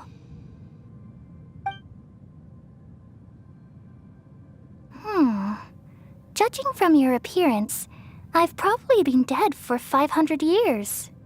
But you're finally here. My new self in the samsara. If this is true, then am I going to be a great Archon like you someday? Though we share the same nature, our fates are bound to be different. All things have their own fate. When a branch grows into a mature tree, it won't be the same as the original tree. That's why fate is the ultimate knowledge, isn't it? That's a great insight. Yes, very good. It's also precisely why you won't become like me. Really? But perhaps you may become an even greater Archon than I. I already see a determination in you that I didn't possess in my time, and the future that it leads you to will be yours alone. Along with the blessings from your past experiences. Don't worry. The growth of wisdom is like that of a plant. You only need to wait quietly for the flower to bloom. Come to think of it, the sages never had the faintest inkling of the meaning of wisdom. Thank you. Nothing makes me happier than discovering that the Archon I always admired was in fact myself in another fate. It's so nice to speak with you, Greater Lord Rukkhadevata. I've always wanted to meet you. The feeling is mutual. From the moment I snapped the branch off Irminsul and created you, I've also looked forward to talking with you. Could you tell me why you wanted to create me? And what exactly happened when you died? Ah, I see. You're here seeking answers, right? Everything that day, even the sky itself, changed into a color like this. At that time, the seven were all summoned to the nation of Conria. Except for me. I had a more important task to attend to. I had to protect Irminsul. The disaster occurred together with the pollution of forbidden knowledge. At that very moment, with my consciousness connected to Irminsul, I sensed something was wrong. The pain started to torment my mind. By the time I reached Irminsul, it was already displaying signs of corruption. Had I not repelled the pollution of forbidden knowledge with King Deshret thousands of years ago, I might have felt even more hopeless and lost. So what exactly is forbidden knowledge? It's a kind of knowledge that doesn't belong to this world, and a form of truth that can't be understood. It came from the very bottom of the abyss. Even I could never understand it. The world is constantly rejecting it, leading to all kinds of bad phenomena. If we allow forbidden knowledge to pollute Irminsul, I'm afraid the entirety of Tevat could fall apart. So, there's knowledge that even the God of Wisdom can't understand? At that time, I knew I couldn't repel the forbidden knowledge with my strength alone. Which is why I created a device that compiled human wisdom and named it the Akasha. It's truly the world's most amazing invention. Thank you. For a long time, I thought dreams were the fruit of human wisdom. Though it was selfish to do so, I borrowed people's dreams using the Akasha. Then I compiled their wisdom and all of my own power. Well, did it work?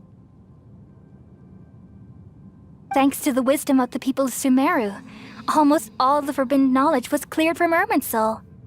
But things didn't go as smoothly as I thought. I had a terrible headache, which gave me an uneasy feeling. And then, I remembered that my consciousness was also connected with Irminsul. It brought me knowledge and wisdom, but vile corruption as well. From the very beginning, my existence had been polluted by the forbidden knowledge. Oh no! How could that happen? I've experienced that pain in your consciousness. It must have been a horrible experience. Yes, but my feelings weren't important. The important thing was that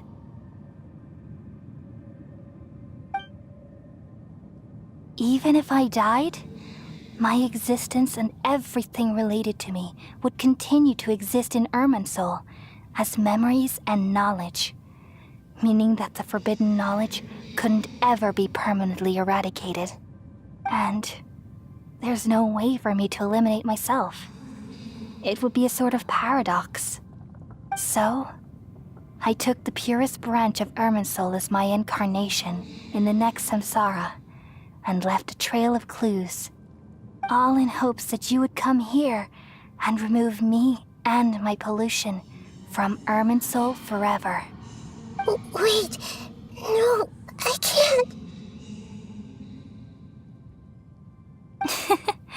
So you realize what that implies. You are very smart indeed. Irminsul has all the knowledge and memories of this world. And as you've realized just now, removing me from Irminsul means I essentially will never have existed in this world. But this is the only way to save Irminsul. People love you so much, and they've missed you so much over the past 500 years. I am exactly the same. So how can we just forget you like this? Is there really no other way? There must be something else I can do. You're the god of wisdom, Booer.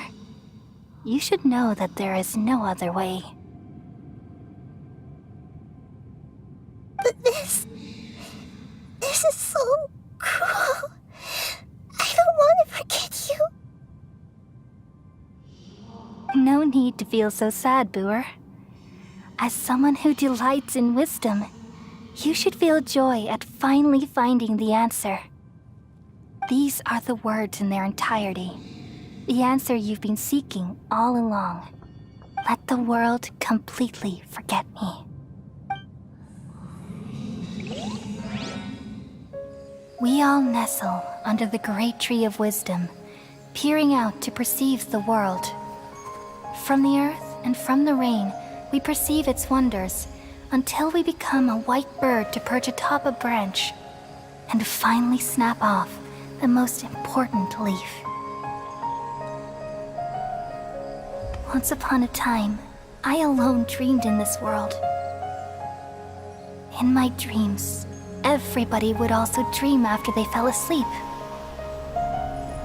Wild and wonderful thoughts would emerge from their minds. Some tumbled to the ground, and others floated to the sky, connecting all things in the world into one dazzling net.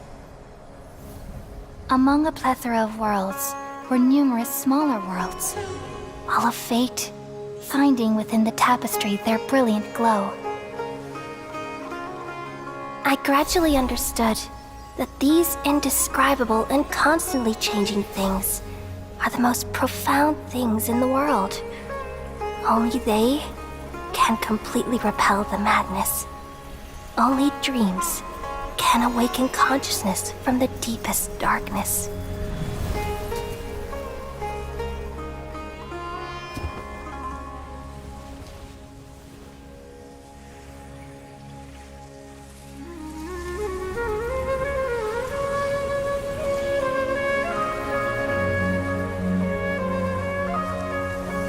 I'm the one who posed this question, yet also the one who sought a solution. Saving the world with the dreams of the people used to be my answer. And now, you've also found your own answer, and I shall return all the dreams to the people.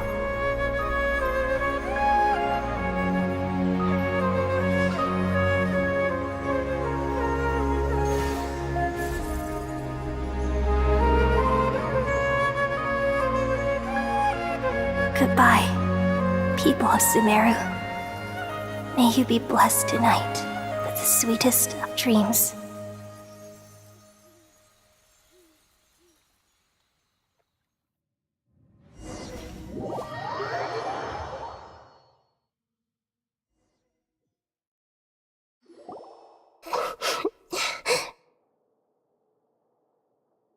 I'm alright. I'm just a little confused. We've just saved the world, right? So why am I crying? I don't know where this feeling inside of me is coming from, but I feel very sad. Just now, we used the power of two gnosis to successfully connect with the Ermin soul consciousness from 500 years ago. Then, we removed the remaining pollution from Merman soul. Yeah, what's wrong? Weren't you there just now?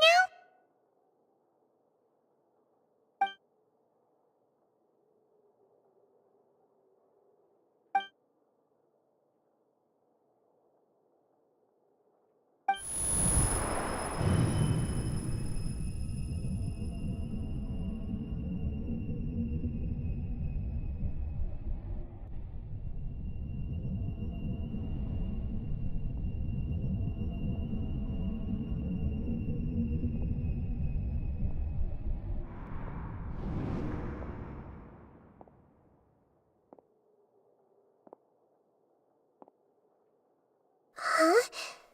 That sound. Traveler! Paimon! I've been waiting here far too long. But finally I have the chance to be alone with you. All the precious time I wasted has finally paid off. The doctor! What have you done? Just a type of sound wave that can quickly put defenseless people into a dream.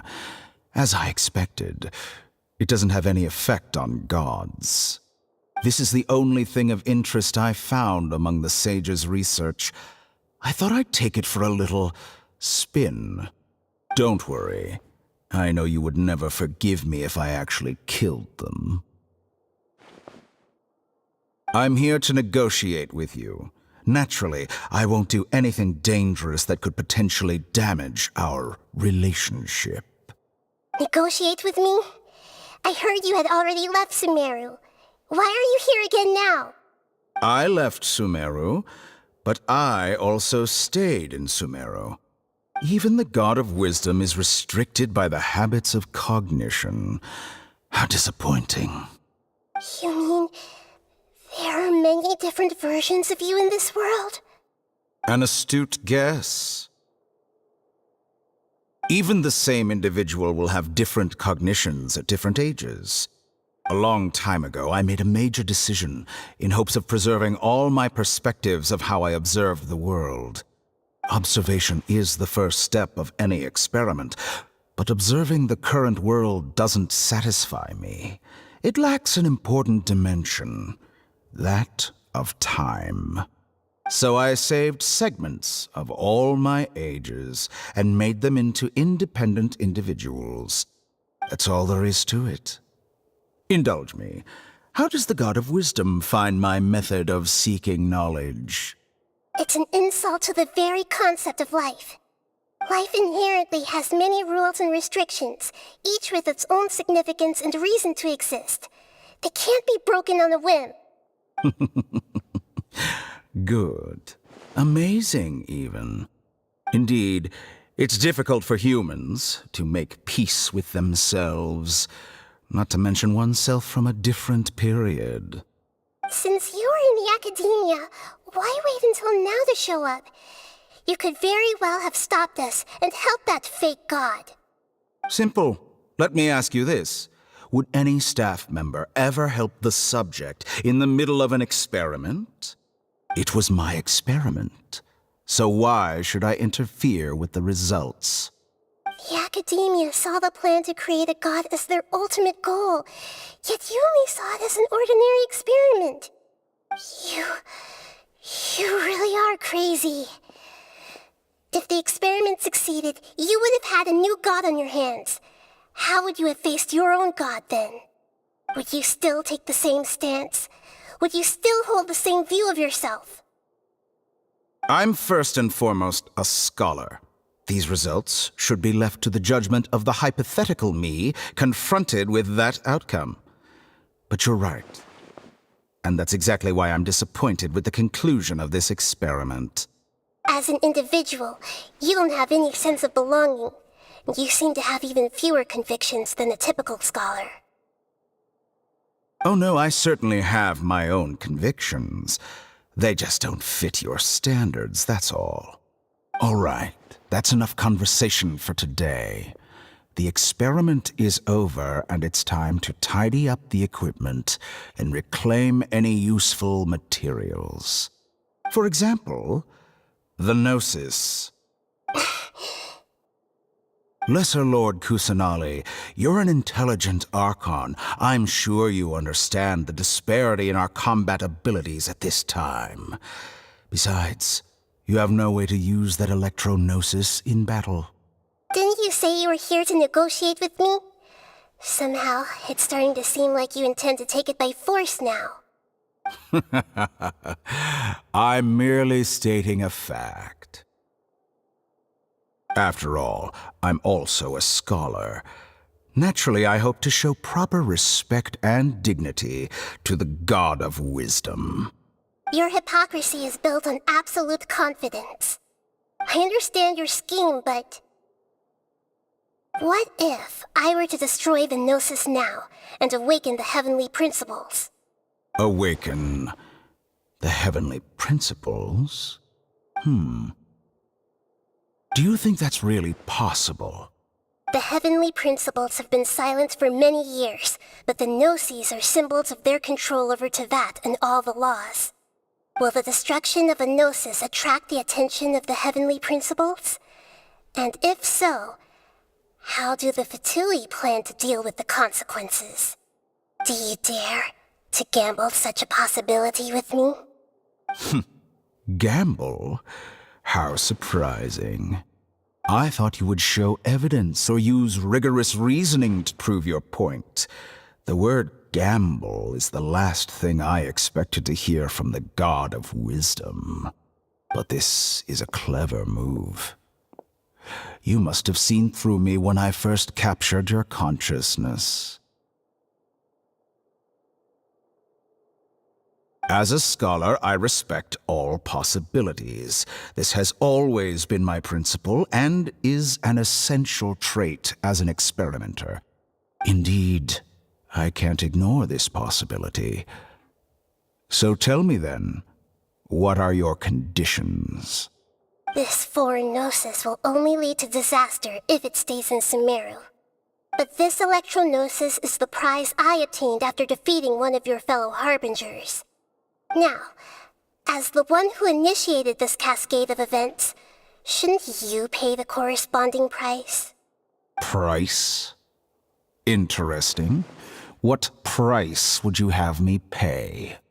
How about erasing all your other segments? So this is how you wish to restrict me, the most threatening opponent of the Nation of Wisdom. What you request of me is like plucking out the eyes I have placed in the dimension of time. Segments are extraordinarily difficult to make. They require extremely rare resources and enormous amounts of time and effort, requiring me to destroy them all here and now. Bravo. A suitably wise decision on your part. Yes, how very interesting. Can I assume that you have long been wary of me? Among all the versions of me, this segment you see now is the most selfish. If it weren't me, your idea wouldn't have worked. What did you see when you were imprisoned? You were observing me, and that's how you know I've long grown tired of their doubts and endless arguments. Like you said, it's difficult to make peace with yourself. Being as smart as you are, have you managed to do that? I see. If you think all those versions of me are worth a gnosis, then deal. You sure didn't hesitate much. Is the relationship between all the versions of you really that bad? I don't think there's any need to dwell on that. The surplus versions of me can be exchanged for a gnosis. Do you think anyone can offer themselves at a higher price? Besides, with my abilities, it's only a matter of time until I find better perspectives. Perhaps it's best to say you're just temporarily ahead. But what I'd like to know is, how can you be sure that I've really erased them? I can see your remaining honesty.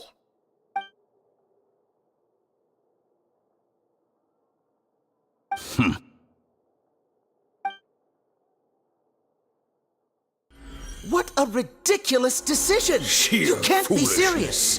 How could I have been so short-sighted? You think this is the end? Wait, I'll have Please wait. You'll make Good this moment count. You will regret this.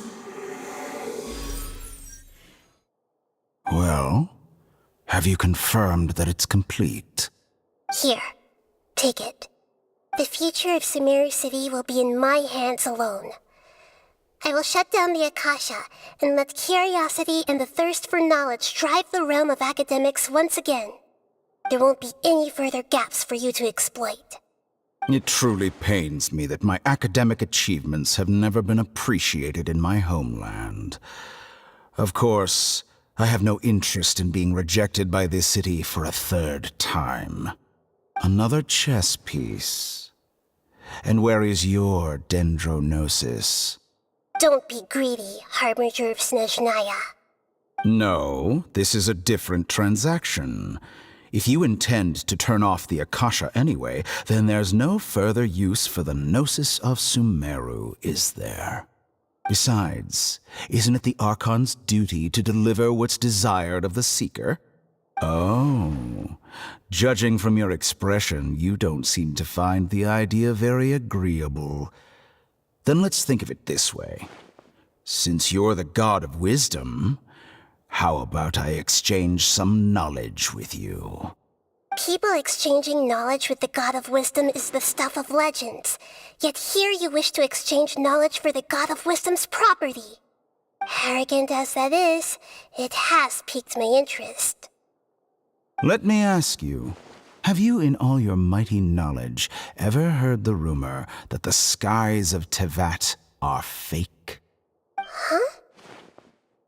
That's the secret hidden by Irminsul concerning the truth of this world.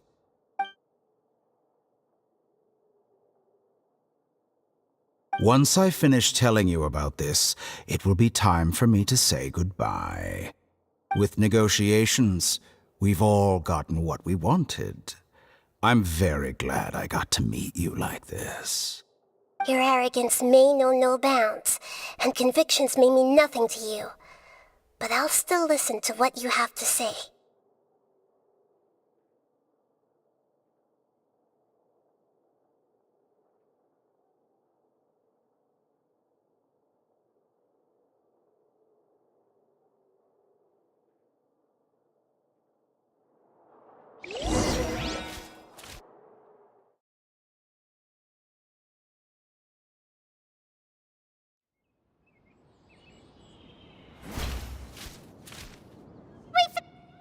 Together!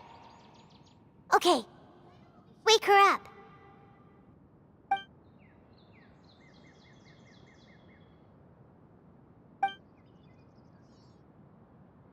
Are you awake? Kali says it's time for breakfast. Come on, get up! Good morning! How are you feeling today? Good to hear. It looks like we've recovered pretty well. Not even Tainari could stop us from going out now, right?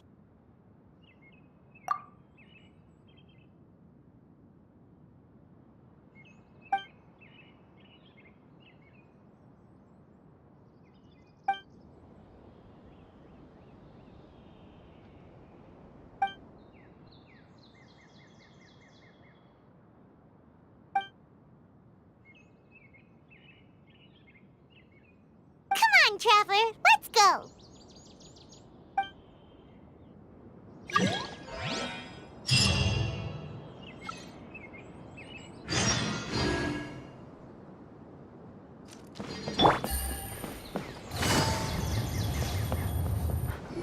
Good morning. Looks like you're awake. Yep, yep. I prepared some breakfast today. Please have a taste. I hope you'll like it. It's nice to have you here so we can eat something yummy. Well, now that I've recovered from Elazar, I'm feeling better than ever. I can even prepare 4 or 5 meals a day now. And Paimon bets they're all delicious. Oh, by the way, someone brought a letter for you after you went to sleep last night. Nope.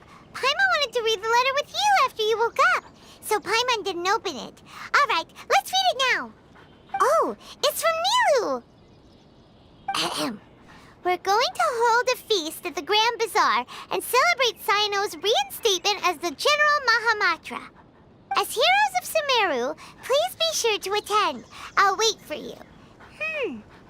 The date of the banquet is written on the back. It's in 2 days. Oh, I've also heard that you've become heroes here as well. That's amazing. Sometimes I'm really envious of strong and confident people like you. Oh, you're embarrassing me. Anyway, let's go to the Grand Bazaar to have a look. Oh, before you leave, be sure to inform Master Tainari.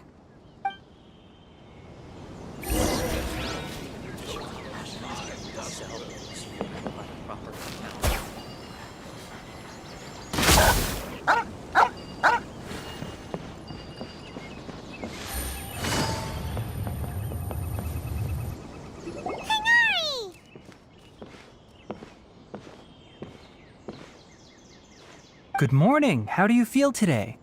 We feel much better. How about you? I'm recovering well. Thanks for asking. But from the looks of it, you seem to be already busy with work again. It's fine. I'm not that busy, really. The Elazar patients have recovered, as well as Hypatia. For now, I only need to tend to my Forest Watcher duties. It seems once Irminsul started getting better, everything else started to recover too. Yes, but there are still some residual effects. The withering is one example. Though it won't spread anymore, the existing zones won't just disappear. We forest rangers will still need to do the work.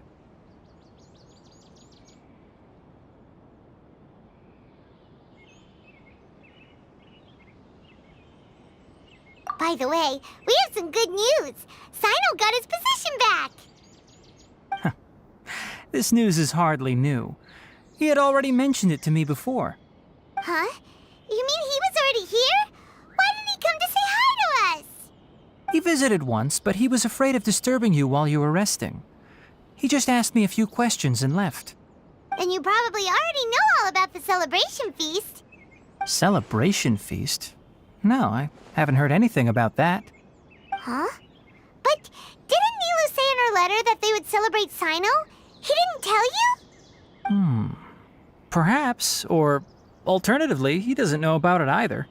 Come to think of it, Cyno doesn't seem like the type who'd enjoy a celebration feast. You and Kale are both Cyno's close friends. Why don't you come to the feast with us? Kala has taken over some of my tasks these days. I don't think she'll have time for it. Not to mention me.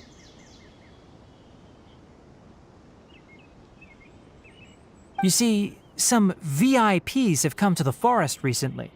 Huh? VIPs? Very important Paimons? Well, technically speaking, they are former VIPs. The sages involved in recent incidents have begun their training in the Avidya forest, and the people they had previously imprisoned have all been released. Huh? Yes, he's a little weak, but he isn't injured and his condition is stable. Lesser Lord Kusanali, in her boundless mercy, has decided to spare Azar and the other wrongdoers. Supposedly, they were ashamed of their shallow ideologies and have decided to dedicate the rest of their lives to cultivating wisdom in the Avidya forest. When they learned that Lesser Lord Kusanali had defeated the Balladeer and saved Irminsul, they were shocked at first, but also became happy, feeling that the sacred light guiding them on the path of discovering wisdom had begun to shine once again. As a result, work has increased for the forest rangers. That sounds really exhausting. There's nothing we can do, really. But that's another topic. Back to the matter at hand. Are you two planning to head out? Ah, right! We're here to request permission to head out. Would that be okay? You've recovered well. You may go, but be careful. Yay! Will do!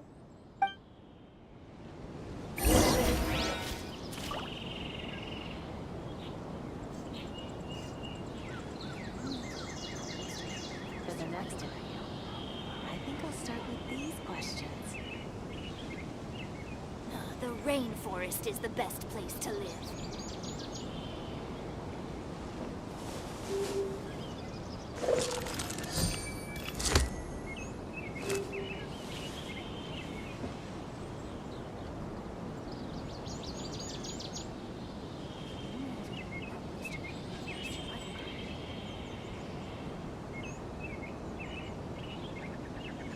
I got a new letter from an informant. Looks like the situation has changed Rainforest again. is the best place to live.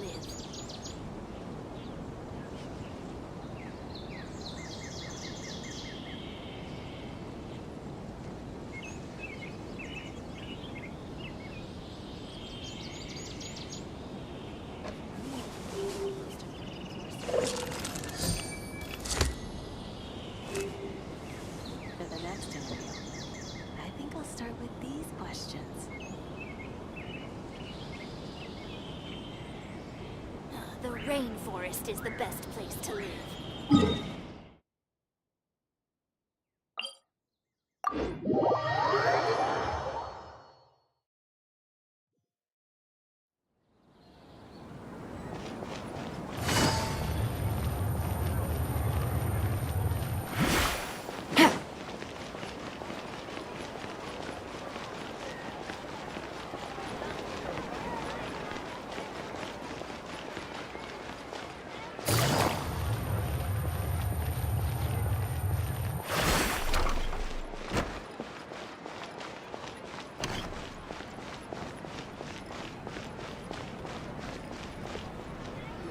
Well, there won't be any problems if the feast starts at that time. Everything has already been prepared. Mr. Zubair, I finished tallying things up here. Well, except for the guests. Is a simple reply really that much to ask of our guests? It's affecting our arrangements. Oh, it'll be fine. Besides, it never hurts to get things ready in advance. I was thinking the same thing. The feast will be held sooner or later, right? Hey, Nilu! Traveler, Paimon! We got your letter, so here we are! You're the best! The other guests haven't even replied yet. Huh? Are we the only ones that have arrived? Yeah, I had someone deliver letters to all of our guests. But maybe everyone is still busy with other things. Look, I get it. Sumeru is in an extremely important period of transition right now, but even if your friends are important figures, they shouldn't just ignore your request like this. Nilu is Sumeru's #1 celebrity, after all. You have no idea how happy I am to talk to people with good taste. If you consider enjoying Nilu's dances having good taste, then almost everybody has good taste. Because Paimon thinks everybody will love her performance. That's right. We all think she's amazing too. Nilu is an absolute favorite among those of us who frequent the Grand Bazaar. For Outlanders, you have a great eye. Master Zubair, let's have a vote for the most outstanding audience members next time. I think these two may win. Nonsense! It is not for us to determine the value of an audience. But indeed, we could try giving gifts to people with particularly good taste. I heard there's a device in Fontaine called a camera that can record people's appearances as pictures. Such pictures would make superb gifts. Ooh, good idea. I wonder where we can find one. I don't want you giving pictures of me to everyone. I'm satisfied just being able to perform here. There's always a lot going on at the Grand Bazaar. Yeah, and that's why I love it here. Traveler and Paimon, could you help confirm if the letters were actually delivered?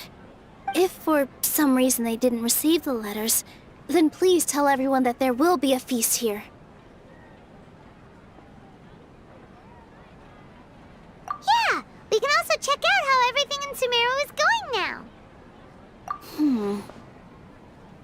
When I wrote the letters, I heard that Dia was in Port Ormos, and Alhaitham was at the Academia. As for Sino, we've only heard that he appears at the Academia from time to time. I'm not too sure about Ramon's whereabouts. My guess is that he's with Dia. As for Dunyarzad, I just hope she's feeling better. I sent her a letter, but I was afraid of disturbing her. If you have time, please ask about her for me. Okay, got it. Let's go, Traveler.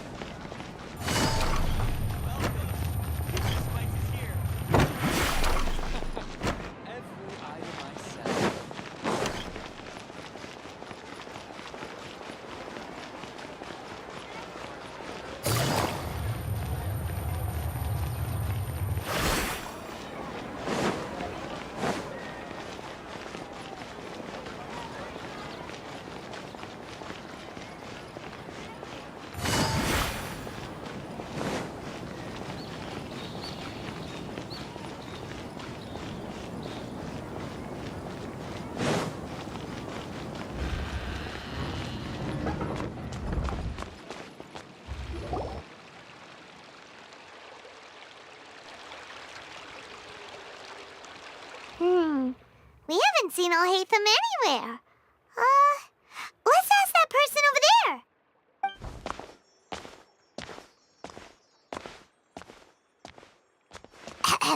Hey there, have you seen Alhaitham around?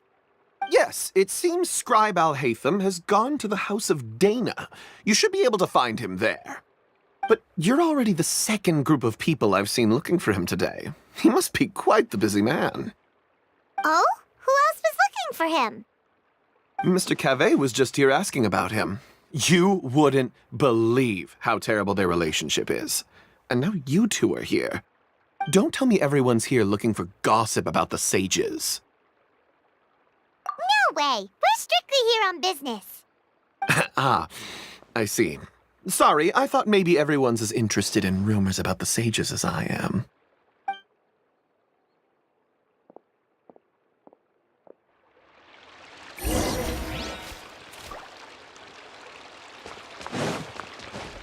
Take it easy.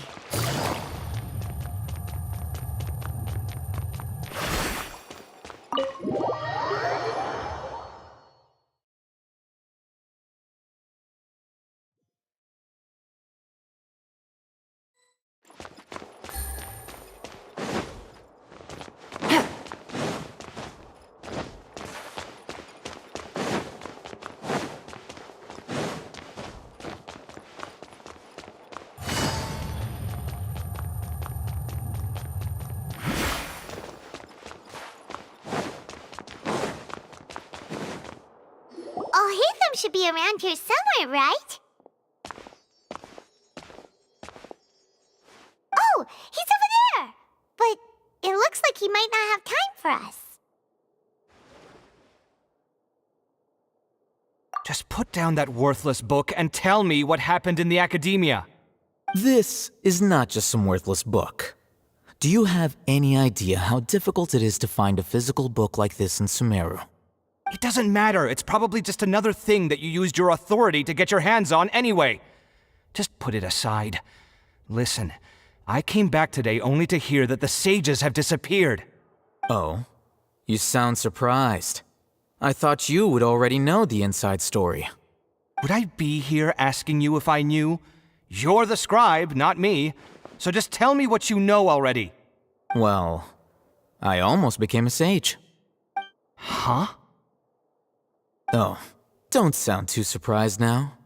You're the renowned Kaveh, light of the Ksharawar. Besides, as a master builder and craftsman, chances are you'll be appointed as a sage too. Why do I feel like you don't really mean it? Huh. What makes you say that? Why would you question my heartfelt sincerity? Maybe it's because you've never said anything good about me before. Yeah, well, I share a similar sentiment, and anyone who knows you as well as I do would surely do the same. Ugh, you... See? This is why I hate discussing anything with you. Your ridiculous and arrogant attitude always gets in the way. It seems that you really can't stand my personality. Ha! What was your first clue? Well, then you might as well move out of my house. Are you threatening me? Stooping to a new low, I see. Ugh, and don't change the subject. You, a sage? What a joke. The academia might as well just close tomorrow. Are they having a fight? Forget what's going on with the academia. Haven't you been busy with your construction project? Tell me, when are you going to build yourself a mansion?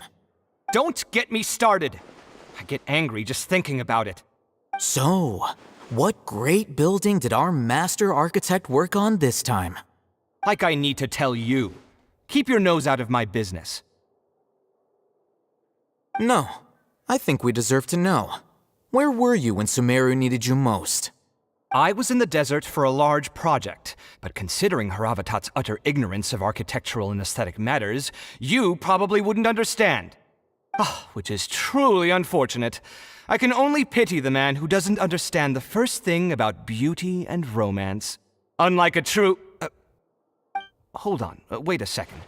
What do you mean by when Sumeru needed me most?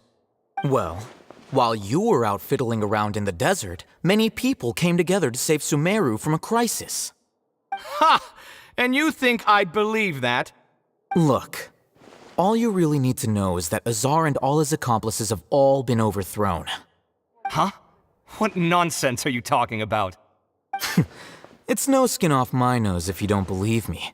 It's not like my Darshan was the one trying to apply for funding from the Grand Sage. Yours, though, on the other hand... You know what? I'll ask around. I'm sure someone knows what's going on here. You're dead if I find out you're lying to me.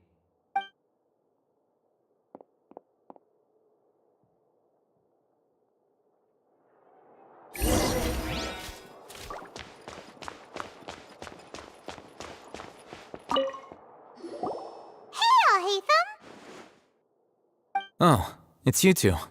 What's the matter? We're running some errands for Nilu. Have you received her letter? Letter? Nilu said she sent out a letter inviting everyone to a celebration feast in 2 days at the Grand Bazaar. We'll also be celebrating Zaino's reinstatement as General Mahamatra. If she addressed the letter to all Hatham of the Academia, then the letter should have gone to my office. I've been busy these days, so I haven't had time to check for any new mail at my office. I only now have some free time to attend to personal matters. Have you always been so busy with your work? Of course not. I'm only busy these days because several sages have been dismissed recently and the whole academia was practically turned upside down. Kainari told us they all went to train in the Avidia Forest. Apparently they will spend the rest of their lives there. That is already the best possible ending for the likes of them. 4 of the 6 great sages were possessed by their desire for power and attempted to create a new god. In order to pull it off, they even imprisoned the other 2 rational sages. To imagine such things could take place in the academia. I don't know where to begin. Yeah, you're right. Feels kinda strange to hear them called that after all this time. But then again, the 6th grade schools sounded pretty impressive too. Yes, at least that's how they're supposed to sound. It's said that when the Academia was first founded, the Dendro Archon herself established the 6 great schools, each representing one of the 6 different types of wisdom. Numerous Darshans have sprung up and faded. Only the 6 Darshans attaching themselves to the 6 great schools have stood the test of time and obtained permanent seats in the Academia. Now, the 6 Darshans are nearly synonymous with the 6 great schools, and the leaders selected for the schools are the 6 great sages. Among the 6 great sages, there is one central leader, the Grand Sage. Unfortunately, only the sages from Vahumana and Amorta remain now. They were imprisoned for opposing Azar and were only rescued after Azar's downfall. So who's managing things in the other 4 schools now? Do they need to find someone new? Yes. Normally, new sages are selected based on a strict set of criteria. Oh, didn't you just say something about becoming a sage? If they pick you, then we'd have a huge connection in Sumeru. Yes, about that. You didn't let me finish my sentence. The person in charge of personnel affairs nominated me to be the Grand Sage in place of Azar and help Lesser Lord Kusanali manage the Academia. But I refused. Huh? But why? Ugh, can't you be a little more ambitious? I'm not even interested in being one of the 6 great sages. Like I said before, I don't like being a leader. Oh, all right. So are you busy these days trying to find others to take the job? That's not my job either.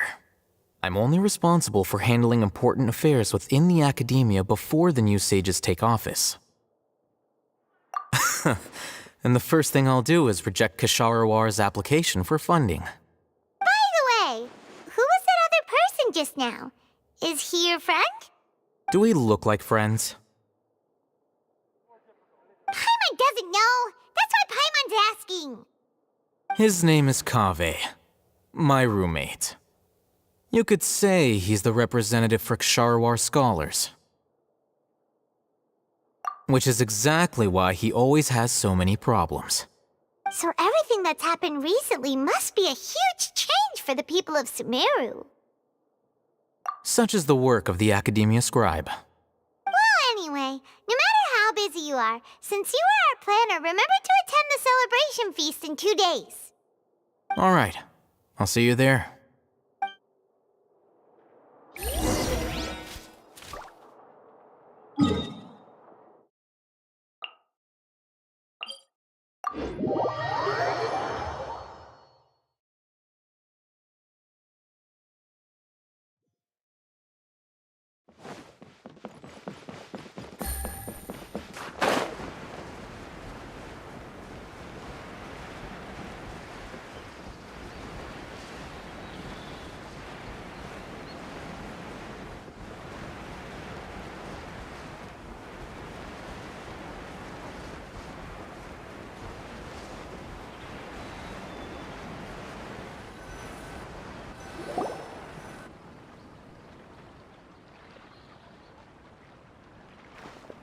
This is Port Ormos.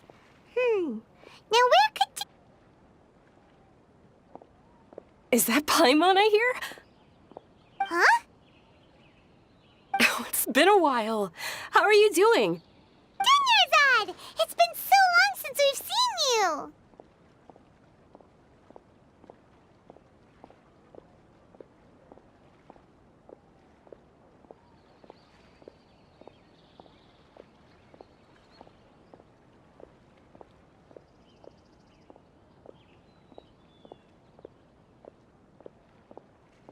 I'm doing well.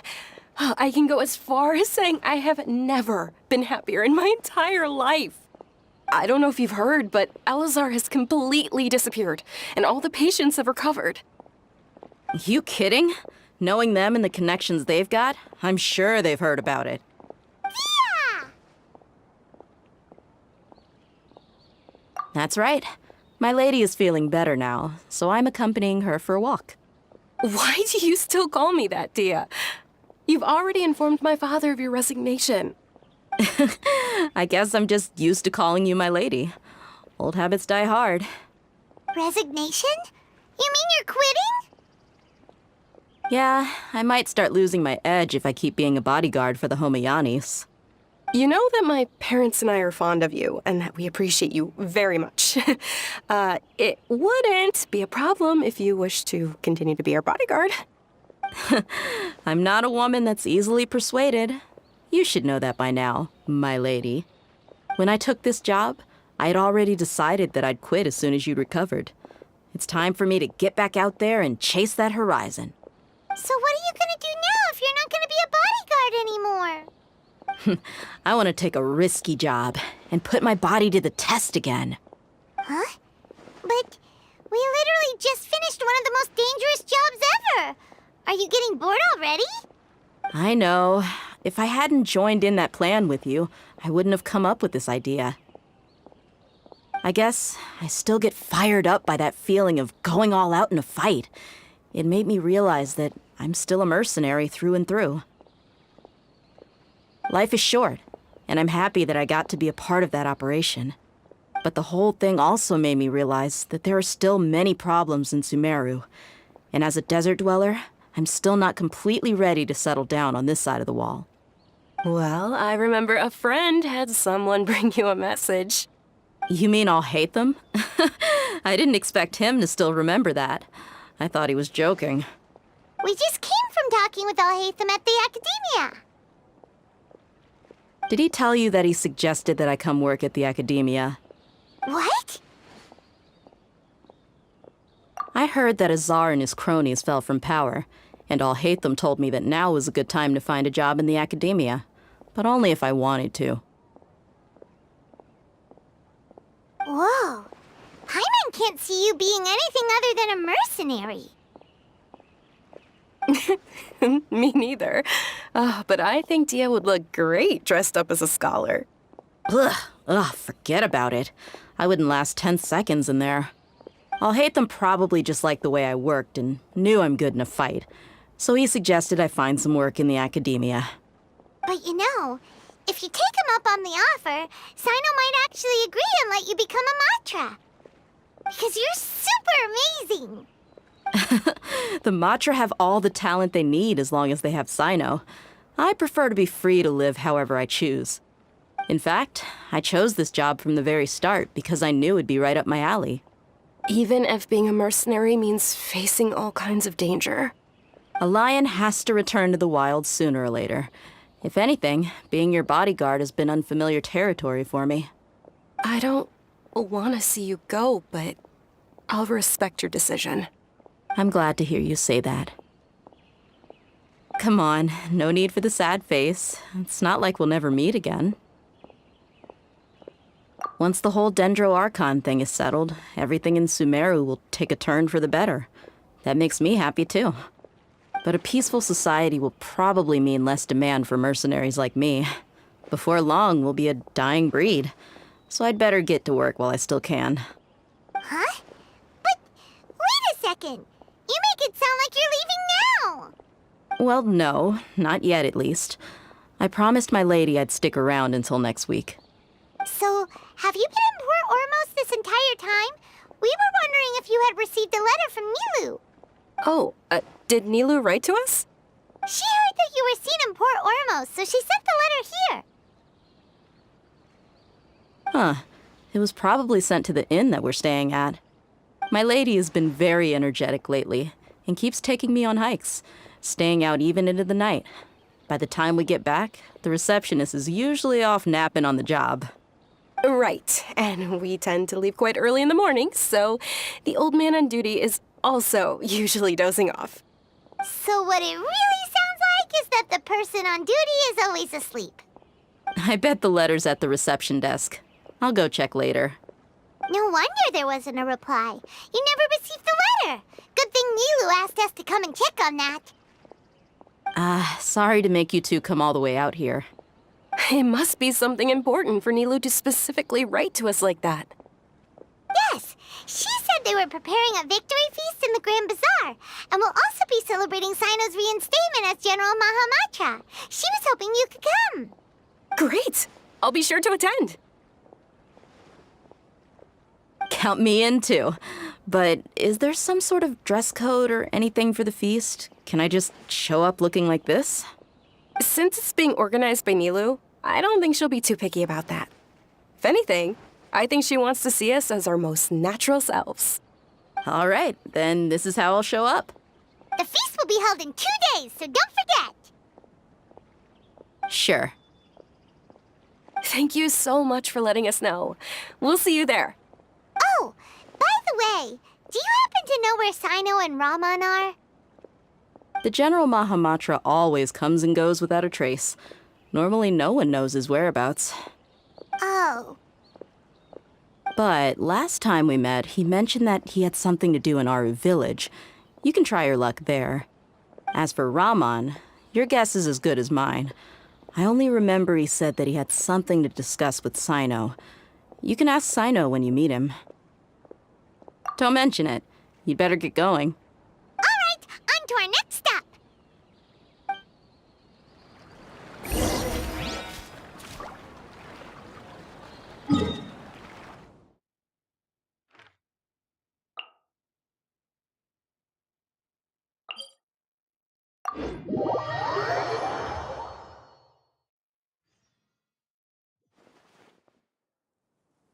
Take it easy.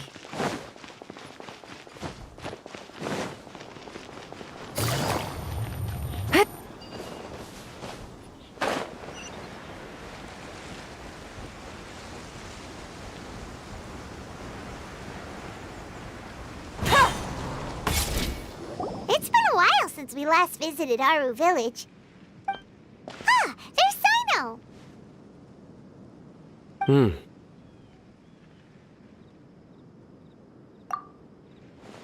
What brings you here? We recovered well, and Tanari agreed to let us leave, so now we're out and about again. It seems Gandharvaville's medical treatment is still as good as ever. Mm-hmm, and Tanari is recovering well, too.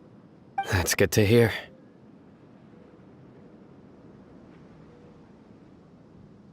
Yeah, you're the one who brought us to him when we lost consciousness, right? Thanks for that. You're welcome. Tainari has excellent medical skills, and Kale is quite attentive. It was the best place for you. But why are you just standing here like a dead tree? I'm meeting some people. Oh, you mean Candace? I've already talked with Candace and the village chief. They're still at the usual place. You can go there if you'd like to see them. But you know one of the people I'm meeting as well. Oh, by King Deshret's blessing, my friend suddenly appears in the desert. Don't tell me you've run into trouble and need us to help now. Raman! And... huh? Sataria? Oh, you know me? Oh, well, you're pretty famous in the academia. Don't worry, these are our friends. No need to be so guarded. I see. I'm doing well. Many good things have happened recently. Same here. Really, I feel that my whole life has started to shine after suddenly finding a new direction. Oh, tell us everything. Yeah, you go ahead. All right, well, I suppose I should start by saying I've decided to leave the academia. What?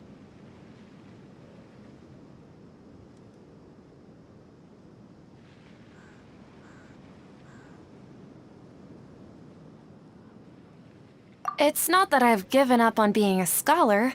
Instead, you could say I've found a new identity. I will no longer pursue research like a typical scholar, but I have not completely given up on my relationship to knowledge either. I can see what you're saying now. What do you mean? I plan to leave the academia and return to teach here in the desert. Wow, so you want to become a teacher? Sataria will return to support education here and teach people from the desert. She can't teach everyone on her own, but there are many of us Eremites all over Sumeru. She came to discuss a collaboration with me and hoped that I could bring her ideas to the Eremites. Yes, it's my hope that the Eremites can help me select a group of smart people with the best aptitude for teaching. I'll teach them, and after they've finished learning from me, they can go educate more people. That is the true meaning of education and the spreading of knowledge. The people of King Deshret suffer from sandstorms, exile, and ignorance. Miss Ataria is more than welcome to come teach here. Her arrival is like a star shining in the desert night. The stars have always guided caravans, thieves, soldiers, and travelers who get lost in the night. They lead those in the dark out of trouble and back to safety. Oh, please, where's all of this coming from? I'm starting to feel a little embarrassed. You deserve these compliments. Mercenaries are accustomed to danger and don't fear death, which is why we recognize extraordinary actions that common people would easily overlook. Sataria's idea will bring much good to many people. At first, I feared it was destined to fail. Everyone knows that the Academia doesn't allow scholars to teach in the desert without permission. As you know, all knowledge is under their surveillance and control, and very few desert dwellers are as lucky as me. But what I heard at that time has been haunting my heart, as if there were lightning bolts constantly bombarding my soul. Sataria, you tread a treacherous path, and the longer you ignore it, the tighter the Academia's grasp on you will become. Sataria, why haven't you gone home? Never forget that the desert that belongs to you lies elsewhere. Miss. These words sparked something in me, and I knew that I had to bring something back to my people after going home. I gathered up the courage to approach the Grand Sage, only to find that he was no longer at the Academia. Lord Sino told me that Azar didn't belong there anymore. Azar has received much-needed punishment. Though, if you ask me, it may have been too light. You probably have already heard. Lord Sino helped me obtain permission to leave the Academia for the desert, and accompanied me here to discuss collaboration with members of the Eremites. My plan was able to go smoothly thanks to him and Rahman. You're all doing so much for the desert. Aside from that, I also have some other business to discuss with Sino. Lesser Lord Kusanali has allocated many resources to support and develop the desert. I've done some business for her, and part of it required the assistance of the Eremites. I applied for a few batches of educational materials from the Academia, and sent them to several groups in the desert, as instructed by Lesser Lord Kusanali. I believe the people will make good use of them. That's exactly what the people here need. Physical books and other related items. If it weren't for Sino and Lesser Lord Kusanali, I'm afraid we'd never be able to get our hands on them. Apart from this, the Academia is also recruiting scholars that are willing to teach in the desert. I'll let you and Sataria know as soon as I have any more news. We must be persistent about this, and maintain these resources to ensure long-term effectiveness. This is the first time in hundreds of years we've had a glimmer of hope. I think this may be the turning point for the desert. Remember these words. Here lies our faithful priest, Kasala. His wisdom is a miracle among the people, deserving of high praise and admiration. I hope people with wisdom like that priest will rise again among the desert dwellers. Then we'll once again see the wisdom and glory that once shook the world. Enough about us. Are you here to discuss some business too? No, not at all. We're actually here on behalf of Nilu.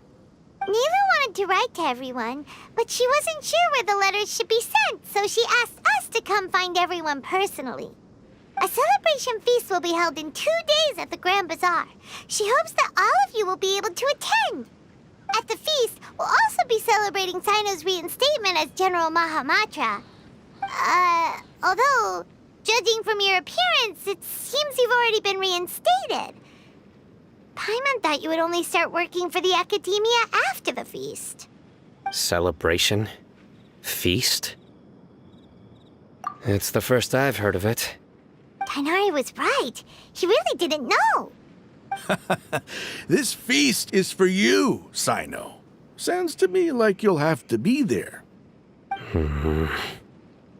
It's rare to see that kind of expression from Lord Sino.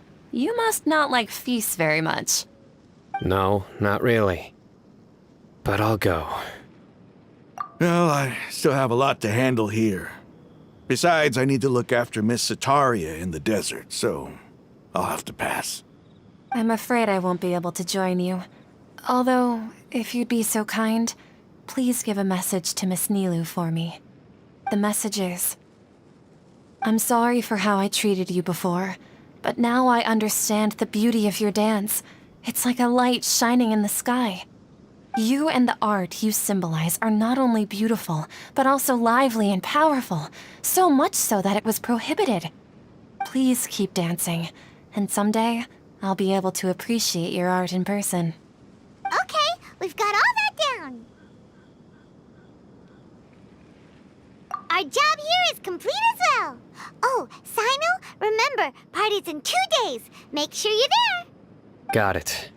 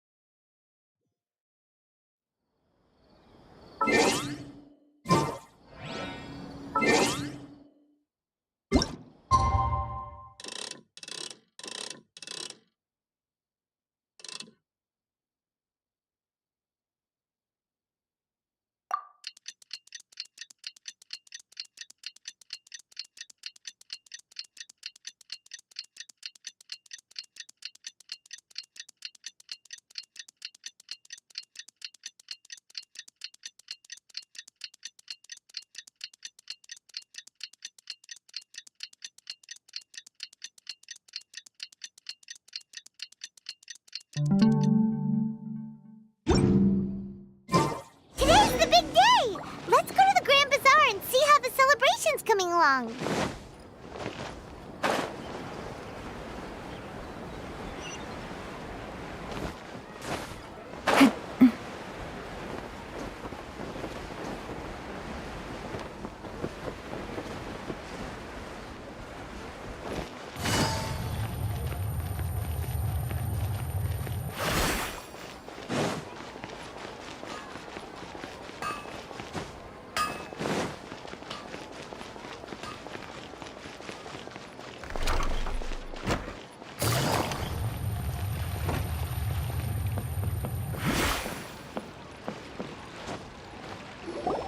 Everybody's already here.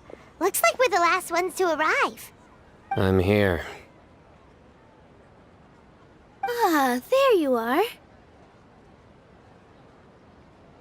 Well, look who finally decided to show up.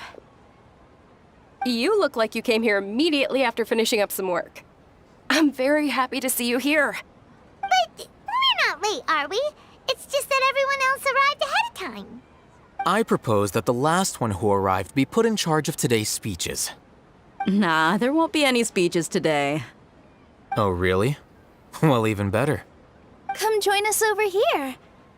Let's share some great food and drinks, and chat about all sorts of fun things. Everything looks quite good. Wow, Paimon can't wait! Traveler, just look at all the delicious food here.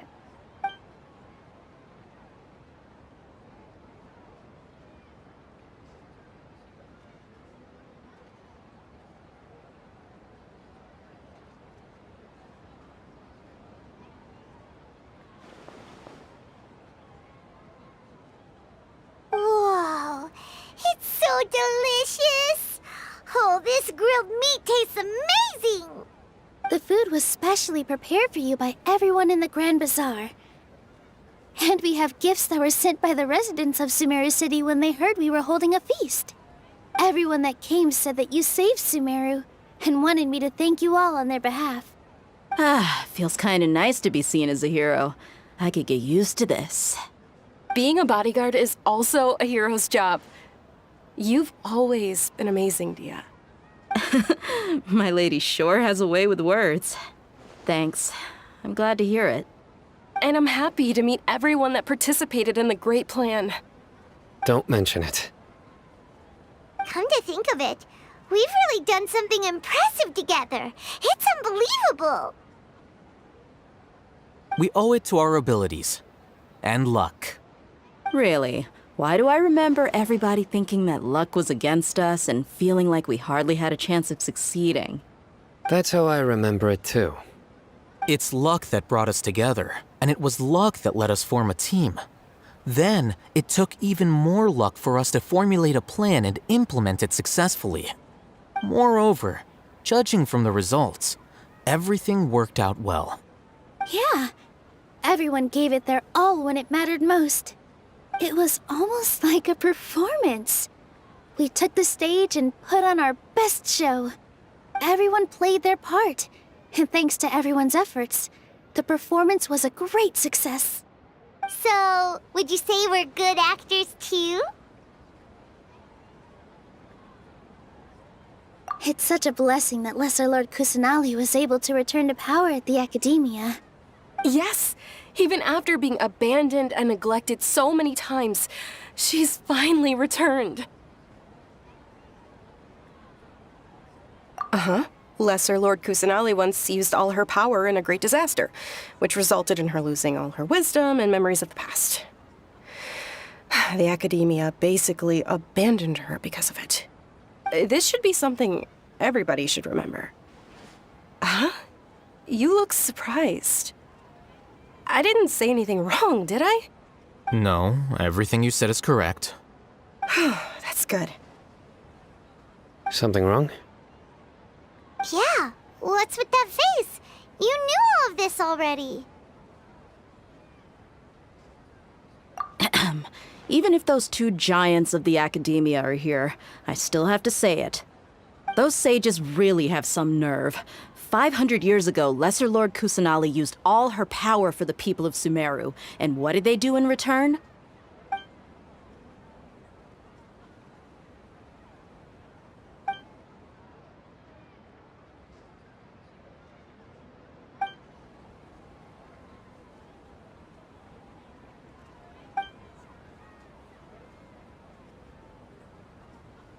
If you bite the hand that feeds you, don't act surprised when it turns into a knuckle sandwich, right, Sino? Perhaps I shouldn't say this, but their treatment of Lesser Lord Kusanali calls for a more severe punishment. You could simply tell Lesser Lord Kusanali that you wish to have Azar and his accomplices severely punished. I respect our deity's decision, and won't interfere in any way. While we're on this topic, why didn't you accept the Academia's invitation to become the Grand Sage? Are you trying to say that I'm fit to be a sage? Not at all. But every person handling the selection process has said that you are the most suitable candidate to lead the Academia right now. Why? Because he dethroned Azar from power? Could you try to put it another way? This is a good thing, yet you're making it sound like I overthrew Azar for my own personal gain. But seriously, though, I always wondered if you had some personal motives behind it. I did have my own motive, but it had nothing to do with being a sage. If the rules of our nation were suddenly cast by the wayside, then it wouldn't be long until chaos ensued. I had no intention of letting their dreams disrupt my life. By that, you mean your life working as the Academia's scribe. Precisely. Wait, is that all? So, that's the only reason why you joined us and came up with all those plans? It's reason enough. You've certainly got quite the personality. You flatter me. All right then. How about you? You've already resumed work as the General Mahamatra, right? That's right. Will you be happy with that life? It's not about being happy. There are merely a lot of things that I must do. Even so, keep your spirits up and try to be happy, okay? And try to smile more every day, just like I'm doing now. Thank you. I'll keep that in mind.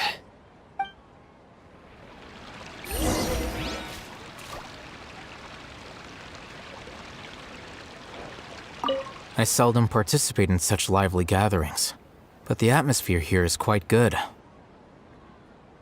No. This gathering today has a unique meaning. The Grand Bazaar is lively because the people here feel happiness from the bottom of their hearts, unlike the farces at the Academia. That happiness is an emotion that'll be forever alien to those bookworms who have driven themselves insane by studying. I seem to have taken both keys when I left the house. Oh well.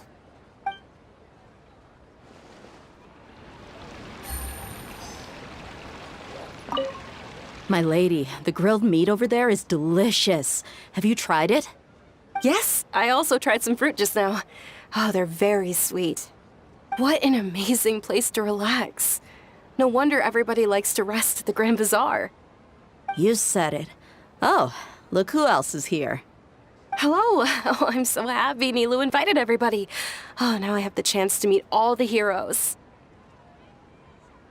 Hey, less of that polite chit-chat and more eating and drinking. The feast is about having fun, not stuffy formalities.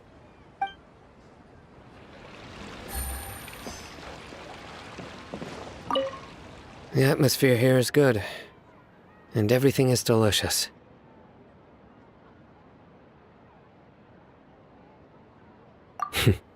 Yeah. I don't often come to such places, but it feels quite good. I have a lot to handle these days. Otherwise, I could show you around.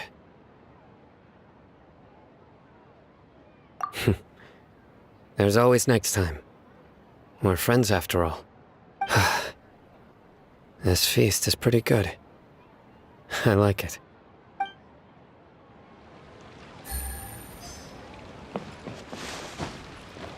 Ah, there you are, traveler. Well, how is it? Are you enjoying the feast today? If there's anything you're unhappy with, just let me know. I'll be sure to take note of it. That's good. It's the first time I've ever invited so many exceptional people to one place. I was a little nervous myself. You see, every guest here is quite extraordinary. It's unbelievable that we've got everyone together here. Almost like a fairy tale. Make sure you live it up tonight. I'll be happy as long as you're enjoying yourselves.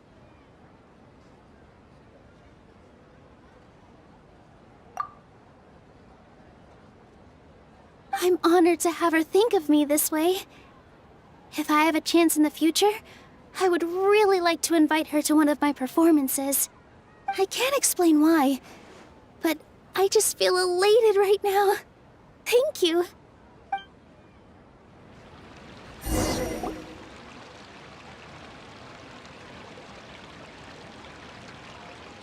Hey, what's wrong? Your head is starting to droop.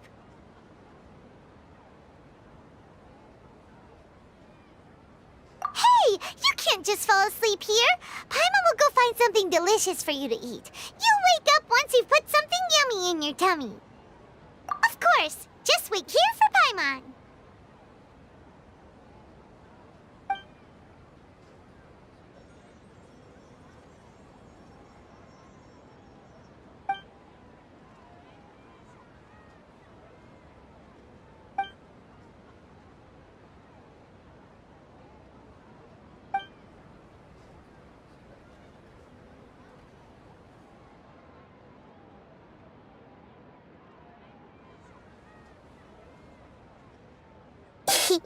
It's me.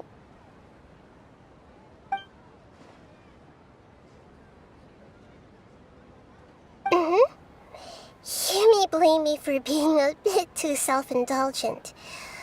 I was thinking about talking with you, and the next thing I knew, I had made a connection with you. The connection between us is amazing. It's like flora and the fence it grows upon.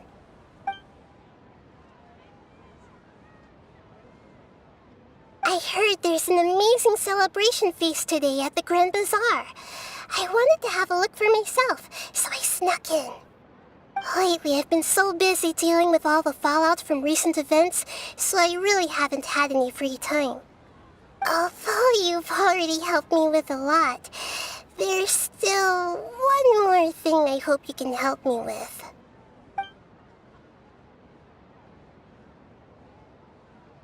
Please say thank you to everyone for me.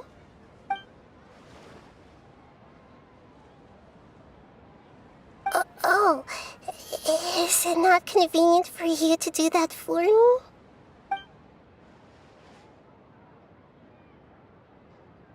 But if I just show up all of a sudden, people will become all quiet and stiff, won't they?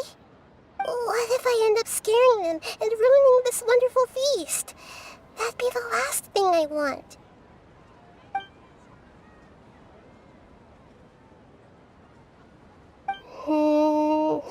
Let me think about it. Okay.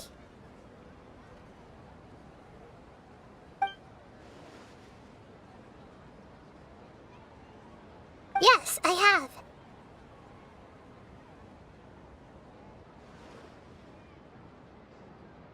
You said I should go thank everyone as myself, right? So, I've decided to borrow your body for the time being. Please don't blame me. The flora also climbs up to the fence to get closer to the sky.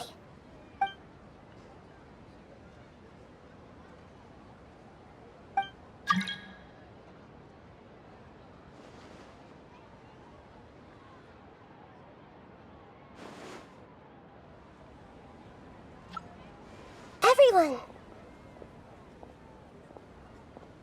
Are you awake now? Paimon was just about to bring you the food. It's me. Huh? That voice. Nahida? Hold up, what's going on? I didn't expect to have a conversation with the consciousness of Lesser Lord Kusanali in the Grand Bazaar. Interesting. Is this also a part of the feast? No, of course not. Are you Lesser Lord Kusanali? Hello, Nilu. You know who I am? Yes, I already know every one of you. Nilu, Alhaitham, Sino, Dia, Paimon, and Dunyarzad.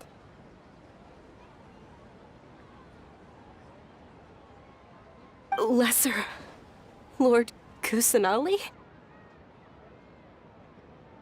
I took the liberty of occupying the traveler's body so that I could thank all of you in person. Thank you so much for rescuing me, even if that meant placing your own safety in peril and taking the risk of becoming enemies with the Academia, the sages, the doctor, the balladeer, and even the entirety of Sumeru. Without you, without any of you, I would have been in a much more difficult situation. Had you not helped me to resolve the crisis, not only I, but Sumeru and even the entirety of Tevat would have suffered great misfortune. People refer to you as the heroes who managed to rescue a god. I'm quite fond of this name. It not only explains your identities, but also bears witness to your relationship with me. Please, allow me to present to you my most sincere gratitude. Lesser Lord Kusanali, you have done so much for Sumeru, and I didn't even have a chance to do anything for you. You don't have to do this. Dunyarzad, the suffering you endured during your illness is also proof of you being with me and praying for me. Thank you. You don't need to be so ceremonious. It's always been my duty to protect you. This is how the relationship between the Academia and Dendro Archon should be. We just did what was necessary and set things back on the right path. You're an Archon, but you act so humble. You really don't need to be so polite with us. I'm honored to have been able to take part in this plan. I hoped you liked the dance I dedicated to you. Thank you, all of you. Thank you so much.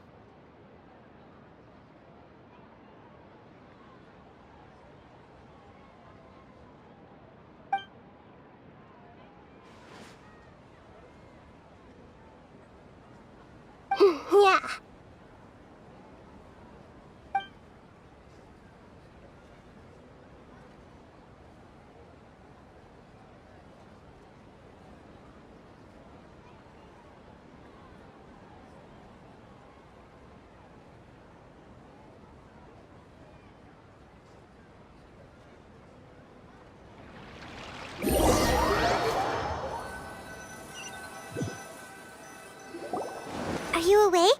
Did you rest well? After Nahida left, you ate a lot of food. You've become a glutton. That just means you still have a lot to learn from Master Paimon, the Sage of Gluttony! Alright, since you're awake now, should we go and have a chat with Nahida? She should be in the academia right about now. If you have any questions, now's your chance to ask.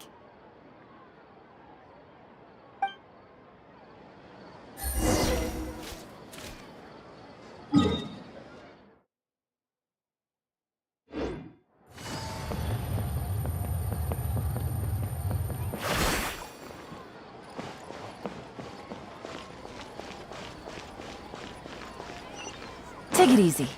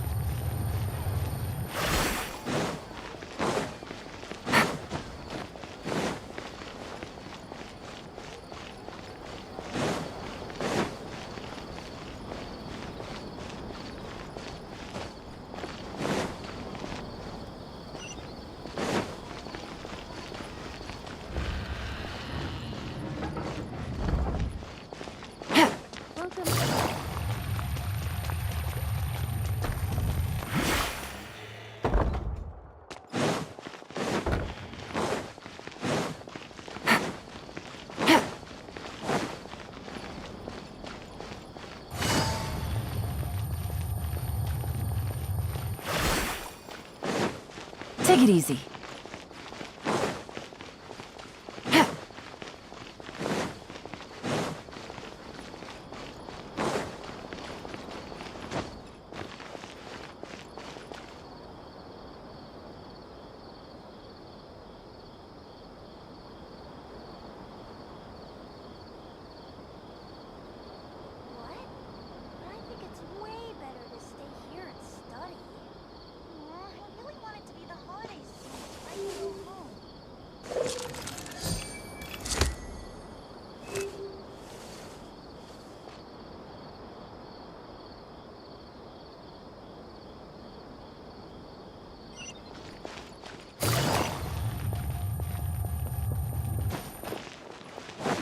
Take it easy.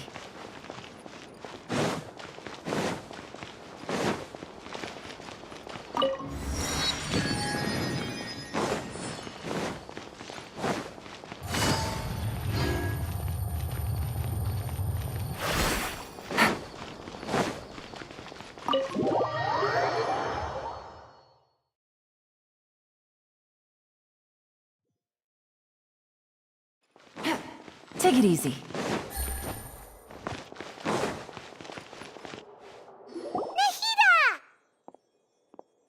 Traveler and Paimon? What a fantastic night! I'm still immersed in all the happiness and joy, like a candle floating on water. So are we, and that's why we're here to talk with you. Is there anything you want to know?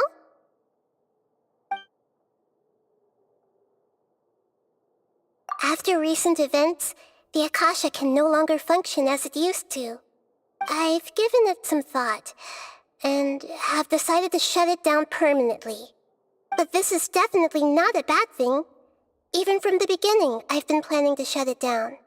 The Akasha's centralized administration of knowledge has always restrained people's curiosity and curtailed the number of paths available to them.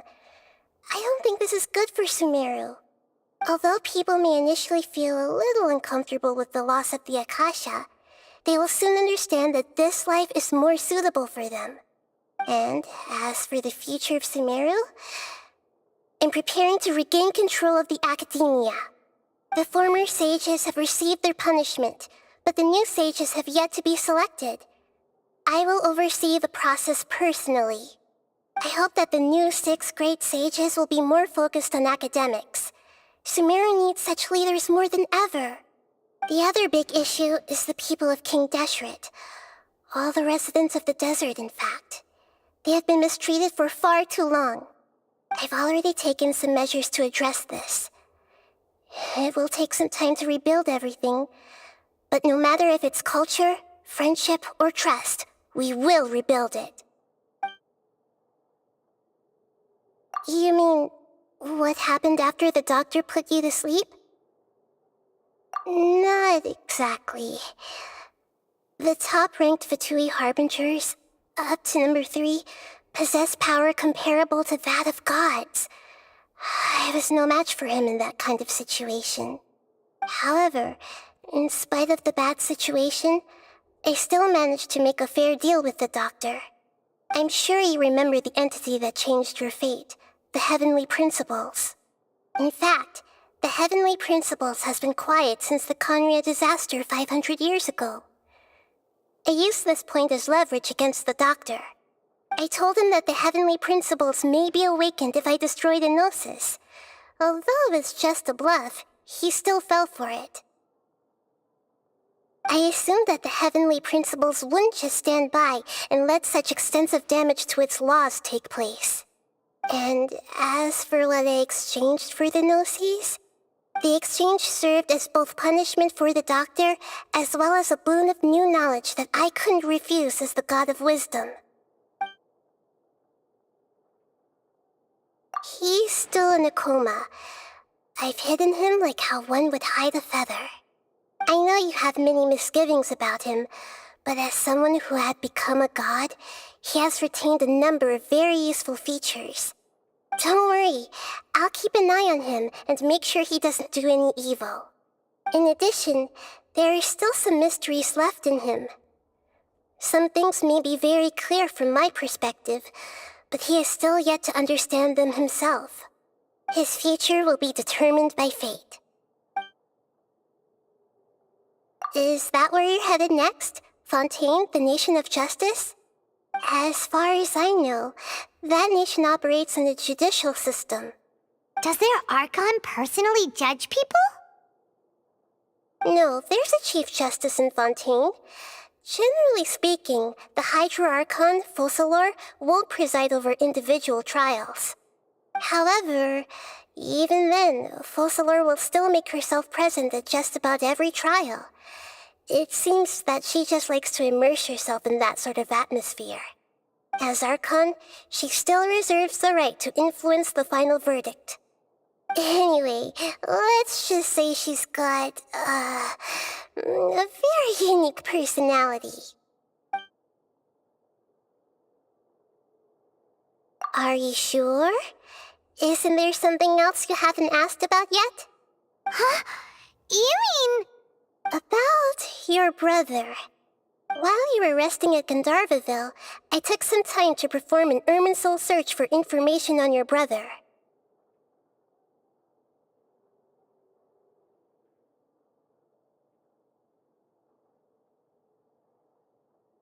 Yeah! Isn't Irminsul a repository for all the information and memories of Teyvat? So there shouldn't be anything on her or her brother. This is true in your case. Irminsul indeed does not have any information on you. However, there must be something different about your brother. Because as it turns out, the world has recorded information on him after all. What? There's only one possible explanation. He belongs to this world.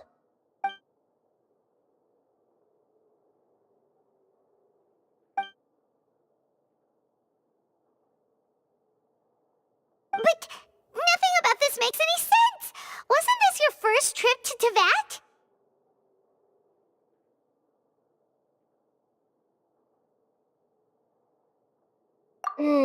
According to the records I was able to access, your sibling suddenly appeared in Conria. After the Conria disaster, he began his journey through the 7 nations of Teyvat. But just as his journey was about to reach its conclusion, the Irminsul records on him suddenly become fuzzy. What do you mean, fuzzy? Did something happen to him? All I know for sure is that somebody, for reasons only they can know, is deliberately obfuscating his fate. And whoever it is, if they can do that, who knows what else they're capable of. But even that wouldn't explain how he somehow comes from this world. Something else I noticed was that according to these records, the Fatui have not classified your sibling as one of the Descenders. What's a Descender? Paimon's never heard of it. Look, I'm sure you must be curious about the information I received from the Fatui in return for my gnosis, right? A very important part of the intel was about this world's Descenders. External beings, ones that don't belong to this world. Traveler, you are Tevat's 4th Descender. Huh? So the Fatui count 3 other Descenders before the Traveler, and her brother isn't even one of them? That's right. My current hypothesis is that the first Descender was likely what we now call the Heavenly Principles. As for the other Descenders, I still need to verify their existence. It could take me some time. Paimon's head's about to burst from all this crazy new information. And yet, even knowing all this, I'm sure you must still have a lot of unanswered questions. I must say, I truly regret that I can't help you more as the God of Wisdom. There are many questions in my heart as well. I will need some time to go through each one of them. And soon, you'll also begin your journey anew and depart from Sumeru. I'm very interested in your future. It's a journey that can't be observed or recorded by this world.